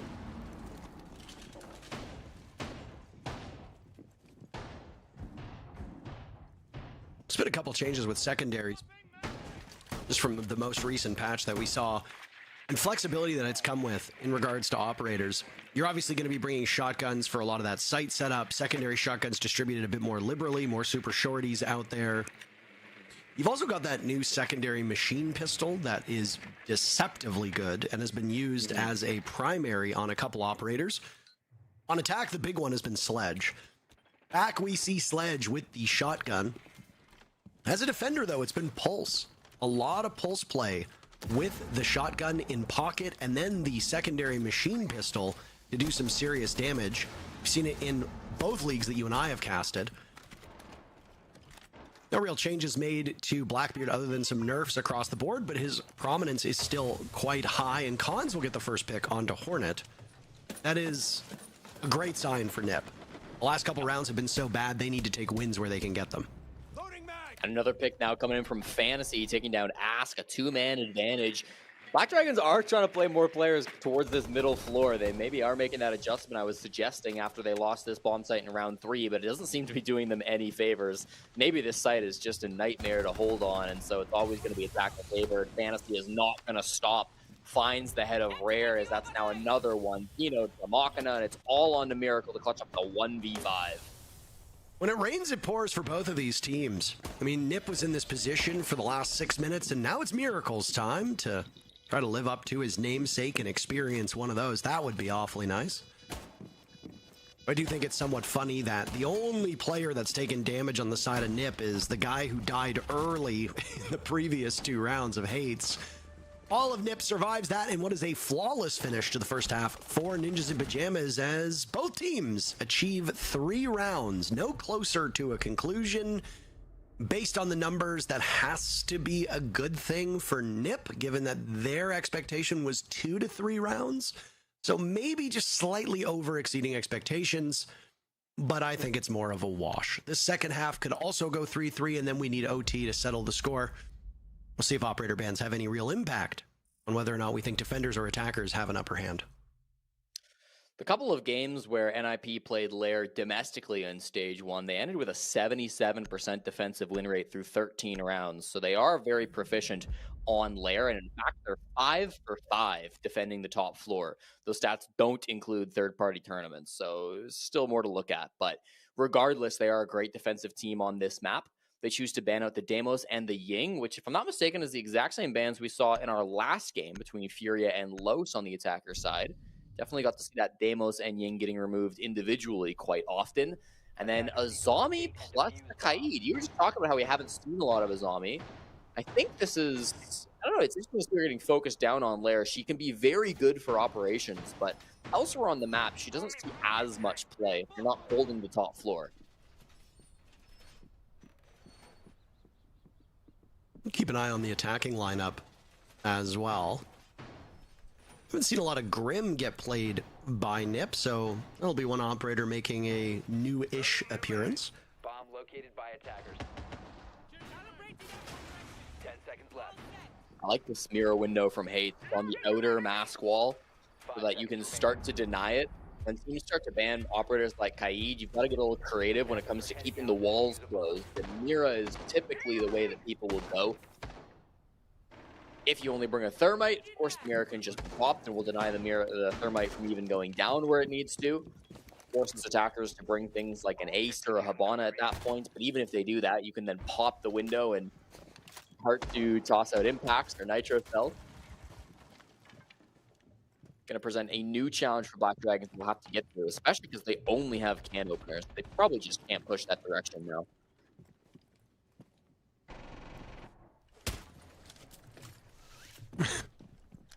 I don't know if Machina shot the sniper on the side of glass, so his presence might still be a mystery to the defenders. It won't last long, though.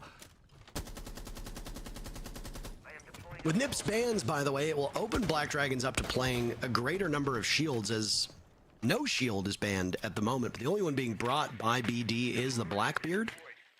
Deimos and Ying are obviously paralyzing operators that are very difficult to deal with, and they put you in terrible positions unless you have the tools to deal with it. That is an ego swing by Hates, but I mean, my God. When Hates is on, he can easily hit those shots.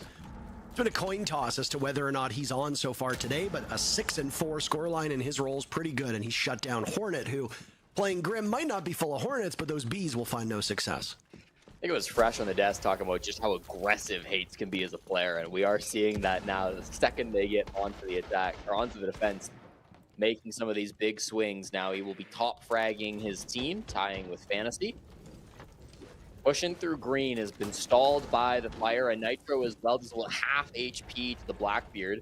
The Deimos down below is causing a lot of problems. The Buck, I should say, from Ask, starting to make these defenders move. But the fire is now running out, and so these players on the side of the green hall are going to start to make their push. Right now, obscured by the smoke. Rare is ready to emerge at some point. Gas canisters right now in front of Miracle's eyes, but nothing really going off there.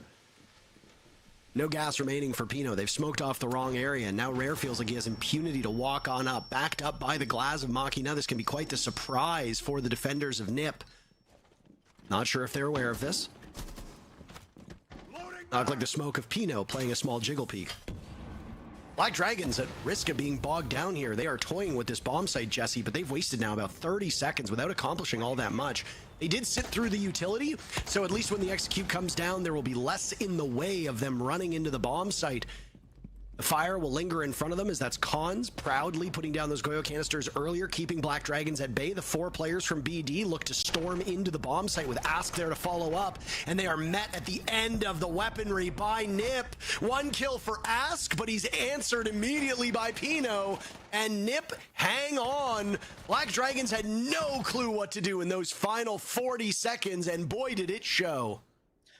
so much utility that they could not get past. The Goyo canisters, a huge problem for Black Dragons. The Toxic Babes, some of them didn't quite land where they maybe needed to, but the first one certainly did, and that definitely caused some more pause for Black Dragons as they were making their way earlier through the Green Hall. And then even just the mirror window that was looking from our 6 room into storage. I mean, that's continuing to put pause into the feet of Black Dragons, where they're maybe just getting a little bit nervous about what they're seeing. They had some good tools, right? Rare on the Blackbeard, but he was taking a bit too much damage to grab that space all by himself.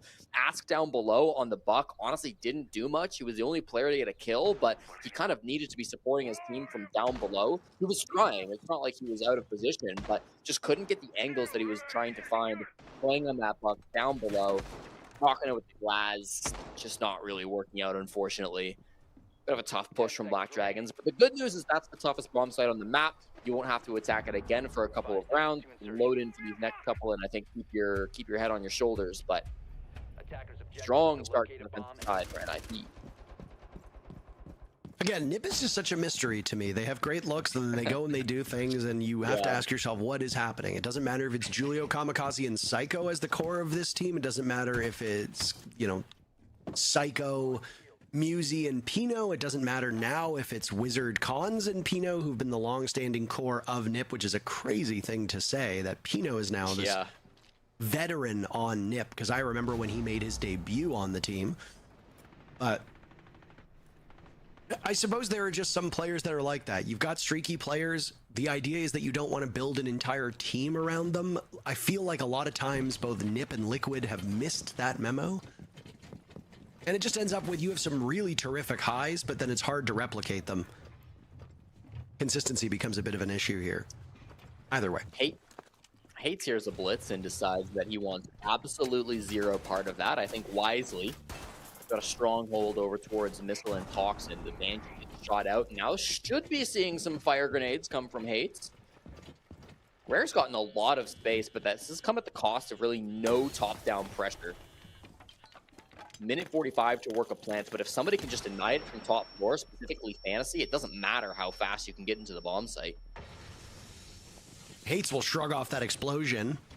And still has 20 of those Molotovs ready to fire in the Shumika launcher of Tachanka, holding a long range angle. Do keep in mind, maybe people have forgotten that the removal of most magnified optics have set defenders into a position where they have to take long-range engagements with things like the Hollow, the Red Dot, and so on. It would explain why teams are being a bit more aggressive with the way that they challenge entries, because they can't sit as far back and rely on a couple operators.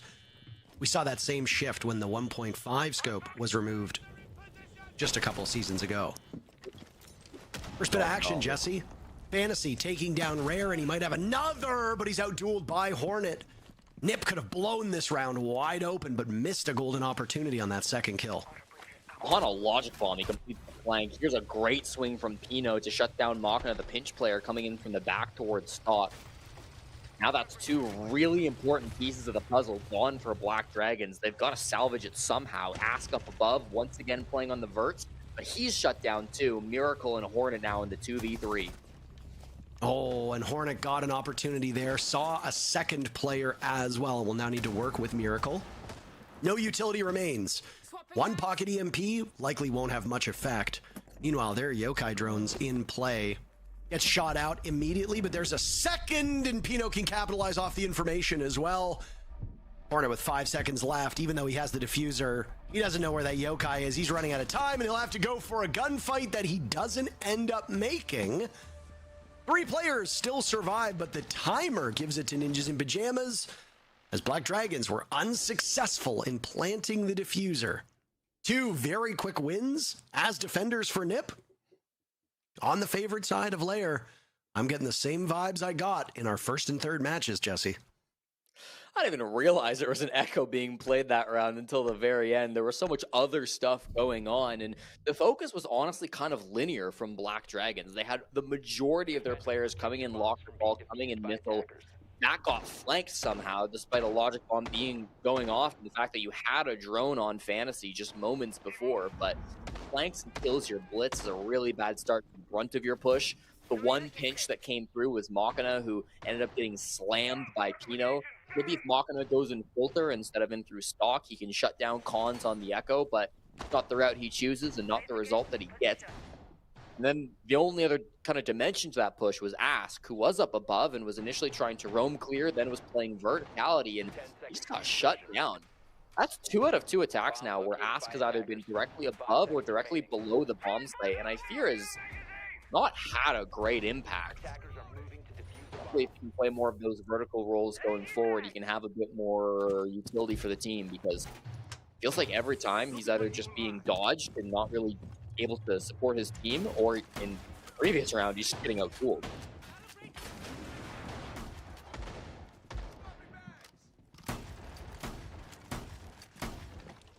I know we've talked about it, and I know it seems like, for somebody like me in my role as a play-by-play, I'm not really given a lot of analysis. Though Rainbow Six is a game with so much analytical time and so little action that both casters need to be able to talk about things other than play-by-play, because there's really only about 30 or 45 seconds in a given round of Rainbow Six where you need dedicated play-by-play. The rest of it is things like exposition, storytelling, narratives, stats, analysis, color work, all that sort of thing.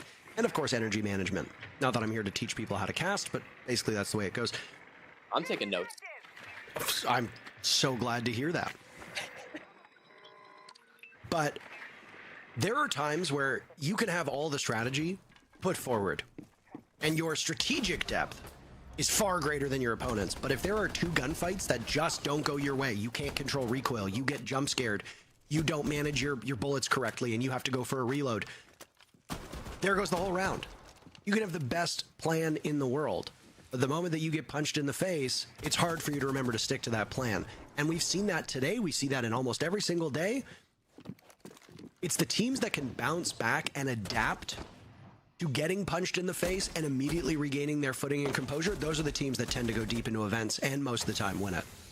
So far today, it's been Nip who's been able to adapt a little bit better. NIP have witnessed all the defensive teams fail with the 4-1 setup on this bomb site, so they've gone for the 5-0 setup with no anchors on site and everyone up above. Does seem to be doing a lot for them. The top floor player from Black Dragons hasn't really found anything. You lost your ace, which is a critical component. Now, I mean, these angles just aren't favorable for the attackers at all. Just a painful gunfight for Miracle to be trying to take. Fantasy is heavily advantaged in this position, and as he's distracting Miracle, he's covering for his teammates who can now all focus on denying the plant from up above. It's just expending bullets left, right, and center as Hornet has a read on Pino's position, but they've been whittled down on HP that they can't really take these engagements. Fantasy will rush through those tracks. Stinger's almost finding a 3rd kill, tearing through Ask after claiming Miracle and Hornet. Black Dragons on their back foot. Nip poised very well to take match point. With only 5 seconds remaining, BD trying to cut their way into the bomb site, but it's a hopeless endeavor. Machina wanting fights above, but he doesn't find it. Pino and Wizard shut them out. And again, Black Dragons mismanaging the clock, not knowing how to answer the defense laid out by Nip. And Nip are a perfect 3-0 since the side swap. They've guaranteed themselves a point and sit on match point. And that was Machina's first round on Maverick since the season began, if you couldn't tell. Tough push in the end there, unfortunately. NIP, really good job holding down the top floor. Even if the Mav play worked out a little bit better, I don't think it changes the result of that round. They really did commit to that top floor clear, despite every single defender being up there. But in the end, it just wasn't going their way. They couldn't find the frag onto Fantasy. And after he finished wasting all that time with the gridlock, he decided, okay, time for me to step up and go get my kills. And God, he certainly did that. Completely shut down that top floor push. No hope for those last 2 players. NIP on match point. I was really hoping, Parker, that the statistic of Black Dragons being the worst attacking team in South America would get flipped around with the addition of Ask and Miracle. But so far, they sit at let me do some calculus real quick. Carry the 0% win rate on their attacks. I'm very glad that you needed to bust out some proper things to do number crunching, because I also was struggling to get to the real answer. I actually did grab my TI-84. Very important. 10 seconds remaining. Not the prop work, but you know, the viewers, the joke. Attackers are moving to defuse the bomb. I'll just leave that there. You are the Okay. master of not responding to me when I make jokes, so now I have to give you some of your own medicine. But you're kind of responding when you say I'm not going to respond. That is a response, right? No. Just think we can workshop this. Not the way that I'm thinking. So, This push from Black Dragons is now do or die up against NIP, and they've got to do it on a full site rotation, which is the scariest part.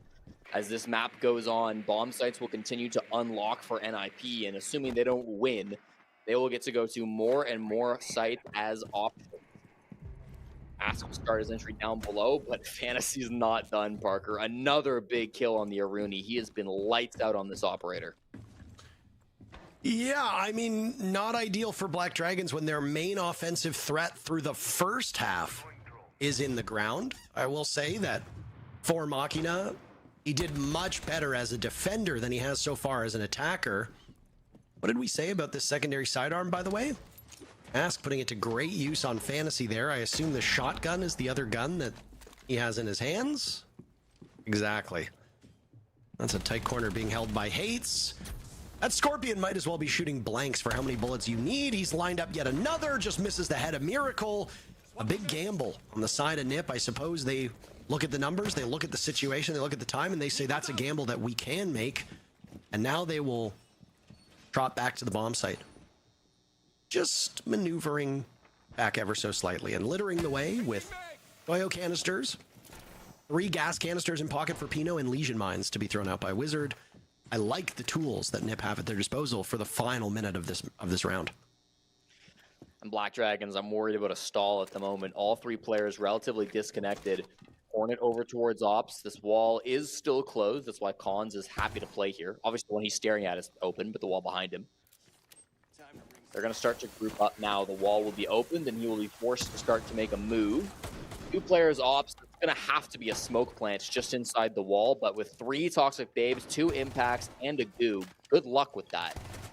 Somebody's going to have to go deep into the site and start killing players if they want any hope of planting. I mean, you can't mismanage the clock again, or else that's the ball game. Black Dragons have really struggled with Nip's passive play after that ensuing fight. They don't really know what to do with it. Rare will get choked out by the first gas canister tossed by Pino. 15 seconds left and 2 remain in pocket. That's excellent for Ninjas in Pajamas to blanket this bomb site. Rare won't have an opportunity to do it yet again. Miracle taking some damage, as does Rare. Down goes Cons, and Black Dragons will come to blows! But there's a flank! Down goes 2 members of Black Dragons. Hornet's the last one standing against Pino, who just needs to wait out the time. He will succeed, and Nip will take the match and all the points with it. Pino, asleep at the wheel, maybe a little bit, but it's fine. It's fine. He loads back into the server. I don't know what was going on at the end. I was a bit confused by that as well. It's okay, though. It gets the job done in the end. NIP, a big win, dominating on their defensive side. The attacking struggle is just continuing for Black Dragons. A lot of that verticality not really going their way. Some struggles with the util, specifically from Machina as well. I mean, lots to improve on, I think, going forward from this first play day. Yeah, I mean, Ninjas in Pajamas seem to be picking up where they left off. We had looked at the previous results in our 3 matches and said, well, they've all been pretty close to the same. This one is obviously the largest departure. Ninjas in Pajamas won just as they did back in stage 1, but a much more dominant play by them. It just raises the question, what's going to happen with W7M versus Team Liquid, but not before we get too ahead of ourselves. Let's maybe cool it a bit and hear what the desk has to say about Nip versus Black Dragons.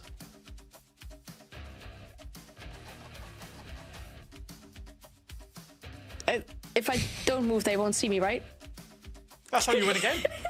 That's just how you win a game. How that last round was absolute cinema. We saw it had us all at the edge of our seat. Crazy stuff coming out there. The final defender just hiding. I think all of us were just like just collaborative yelling at the screen of what we were seeing there. How did I don't know. That just topped off an incredible game for NIP, because there was absolutely no way Pino should have got away with that at the end, but he did. Yeah, I thought the game was not the accidental banger that I predicted. I think NIP just had it in control the whole time. They were good on their attacks. I think achieving a 3-3 attack half on Lur is nothing to be sniffed at. We've seen a lot of Lur tonight. We've seen a lot of teams struggle to achieve that scoreline tonight. And as soon as NIP had achieved it, you felt that they were always going to be in control and command of the game. And then Black Dragons got onto their attacks. And they were slow. They were struggling. They had no initiation. They really didn't have any go forward. And the attacks from Black Dragons really showed. And NIP just put that game to bed as soon as they got on the defense. Yeah, huge difference in quality. If you look at the way NIP won these 3 attacker rounds, because I think that's the main difference maker between these 2 teams, it's the initiation for me. It's the Deimos playing behind the shield and the Dokaibi, all 3 together, a trio that will gain you control early on in this map. You know in this map that you need quickly to gather zone control. That example with the Blackbeard that nades the guy in the stairs and punishes him, that's one example. Another one here with the Dokaibi that punishes movement. These few examples that you see on the screen right now, that's examples of utility. Dokaibi, nades, Blackbeard, a shield, kinds of things that will create movement in the lines of the defender, will gain you map control, and then will gain you man advantage. And it's exactly what happened in the attacks in NIP. When you switch in defense, NIP, 4 opening kills in a row, not a single initiation from the side of Black Dragons, not a single opening kill. They're slow, they're split up, and there is no command push, no control being gained all the way at this last round. What did they gain in the end? All 3 players pushed from observation. Literally, they had 1 guy main series, 2 guys from observation. Across a full 3 minutes, they had like two rooms, 1 corridor. Obviously, that's not going to work. And so that's where we saw the big difference in quality and something we would expect from a team that is cementing themselves as a top 4 team in Brazil, that's NIP, and from a team that used to be a dark horse and hit the reset button by picking up Ask and picking up Miracle and having to go through 2 roster changes. It's normal. It was already on paper, the difference we expected, and that's the result that we expect. Yeah, it's something you mentioned at the beginning, right, about the rules of on the side of Black Dragons with the amount of support. Unfortunately for Ask, not really the birthday present that he was hoping for. But this is a good start, Jack. It is very good, solid from NIP, even better than it was last stage. Yeah, I think so. I think that's exactly what we was looking for, right? If you look at the macro of it, we want NIP to solidify themselves as a top 4 team, as a top team in this region. We want them to prove to us that they deserved it and that stage 1 wasn't a fluke. And so far, they've done just that. That performance today was a thoroughly professional performance. If you go back a whole stage when they played against Black Dragons in stage 1, played A1, that was a messy performance. It was an overtime. It was a sloppy game. And then you fast forward back to the present day, it was a very professional and complete performance.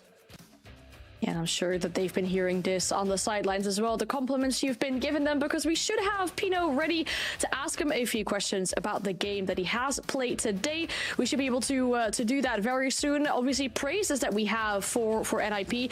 It doesn't get easier for them though, Leo, because tomorrow they play against Furia. Yeah. It's going to be one of these proving moments to see just how much they've evolved, I guess, because they're facing, obviously, the Titans of Brazil right now, the best Brazilian team at DWC, but they're facing them in the context of a BO1, and that's exactly the kind of context that will favor NIP. Depends of where they go. I would hope to see a cafe, for example. It's been one of the best, if not the best map for NIP for so long, and it's been a 14 win streak for our good friends of Furia. I'm expecting to see a banger match if we can get onto this map. Yeah. That sounds really good. I mean, obviously, looking towards the future, but we have to look back at the game as well. We do have Pino ready now to ask him a few questions. Hopefully, he heard our praises earlier as well. We should be joined by Pino. Congratulations on the victory today. How do you feel about this? A smooth start of your stage. Yeah, feels pretty good. Like we are continuing the work we did for the past 7 months. So it feels really great to start the league with a victory. It was a pretty convincing one, I think. I think that could be better if we made one more attack in the half for 2, but I think it went really well on that Lair map. Much better than we did against G2. So we worked a lot on this map and it was great. Nice. Pino, speaking about that game against G2 and Esports World Cup, just quickly to reflect on that event, because when we spoke to you in Brazil League before the event, obviously it was first-time LAN for a few players on the team and that kind of stuff. Do you think the experience at Esports World Cup will help you kick on into Stage 2? Yeah, I think it was great we get like more mature. Like we need to know how to deal when the match gets tough, like the pressure, the nervousism. So I think that if we get on that big stage again and had to deal with that stuff mid game, we'll do more smarter, I think. So yeah, it was great, and we are looking forward going to the Munich Major. You know, I've seen you guys progress throughout the year very consistently. Like, you guys get better and better every single matchup, and it's starting this stage, and it's honestly proving that you guys are even progressing more and enlarging the gap with Black Dragons right now. What are the main ingredients of that progress so far? Yeah, I think that we had an advantage from them. Like, they changed 2 players. Changing 2 players and have to play like in less than 1 month is so tough. So I think that we are together for like 6 months. I think that's it. I think that sticks a lot for a longer time than others. Gonna always have that advantage, and I think the most part is about our routine. We extract the best we can from the scrims, so we try to evolve the most of it. Sounds very good, like a very good routine you have going on for yourself. This was an easy start for you. Tomorrow you have to go up against Furia. You beat them last stage. How are you going to replicate that tomorrow? Yeah, it's going to be a great game. We're looking forward to it. We could have made the semifinals of EWC against them. It would have been a great game. So yeah, we're going to have to be smart, pick the best map possible, and it's going to be a great one. Any cafe by chance? Leo was talking about it. Yeah, we like cafe a lot, so could be it. Okay, well, we'll see that tomorrow. Thank you so much for your time, and best of luck against Furia tomorrow. Thank you. I understand we're not giving away too much for tomorrow, obviously, but an important game that still is there for NIP. Some good words from Pinodo about how this whole summer period really has been, and especially I liked your question, Jack, about how that EWC appearance has helped them going into the future, because yeah, it is a big thing to go to an event with players that have never been to that kind of competition before. Yeah, certainly. It's going to be helpful for them. Experience is absolutely vital at this level, and getting it under their belt, it really helps solidify maybe not just external expectations, but internal expectations in a player's own head. Like, if you can't get to an event and it becomes a big thing, then you consider yourself a level lower. Once you break that duck, once you get to the event, you're like, I deserve to be here. I feel at home when I'm here at these events, and suddenly you're at that level and it helps you raise your game. It's only small things, but, you know, confidence and mentality is huge. So yeah, I think NIP can kick on from here. I really like the depth that we're seeing from these guys. Like, you can see the consistent progress. You can also see the maturity Pino has, the tech he has on the development of the team, the fact that they removed their previous IGL, brought in Cons, re-brought Wizard as well, that they knew very well, and has been playing much better than the first time he was with them. You can really see some kind of... You can see some teams that struggle with synergy and natural chemistry between the players. You can see that team, they all advance together with the same vision. And it's such a good asset to have, and it's something very unique, and many professional teams lack that, and you can really see it in an IP. It's a big strength of them right now.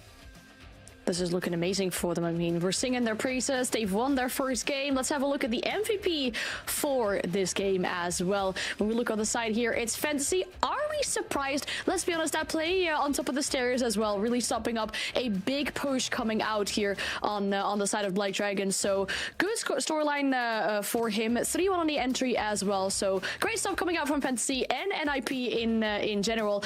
And then we have one more game for today. I think when we talked about this earlier today in the pre-show, the most important game of the day, W7M and Liquid, will be after this.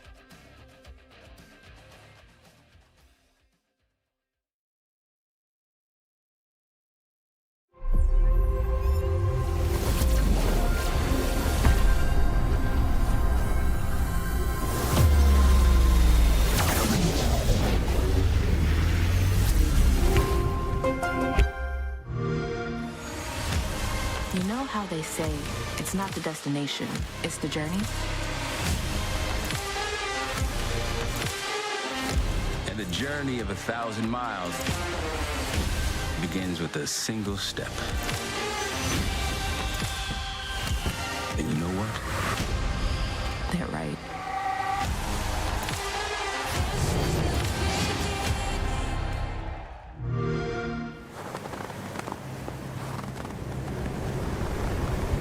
Keep an eye out for contact.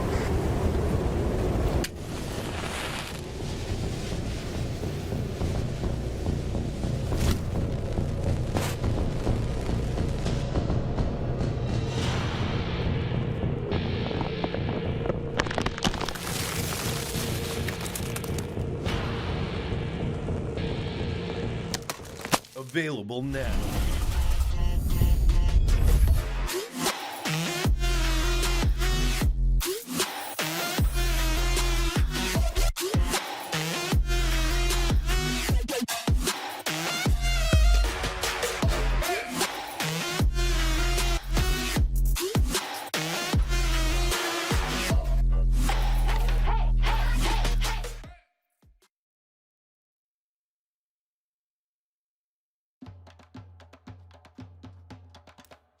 And it is already time for our final game. You should save the best for last, as they say. This is definitely our best for the last game of the day. W7M, fourth last stage after being first in the groups. And that is something that Liquid struggled with even more because they just dangled into those playoffs but didn't really get that international event out of that. So that's what they're looking to improve on for this stage. Last time around, it was a 7-3 for W7M over Liquid on Border.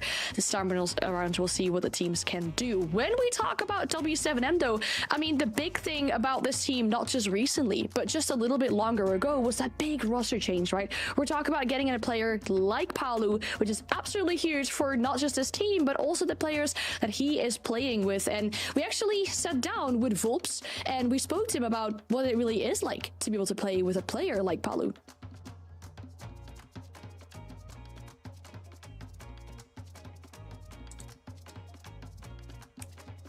Well, we should be having the clip very soon.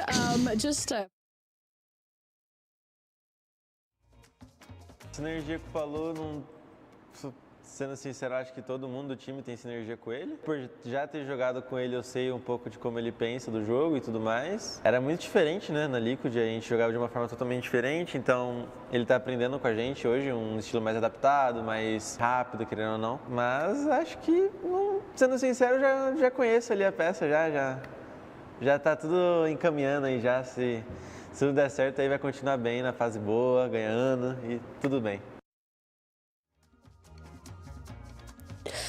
Winning everything is a big goal. I mean, that's something that we saw W7M do at the Montreal Major, but after that, it hasn't really gone their way. I mean, when we look at the recent event, Jack, with the EWC, right, not making it to playoffs, I think, hurt them in a way.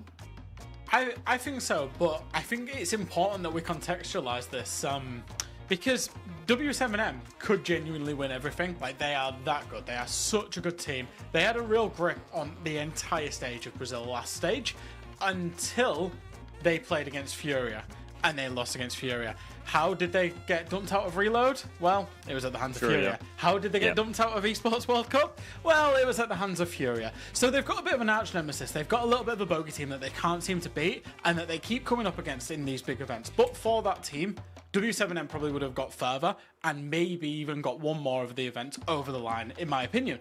The reason why, they've got some really, really, really sensible players. They've got players in positions that just make sense. They just add quality. Every time they do a transfer, you're not questioning it. You're just going, that makes so much sense, and they've upped their quality. Obviously, the most recent transfer there, Palu, but, you know, when they brought Volts in, it made the sense as well. You know, it keeps happening for this team, and they keep improving. And like I say, they just keep falling to this one team that they can't get over the line on at international events and in playoffs. But apart from that, what a team, what a sensational team they are. And that's my biggest problem with them, is that I look at them and I feel like it's an all-star roster. I feel like they should perform. I feel like they should win an S-tier title. And in the end, it just seems like a worse Furia. It's horrible to say, but they are extremely good, amazing fraggers. Their playstyle revolves around aggression. They're from Brazil. I tell you all of these points, I ask you which team I'm speaking about, you're going to tell me Furia. Because it's exactly the same playstyle, it's extremely as aggressive, it's coordinated aggression, maybe a little bit more than Furia, that's individualistic, but still, very, very similar playstyles. The problem is, they always fall short to them, but last stage added another layer to it. It's not only failing in the last few events, it's also failing in their home region. They did not beat NIP during the playoffs. They lost to them as well. And that for me, it's showing a little bit more cracks. It's showing the end of the honeymoon and the moment where they need to figure themselves out. Yes, it's an amazing roster. They should always qualify to every single STR event, but I want to see them reach a grand finals this year. They deserve it. They've got such a great roster. They play so well. They need to break that ceiling right now. And it starts by beating Liquid, a Liquid that should not be remotely close to their level after changing players. Yeah, I mean, it's definitely those best of ones at the beginning of the stage that went a lot better for W7M, finishing first in group stage, then afterwards it being a little bit more difficult. Still, you know, getting fourth in league, getting those SI points and getting the invite to EWC, probably getting, like, taking each objective for them off that stage. For Liquid, though, when we talk about their opponents, we can't really say the same. Yes, you know, they got fifth, they got those 50 SI points, which in the end might really, really be important, but they didn't get to play that international event. And that's the big thing. When we talk about Liquid, we've seen them at so many international events, so them not making this one, Leo, I think caused two big changes to this roster.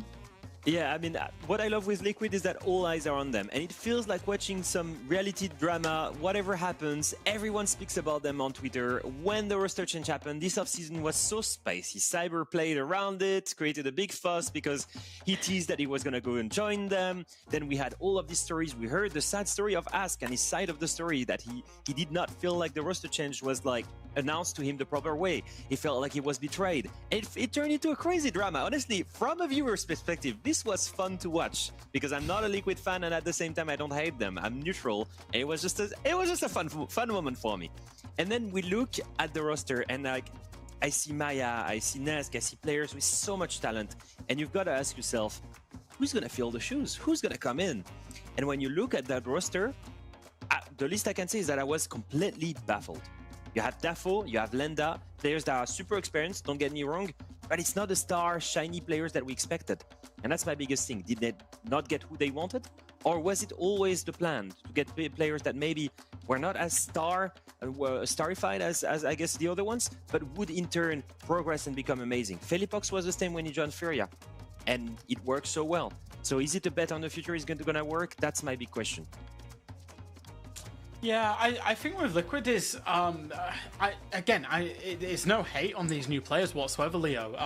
You know, they're both good players in their own right, but they don't scream Liquid signings. Maybe Dafo, but, you know, certainly not Lenda from the outset at least. And I think, you know, Liquid are used to being the team that is the top dogs in their region in terms of being able to sign whoever they want, getting the best individual players, you know, even bringing a player over in DS from the North American League. And maybe it says a little bit to where this team are in their progression journey in terms of the level of players that they're able to now recruit in. And again, that this is players that can reach the level, that can compete at a Brazilian league level, but are not necessarily the star players of the league, which is the usual mold and profile of you know, a Team Liquid player, for example. Liquid are very similar in the South American League to how G2 are inside of European League.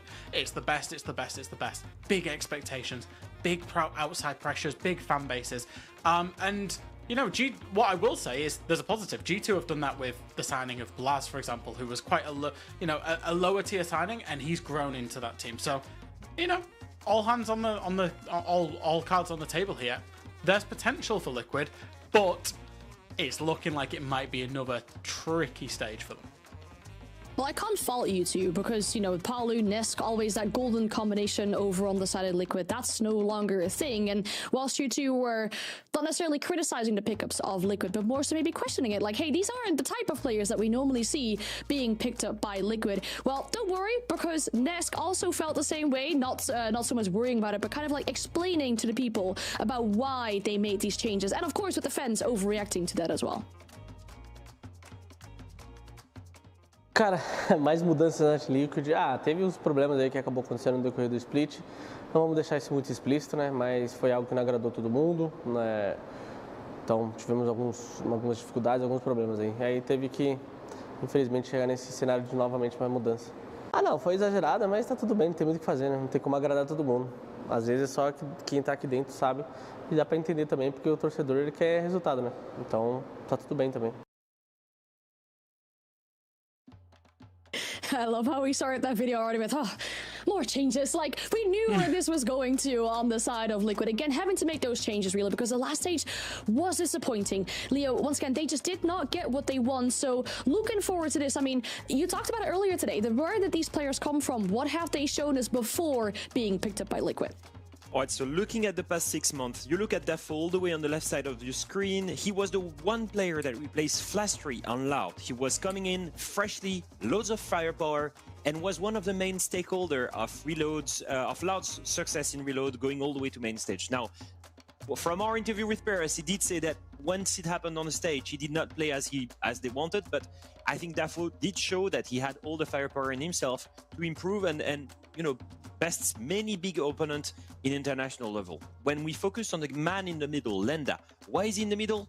He's gonna be the IGL, he's the support. And he's been playing for a long time. If you remember his name, he was playing all the way back from that Furia roster in 2020, 2021, attended many majors, loads of experience brought to them. They needed an IGL, he's gonna fill those shoes, and he's been very active in the tier 2 scene, carrying great numbers as a hard support, interesting pickup, loads of potential as well. Looking at this, yes, not the shiniest player, but they all make sense. It now matters that they fit as a whole, as a team, that they have a chemistry. And that's what we're about to see here. Do they have what it takes already? From what I've seen in the Copa Sudamericana, they lost to a tier 2 team one map and they barely beat them in the BO3. That was against Supernova only a few days ago. So they still show a little bit of struggles from the recent VODs that I've watched. Yeah, that's definitely something we'll have to see improved here in this best of one. One more map veto for today, so let's have one more look to see where we'll be going to for this one. Jack, please take us through the map veto. Yeah, absolutely. I think when you're in a best of one, when you're a new team, you want to get yourself to one of those default maps. And we are going to play the most default map that there is in terms of Clubhouse. Everybody knows how to play it, but for a team, again, that's made material changes in Team Liquid, they are going to go to a map that makes sense, that's easy to IGL on, that everybody knows what their roles and responsibilities are, even if your IGL's not having a good day or your fragger's not having a good day, you know what needs to happen, kind of just without necessarily communicating it. So I think that's very, very good and smart for Liquid. That being said, I still think W7M are the favourites because fundamentally for me, they operate at a higher level with more team play. Ooh, well, are they the favorites? We're gonna go find out. It's one best of one, our final game of the day. For one more time, we have Intero and Jesse. Oh, thank you very much. This is a quick one to get into, and I loved hearing you both vamp about two teams, one with a new look and the other with a steady as she goes approach. Jesse, I feel like it's been eternity since you and I casted Clubhouse, and we are also free of Layer Day. What? So, okay, let me just get this straight. So, Clubhouse, there's still a mask room, right? And there's going to be missiles in the basement and toxin, and that's all still going to be here, right? I think there's some guns in the basement of Clubhouse. I mean, I'm just nervous, Parker. I'm not used to this. I don't know if I'm comfortable asking a map that isn't Lair. Well, comfort is the enemy of progress, so settle in, bucko, and experience some growth, okay? At the great hands of both Blast and Ubisoft. We will look at Clubhouse. So every single map that was played today, for the record, has received a new coat of paint. Words are hard. New map. Okay, we're still learning. Yeah. 10 seconds remaining. Do you want to maybe say something, or do you want to just? Are you still mentally boomed? I'm looking for our layer. I'm like, where? Okay.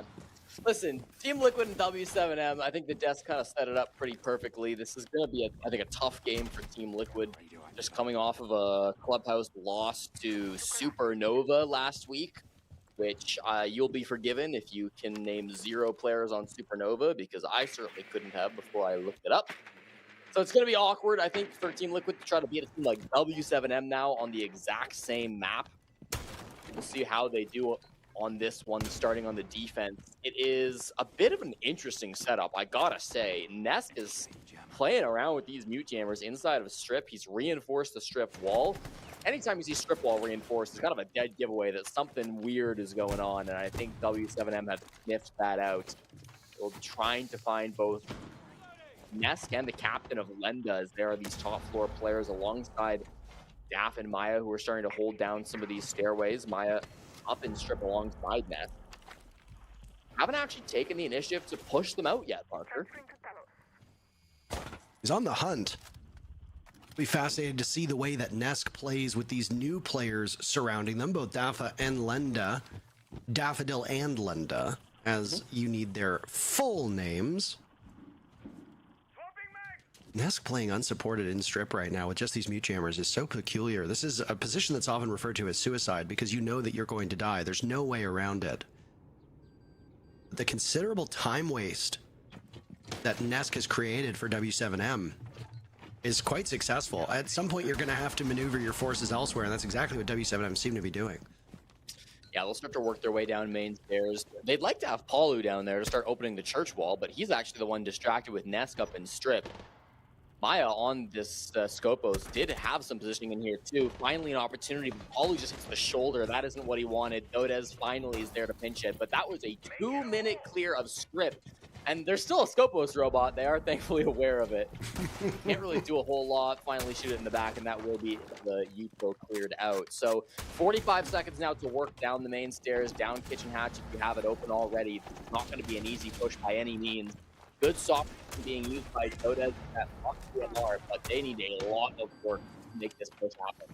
They are very far behind and will now just have to drop through the hatches and engage in favorable gunfights, or else I fear this round goes kaput for W7M.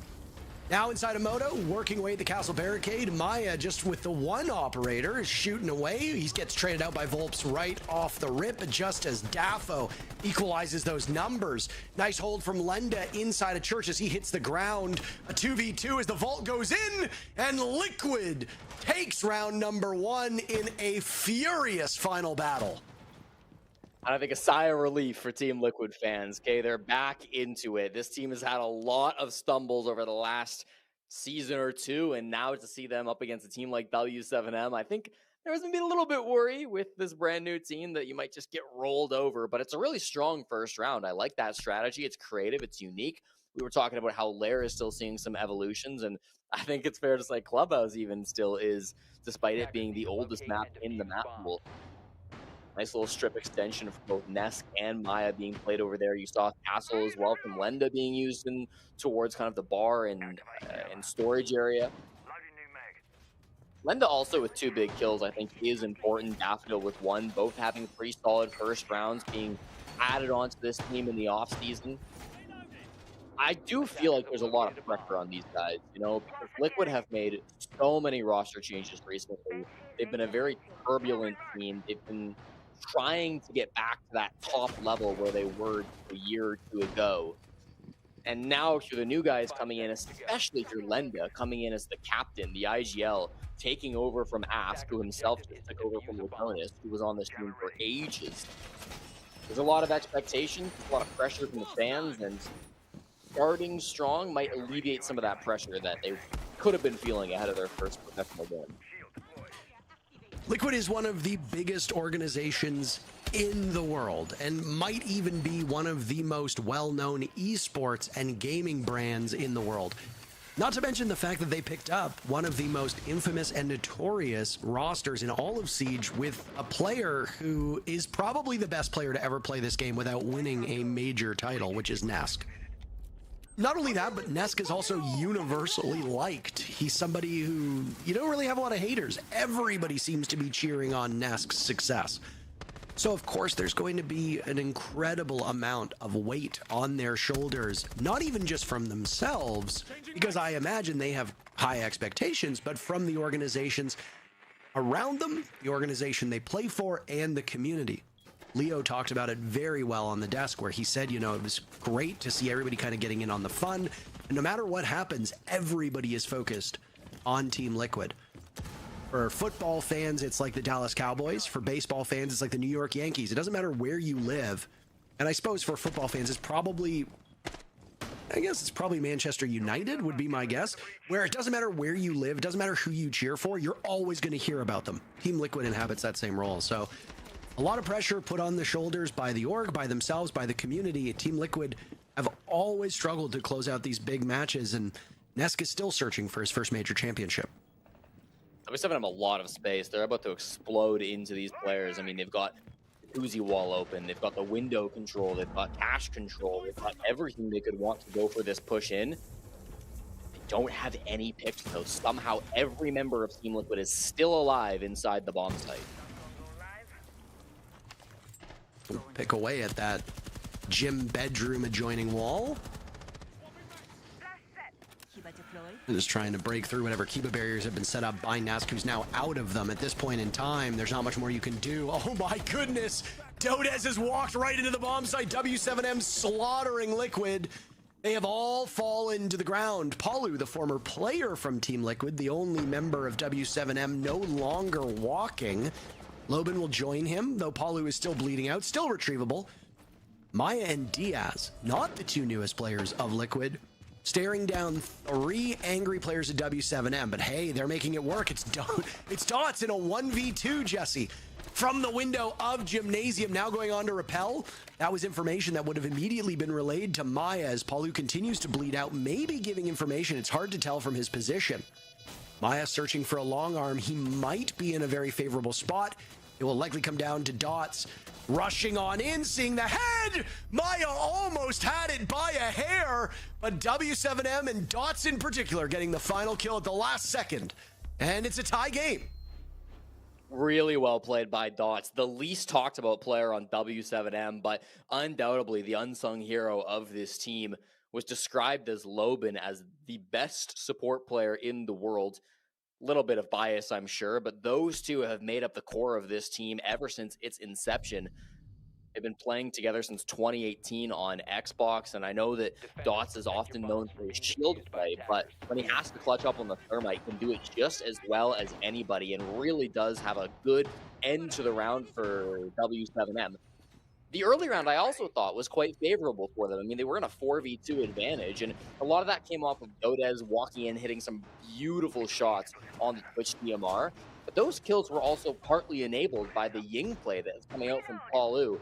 Part of the problem with not taking any gunfights out on the map with Twin Bedroom, right? You're not dying over towards Ash, you're not dying over maybe below the bomb site. Means that you're going to have a lot of players in a very small, clumped up area, and there's nothing Ying likes to see more than a situation like that. So a lot of blind players, when that push went down, allowed the plant to happen.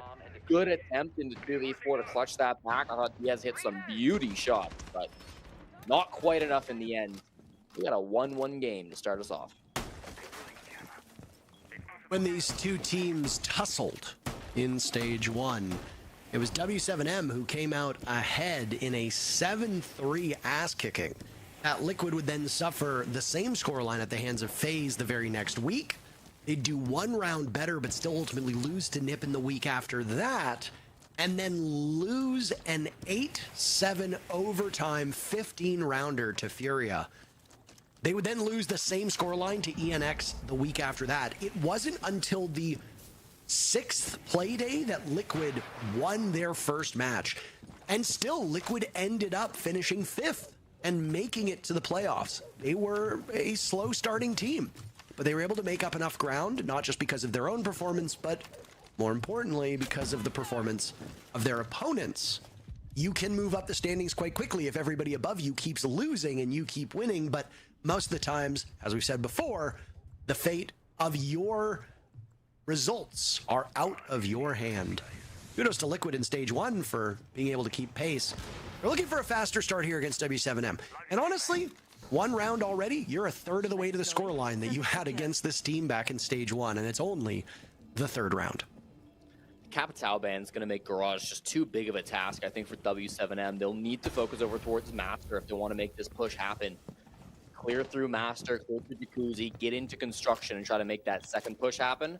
They've used all their reinforcements, and the wall is actually open with a rotate between site and cons. So maybe a bit of a gift. Sometimes teams can struggle with that hard breach, especially after they already do some work on the platform wall. But open for free for W7M. What can they find off of it? A bullet from Lenda.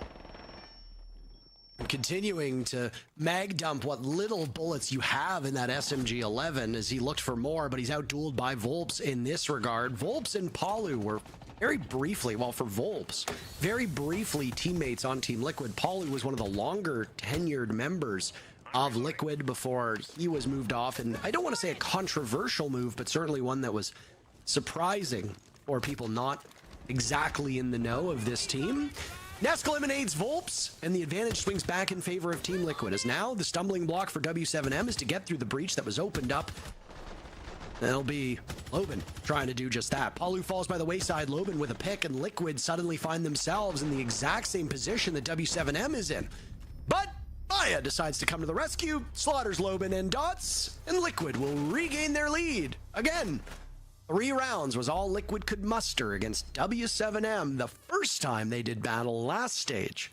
Liquid's already got 2 of those 3 rounds, so it seems like they're going to have a better performance today. Loban a little bit lost, caught between 2 players, Diaz on the rafters, and then Maya top red. Puts him into a really awkward spot. Not able to close things out in the end. A bit of an unorthodox defense from Team Liquid, where they do play quite aggressive over towards Master, and they don't even get any kills that way too early on, but once they fall back, the kills start to come their way. The blitz just not quite enough coverage for Dots. Next couple of bans will be a zombie, which should make that garage clear a little bit easier next time for W7M when they want to go for it, so they won't be forced to push Master side. And then also the A's being used quite a bit after that Habana ban gets taken out. You're left with just Thermite, Cans, and the Maverick, which the Maverick has been working pretty well for W7M too, but never feels good to have your options being limited, especially on a map like Clubhouse, where you like to have a lot of angles open and walls.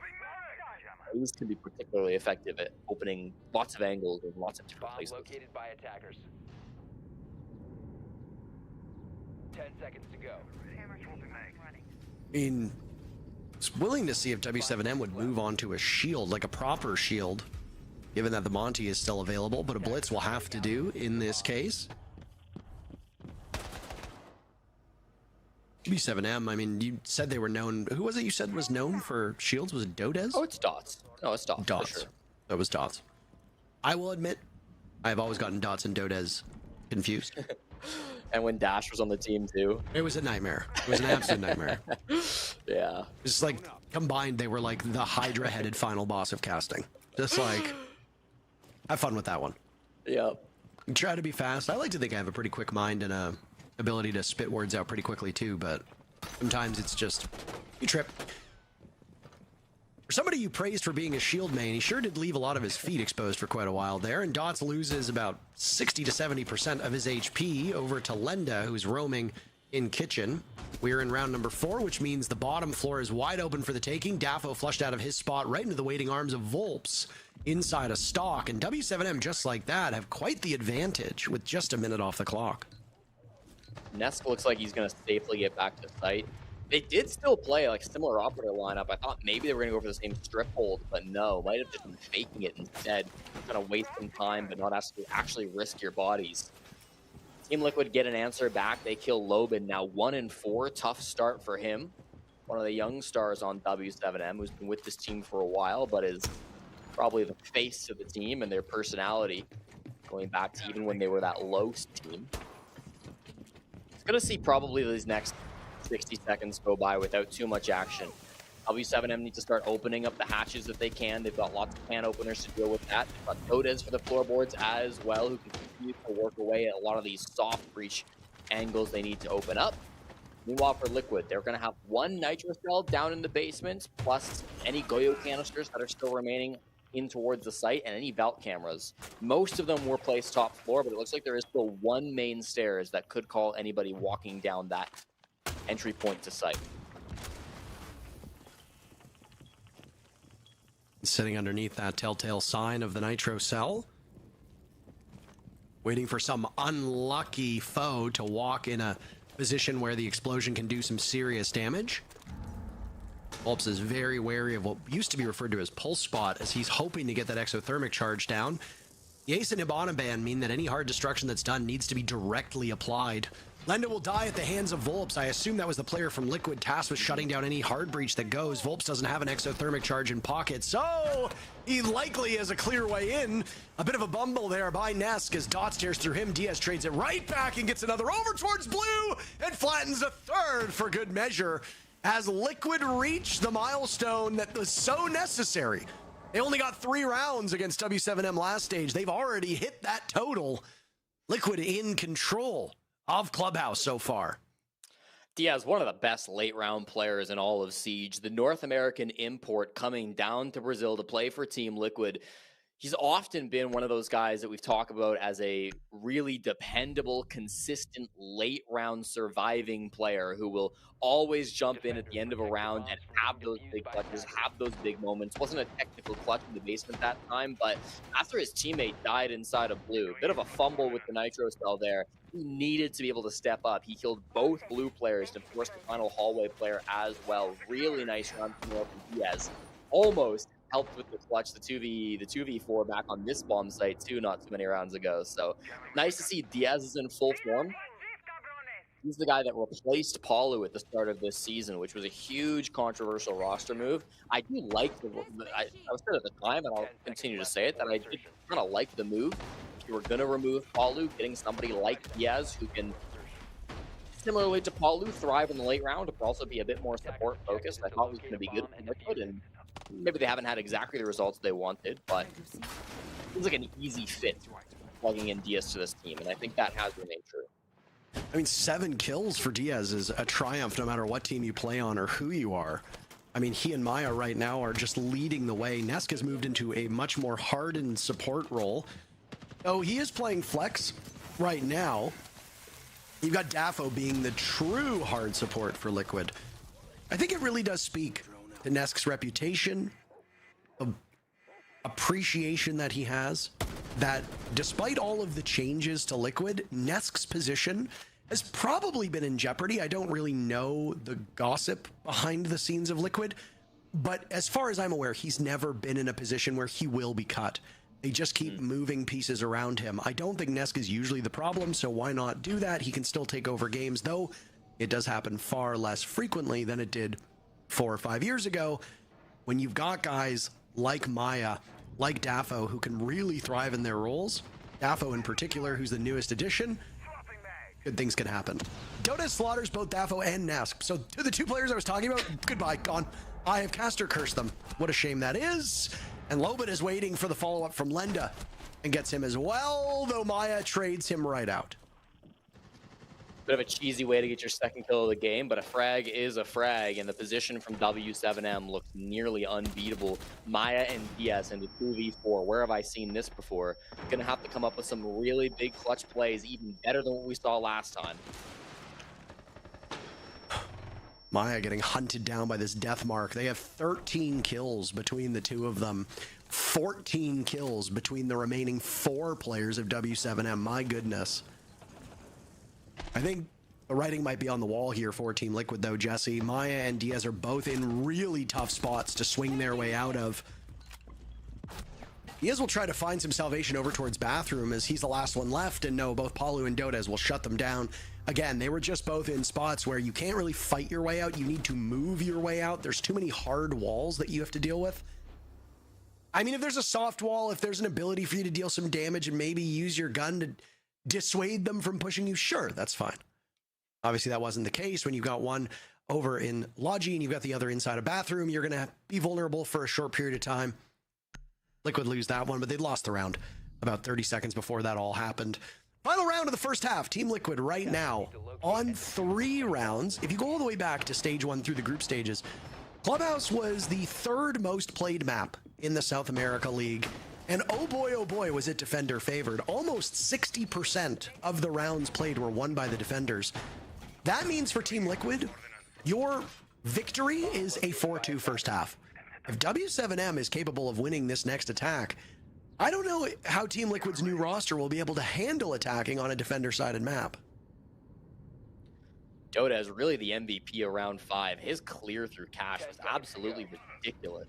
Getting 2 kills all by himself and then a kill in the late round 2. I feel like Dota is one of the most underrated players on this team. I know I just said that about Top. I think that with Dota too, because his fragging ability has been ridiculous. 138 was the highest KDR of any player in the South America League last stage, and now he's looking to repeat that once more. 5-4 is a strong start, but still plenty to do. One more attack will be all that it takes to get that tied 3-3 round split, which I think you'll be happy with if you're W7M. But last time, this bomb site was a huge problem. They couldn't go Rafters because of the combination of a zombie plus the Capitao ban. Now a zombie's no longer going to be playing in that position. So you have Diaz bottom garage who's trying to help out Nesk playing inside of the Rafters. So you've swapped out the Azami for a Jaeger that can do a similar job in terms of blocking the flashes that are likely to be tossed that way. But W7M might just choose to run it back for the master side clear.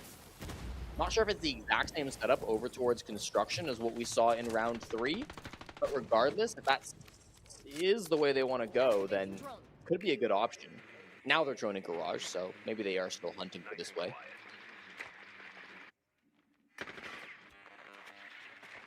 They always know that there will be somebody playing on Rafters, especially if there's an investment with Kiba barriers, mute jammers, bulletproof cameras, any of that sort of thing. As you can see, most of those operators are not available at the current moment, so Liquid have ADSs from the Jaeger and a mute jammer or 2 positioned up there. I don't know if a Banshee is positioned too. I don't know if you saw something. Looks like they've been able to flush out most of the gadgetry used by that Jaeger. As there go air jabs, there go Candelas, but where is the follow-up on this Jaeger? They still have a read on him. They'll march in, but right now this Jaeger is perfectly protected. All of that utility just used by W7M, and they've not been able to capitalize off of it. Nesk is entrenched in that position and is impossible to kill for W7M. Are hoping to do something with those air jabs. The opportunity just wasn't given their way. They were also terrified of Diaz, who was previously playing bottom red towards Lounge, where he could have made an impact. Instead, they have to rely on that master side. Once again, they pivot really late to the other side of the map, and it does not go well. Lobin falls, and it's going to be a scramble up red to get this plant down. I don't know, Parker. This looks like a tough push. Yeah, I mean, I think this might be it for W7M at this point. They've managed to get Dafo and now can turn their sights toward Nesk on Rafters, firing away, but their bullets are just not hitting their marks. Once a member of this Team Liquid squad, all hopes will rest on Paulu right now in this 1v4 that becomes a 1v3. He eliminates Nesk on Rafters. Will now have to go after the 3 remaining players of Liquid as Lend had been picked back up and uses his Nitro Cell to great effect to shut down any potential comeback from Paulu. First half goes the way it probably should based on numbers. Liquid on defense, they take 4 rounds. Now we ask, how does W7M do? As they'll have the wind at their backs. Good start for sure, Team Liquid. They are on a 5-game losing streak on Clubhouse specifically, so they have historically not found a lot of success here. One of W7M's favorite maps. They've played it 7 times this season with a mix of wins and losses, but generally a positive result. Team Liquid, at least when they played it domestically through 12 rounds, had a 1-3 defensive win rate. Really rough on the defense side, but a 50-50 offense. So actually a better offensive side for Liquid historically on this map than what we've seen from them defensively. Bit of a small sample size, so I would expect to see that maybe change a little bit. W7M can be monsters on the defense with the single highest defensive win rate in Stage 1 across all maps.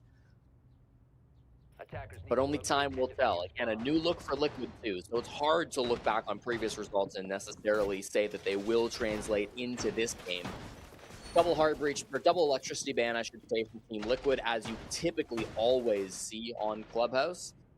Now we'll take out both Monty and Thermite. Bit interesting, because usually the teams focus one or the other. We'll ban double shields, or they'll ban double hard breach, but W7M double dipping instead, choosing one of each.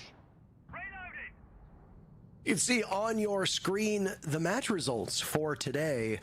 We've only had 1 match go the full distance. It's been pretty lopsided. With, other than that one little blip, no team has got more than 3 rounds before losing. I don't know if this is just because North America's first day that you and I casted was so bitterly contested between teams, and now they're trying to get us home a little bit early. I'm not entirely sure.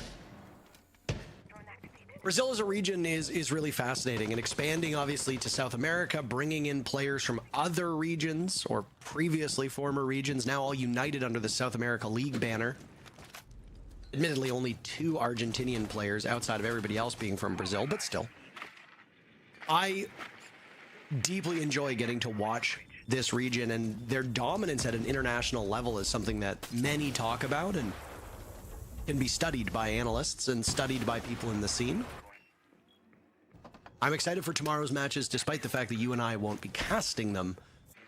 The matchup for the day, for me, well, there's 2 of them actually. Well, there's 3 really good matches, I feel like, tomorrow. Nip and Furia, Black Dragons and Loud, and then Liquid and FaZe to close out the day. Those will be, I imagine, incredible games. Let's get through this one first, though, hey? 1 minute in. Team Liquid has W7M on the run, but haven't been able to find a kill or real entry to the building yet. It's been good hard breach work so far. Main wall served no problems thanks to that double electricity ban. There are some players from W7M in awkward spots. Loban is sitting down below at the moment on that first floor, and they did have a player over towards Master too. Nask just dies out on the breach. That's a really tough one to be losing so early, and here comes the garage push, but it is not even getting in the building. Everybody falling. The air jabs don't land. It's Mandela's might, but does it even matter when everybody's falling for Team Liquid? It's only Diaz and Maya. I feel like we've said this 10 times today. This time it's a 2v5, so even tougher than all the clutches they've had before, but it does start strong with 1. This would have been a devastating result for W7M had Liquid prevailed in this round, Jesse. At that point, you have quite the cushion. Hard for any team to overcome, even if it is a remarkably defender-sided map. W7M have some players that just need to wake up. Polio on 2 kills on his roll, Loban on 3 kills on his roll. Usually we see them do a little bit better than that. Again, it's Maya and Diaz. 17 kills between the 2 of them, 30 seconds left. Hunting inside a garage, but I think they're just treading water at this point, and eventually it's going to give out and you're going to sink, and that's exactly what's happening to Liquid right now. Sink, Liquid, sink! Even though Liquid, I guess, technically doesn't actually work that way for the most part. Pretty adeptly won round by W7M as they've closed the gap now. 1 round separating these 2 teams. If you have one Liquid that's heavier than another Liquid and you mix them together, and like they don't actually mix, one could sink below the other. I mean, oil and water, both liquids. Yeah.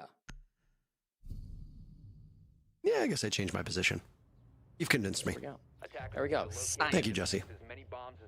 Good start on the defensive side. I really think the attacks where Team Liquid are going to get tested. I mean, we always say that, right? For any team, whether they are a young team, maybe that is completely inexperienced, or a legacy team like Liquid who have made recent changes, the offensive side is going to be where they really get tested. We got kind of baited with 9Z at the start of the day where they had really strong defenses and then lost all but 1 attack and ended up losing the game 7-5. So hopefully it's not the same story with Team Liquid. I don't think it will be, but you never really know.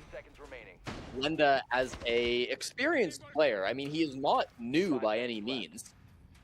Will still have a lot of pressure on him, isn't going to be used to IGLing a team with this caliber, and certainly hasn't been in this position in a very long time. The desk kind of touched on it, but he was on that old Furia core with both Fantasy and Miracle. After he got dropped from that team, he's then spent a 1.5 years in Tier 2, never stopped grinding, came back as the captain of Vivo Peak Stars, and then now is here on Team Liquid after not playing through Stage 1. We'll have to see what these pushes from Liquid end up being like. First one's not theirs. Similar push for round 8 because they've got to clear through cash just like last time. The Rafters hold is not as committed, of course, and so they'll get in a little bit safer. But you compare this push even to the first 45 seconds to the way W7M pushed this the last attempt, and at this point on W7M's push, I believe Dota has already had 2 kills.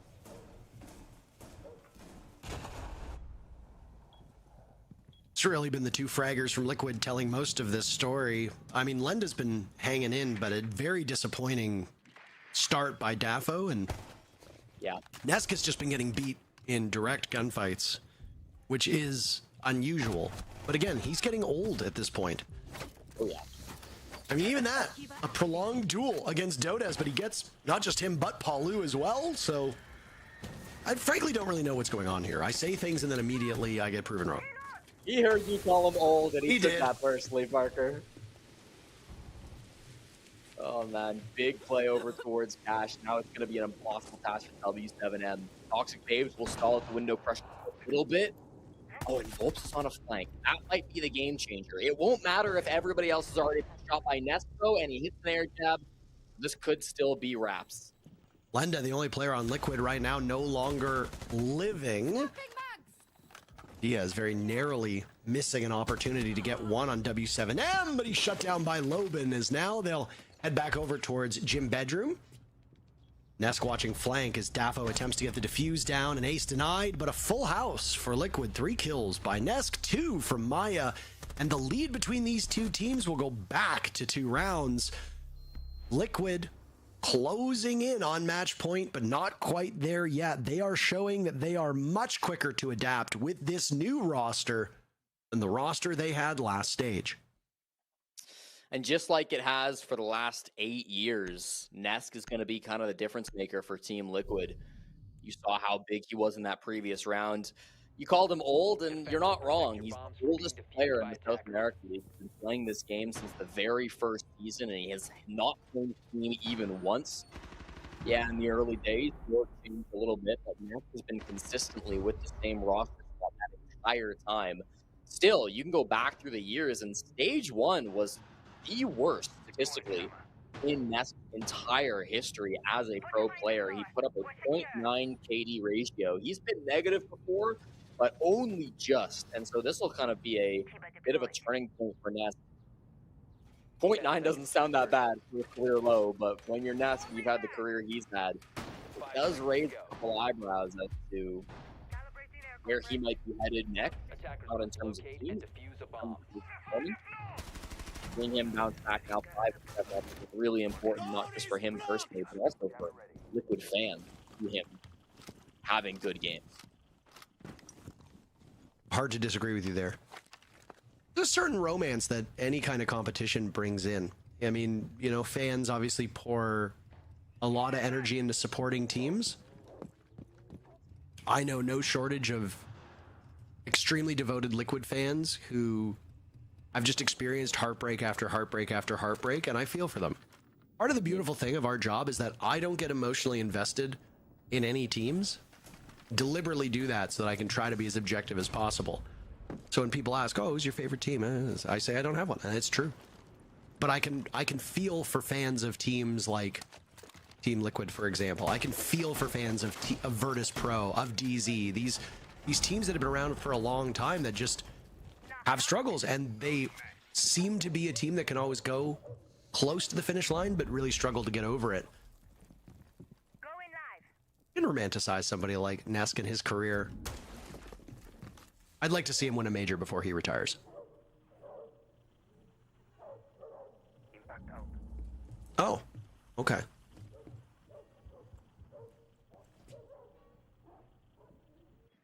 Good patience right now from this W7M squad, not overextending at all. As they'll let Liquid set up here on this main floor. We got ample time to move in as we've just hit the halfway point of the round. Aya slaughtering Volps, and that also allows them to push aggressively through Dirt Tunnel here. Jesse, Lenda taking up so much space so quickly. Yeah, I don't think we're going to see an immediate push in. Still a couple of players on the top floor, Daffodil in particular, but could be holding a long angle. He's in logistics, so you never know all the way down through kitchen floor. He'll be just trying to hold something important, but on that Capitao, they'll take a moment. They've got lots of time. They should use it to find these last few defender positions. Dirt Tunnel is going to be a really tough place to push in from, so they've got to get some picks first. And down goes 2 players on W7M. Both Dafo and Ness getting in on this fun. Dodez and Palu answering back. Maya and Diaz down for the count means it'll have to be the support players on the side of Liquid, but good news for them. Lenda's fragging out on this Blackbeard roll. Dodez last man standing for W7M. They can taste match point, and Dafo will ensure it's served to them on a silver platter. Team Liquid 1 round away as they are making a defender-sided clubhouse look to be the opposite. I don't think anybody saw this coming. Maybe if you're a Liquid diehard, you thought they would win, but 6-3 up now, dominating on their offense. This has been really good stuff to come out from them. After they lost the first, I was worried we were going to see maybe the IGL of Lenda stumble a bit in the end, but Team Liquid are looking really well coordinated. That pushing through Dirt Tunnel had to face a lot, but thankfully, the way shields work with C4s nowadays, it is easy enough to push your way through, and they did just that. Made that entry point happen, playing beautifully behind the shield, focusing on the objective when they have to, but also doing a great job of getting those kills. 12 frags now for Maya. A lot of those kind of late round kills.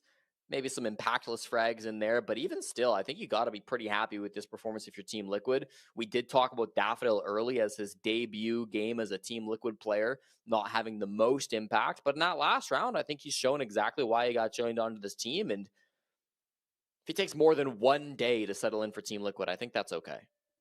Mm-hmm. They've actually got the matchup on the main screen behind them. I honestly didn't even know that was allowed, by the way. I did not think quite a long delay. I know there's a delay, but I did not know that that was even allowed. I admittedly am not an admin. I don't know the rule book as well as some of the other casters do, but it is a surprise to be sure. Timeout called with W7M on the ropes, and I mean, this is a team that wears their emotions on their faces quite visibly and wears their hearts on the sleeves. You've seen it whenever they've competed under any org or any roster that they've had. The core of these players get very visibly frustrated. They unlike some of their contemporaries in Brazil, do not keep their cool when things go wrong, and you could see from just all the separate player cams that it was obviously getting to them. W7M soared really, really high in the group stages, finishing first overall, just edging out Team FaZe Clan, but got knocked down in their first game in the upper bracket semis by Furia 2-0, and then toppled Black Dragons before getting 2-0'd by Nip. Didn't even finish in the top 5 when all was said and done. So, a frustrating start to the stage for W7M. And I mean, if Liquid is back and Liquid ends up being, say, a top 3 team, that's going to have an impact on a team like W7M because you're competing with Furia, FaZe, Liquid, potentially even Nip. All of these teams are going to be giving you a run for the money. Finishing in the top 2 for W7M is far from certain if Liquid proves to be as formidable as they've looked on some of these rounds. So, again, it goes back to, if W7M think they're a superior team, they need to not just pick up a point here, they need to pick up all 3. That's already slipped through their fingers. Liquid guarantees themselves a point. The only way for Liquid to lose, Jesse, is through OT. So an excellent bounce back from a team making 2 pretty big roster moves in the offseason. Once again, you're tasked with this difficult situation where it's just, where are you going to go to clear this site? Are you going to go Rafters? Capitao is not banned out, so it does seem a little bit easier on this second half. If you don't, you're going to have to push in through Master side, get in Jacuzzi wall. We saw some utility being cleared out by Daffodil, so it does seem like that's going to be the play. A couple of little Habana tricks. You do see this quite often these days when both Thermite and Ace get banned out. Sometimes even if Ace is on the board, if you need the full wall open, putting X-Karos to the top bottom and then using a shotgun to open up the soft wall has been very common with the new ban system implemented in CGX. They do seem to know there are some players around Parker, and they'll start to make their clear. They need the mute of Lobin, who's still in this position, trapped in the bathroom, but with a shotgun, he's so dangerous in this spot.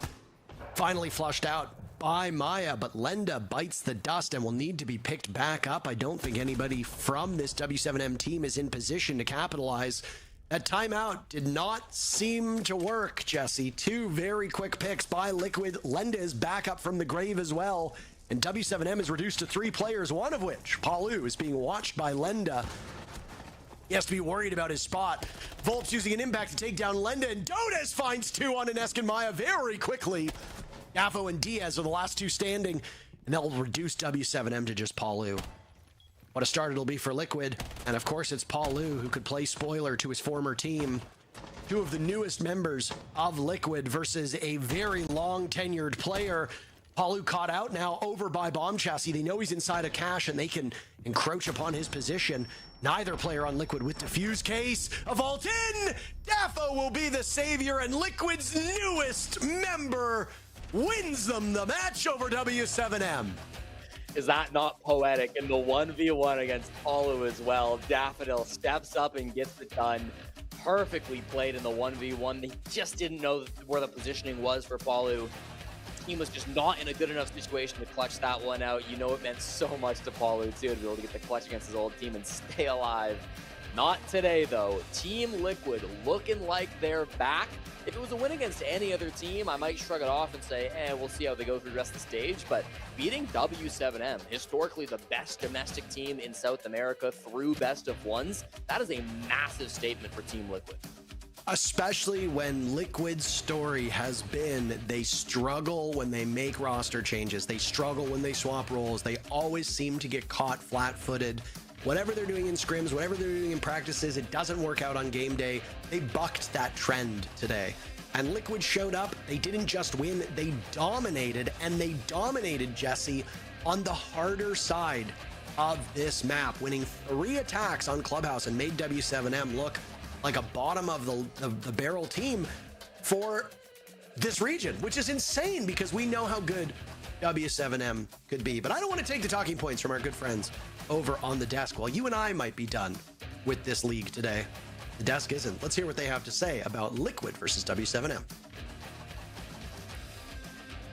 Thank you so much. Yes, indeed, you two are done for the day. Thank you so much for all of your casting for today. It's always a pleasure to listen to you. What a game this was. We kind of promoted this as the best game of the day, and Liquid said, no, I don't think so. They took that game by storm. This is literally mirroring, rather oppositing the game score of what it was last stage when W7M actually beat Liquid 7-3. Now Liquid have gone and done that by themselves, and I think indeed those attacks being the most important thing here today. Jack, what do we think it is that we saw on those Liquid attacks that really made the difference here today? I actually think we just saw a team. When we saw Liquid in stage 1, when they failed ultimately in stage 1 with that lineup that they went with, they were doing a lot of things that didn't make sense. They, it looked very much like, dare I say, like ranked. It looked a little bit head lost. It didn't look good. And then they get out of the blocks. They get a strong defensive half in on Clubhouse. Then they get out of the blocks, and on their attacks, they're doing things that make sense. They're applying pressure, and they're being logical with their approach and coherent as a unit. And you saw the fruits of those labor. And yeah, I've never been more happy to be wrong. I really wasn't. I didn't have this on my bingo card. I wasn't expecting Liquid to win this game. We set it up. We questioned some of the changes. We maybe wondered why, and then Liquid have come out today, and they've certainly proved me wrong. Yeah, they've laid down a plan. I think what you said, the coherent game plan, the logical game plan, is really what I saw. I saw a team that was playing step by step, that had a clear vision on what they wanted to achieve, that was everyone committing to the right steps at the right time, and that's what made the biggest difference. Yes, going 4-2 in defense is great, and that's something that's kind of expected on Clubhouse. For me, the 3 rounds in attacks are the best way. It starts with that round 8. Notice this, a gunfight taken by Dodes that doesn't make sense, that's punished instantly by Nesk. From this position, the movement created by his teammates, creating multiple pressure points around the bomb site, and then he gets a triple kill there, and that starts off their attack run. After this, it was the same story. It was a story of understanding their win condition, roam clearing here, and then committing to the bomb site execute on basement, winning that one, and then the final round, once again, going this time to attack CC cache, going to clear that extension, that roaming here in Master, perfectly doing it, the right crossfire, using the Blackbird to push the players and punish the movement once again, step by step, and really well done. That's the former Liquid. The Liquid that was a little bit more strategic, that was a little bit more step-by-step, but still had the fragging power. We're getting back to that one. Maybe the playstyle that Nesk wanted to play towards. And that's something that worked really well, especially for Maya. 14 kills today, really brought his team together. Yeah, what a game from him personally. I mean, we're looking at a great result from Liquid, and therefore we should be able to speak to them as well. Hopefully, we do have to say on the line, the analyst for Liquid. Congratulations on this massive result. What a way to start the stage. How are you feeling? Feeling very great. We're feeling good. We played W7M, which is a team that is like very, very great. They went to Saudi right now and we beat them. So we're good. We're feeling great.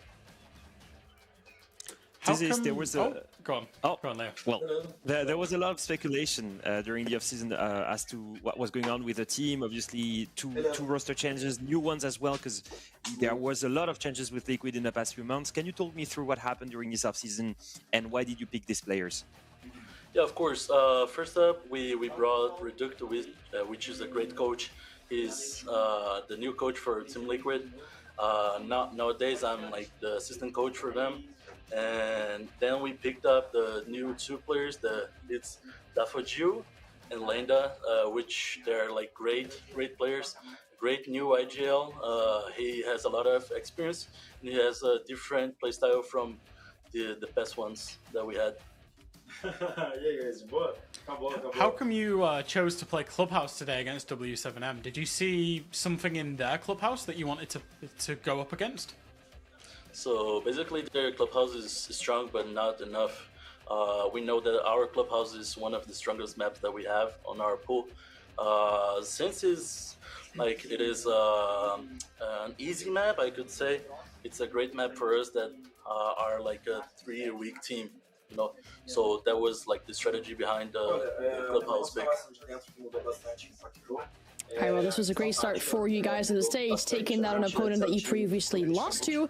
If you want to continue that momentum, you have to do the same tomorrow with FaZe. Certainly not an easy matchup. How are you going into that one? We're going the same as we went to this one. We're going with all our strategies. We're going to do like our best, like every time, every single round. We're just gonna do like every single thing that we could do and that we can do. Every energy that we have today and tomorrow to analyze them, we're gonna do every energy that we have to beat them and to win the gunfights we're gonna have. So basically, that's the mentality that we're gonna have to bring tomorrow for the FaZe game. Sounds like a proper mentality. Well, Taze, thank you so much for your time and good luck for the game tomorrow. Thank you.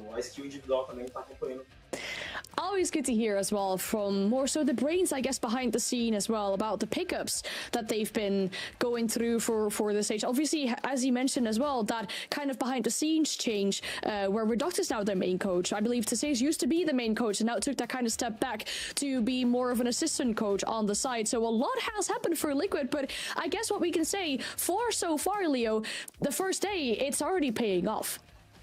Already, I guess, a first few surprises. I think Liquid is probably the biggest one.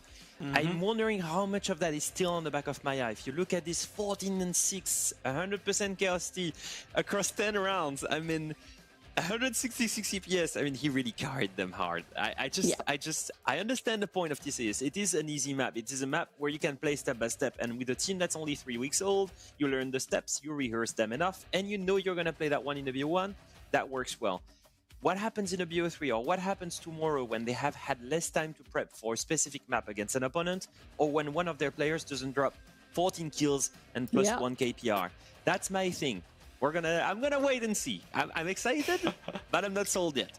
You're really being a negative Nancy today, Leo. Really. Liquid have just had a generational win against W7M. Nesk got his revenge on Parlu, who left the project, and Maya's had a generational game himself, and you're saying, oh, well, they'll lose tomorrow. Nah, I'm joking.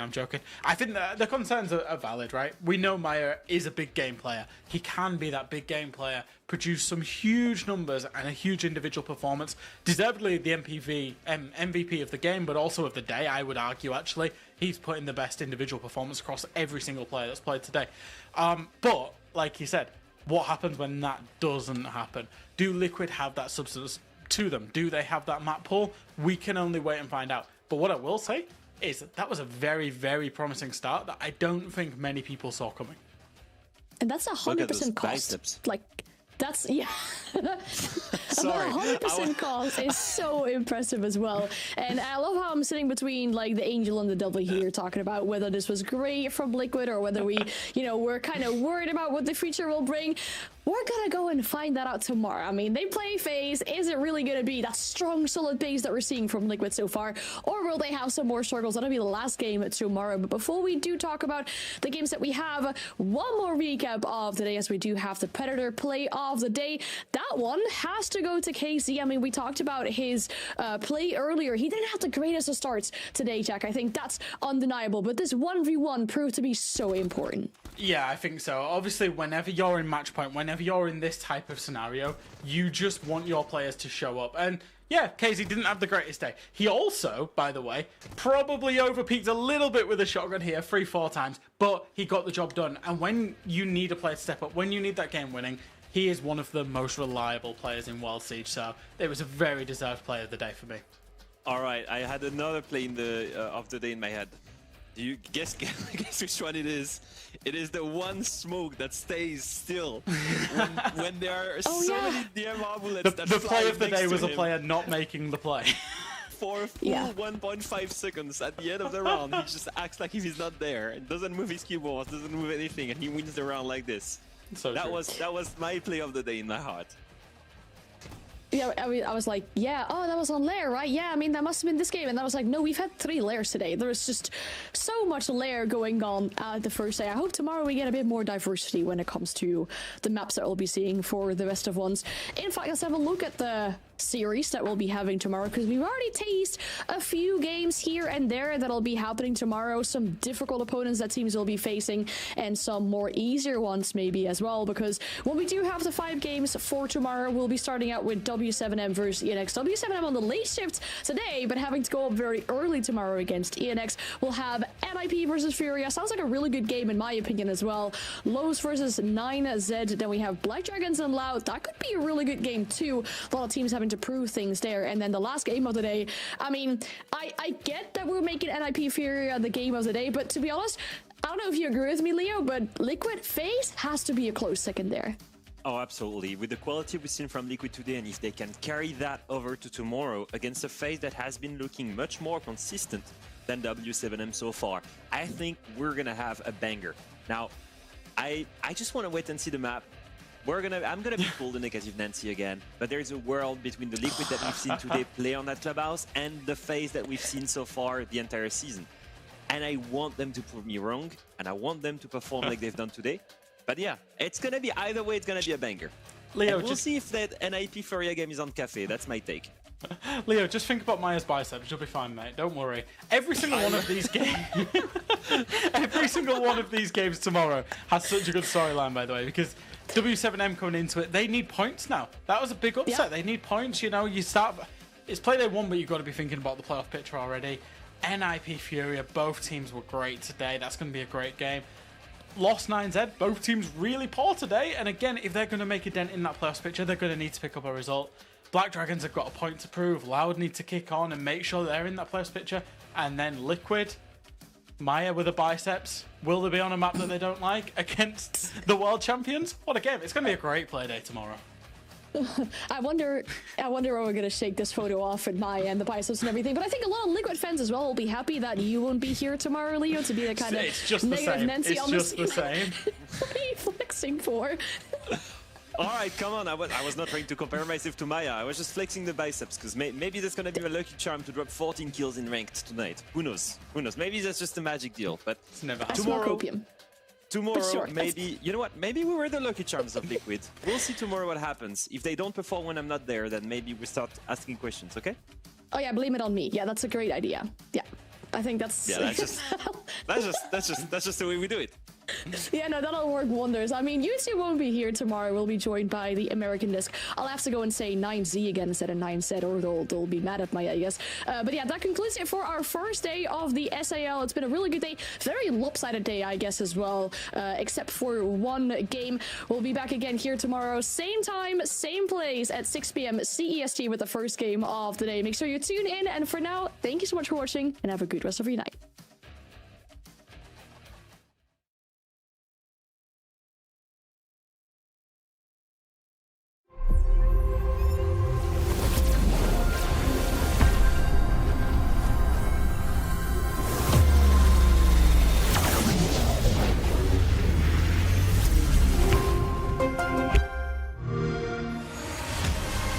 know how they say it's not the destination, it's the journey?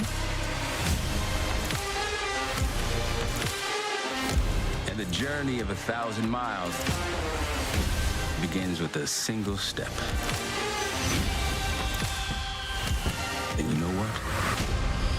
They're right.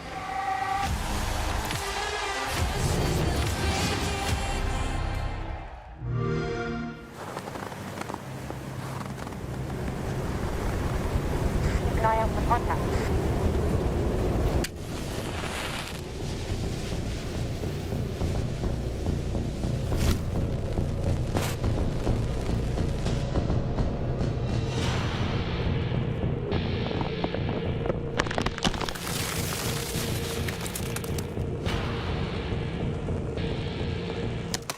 Available now.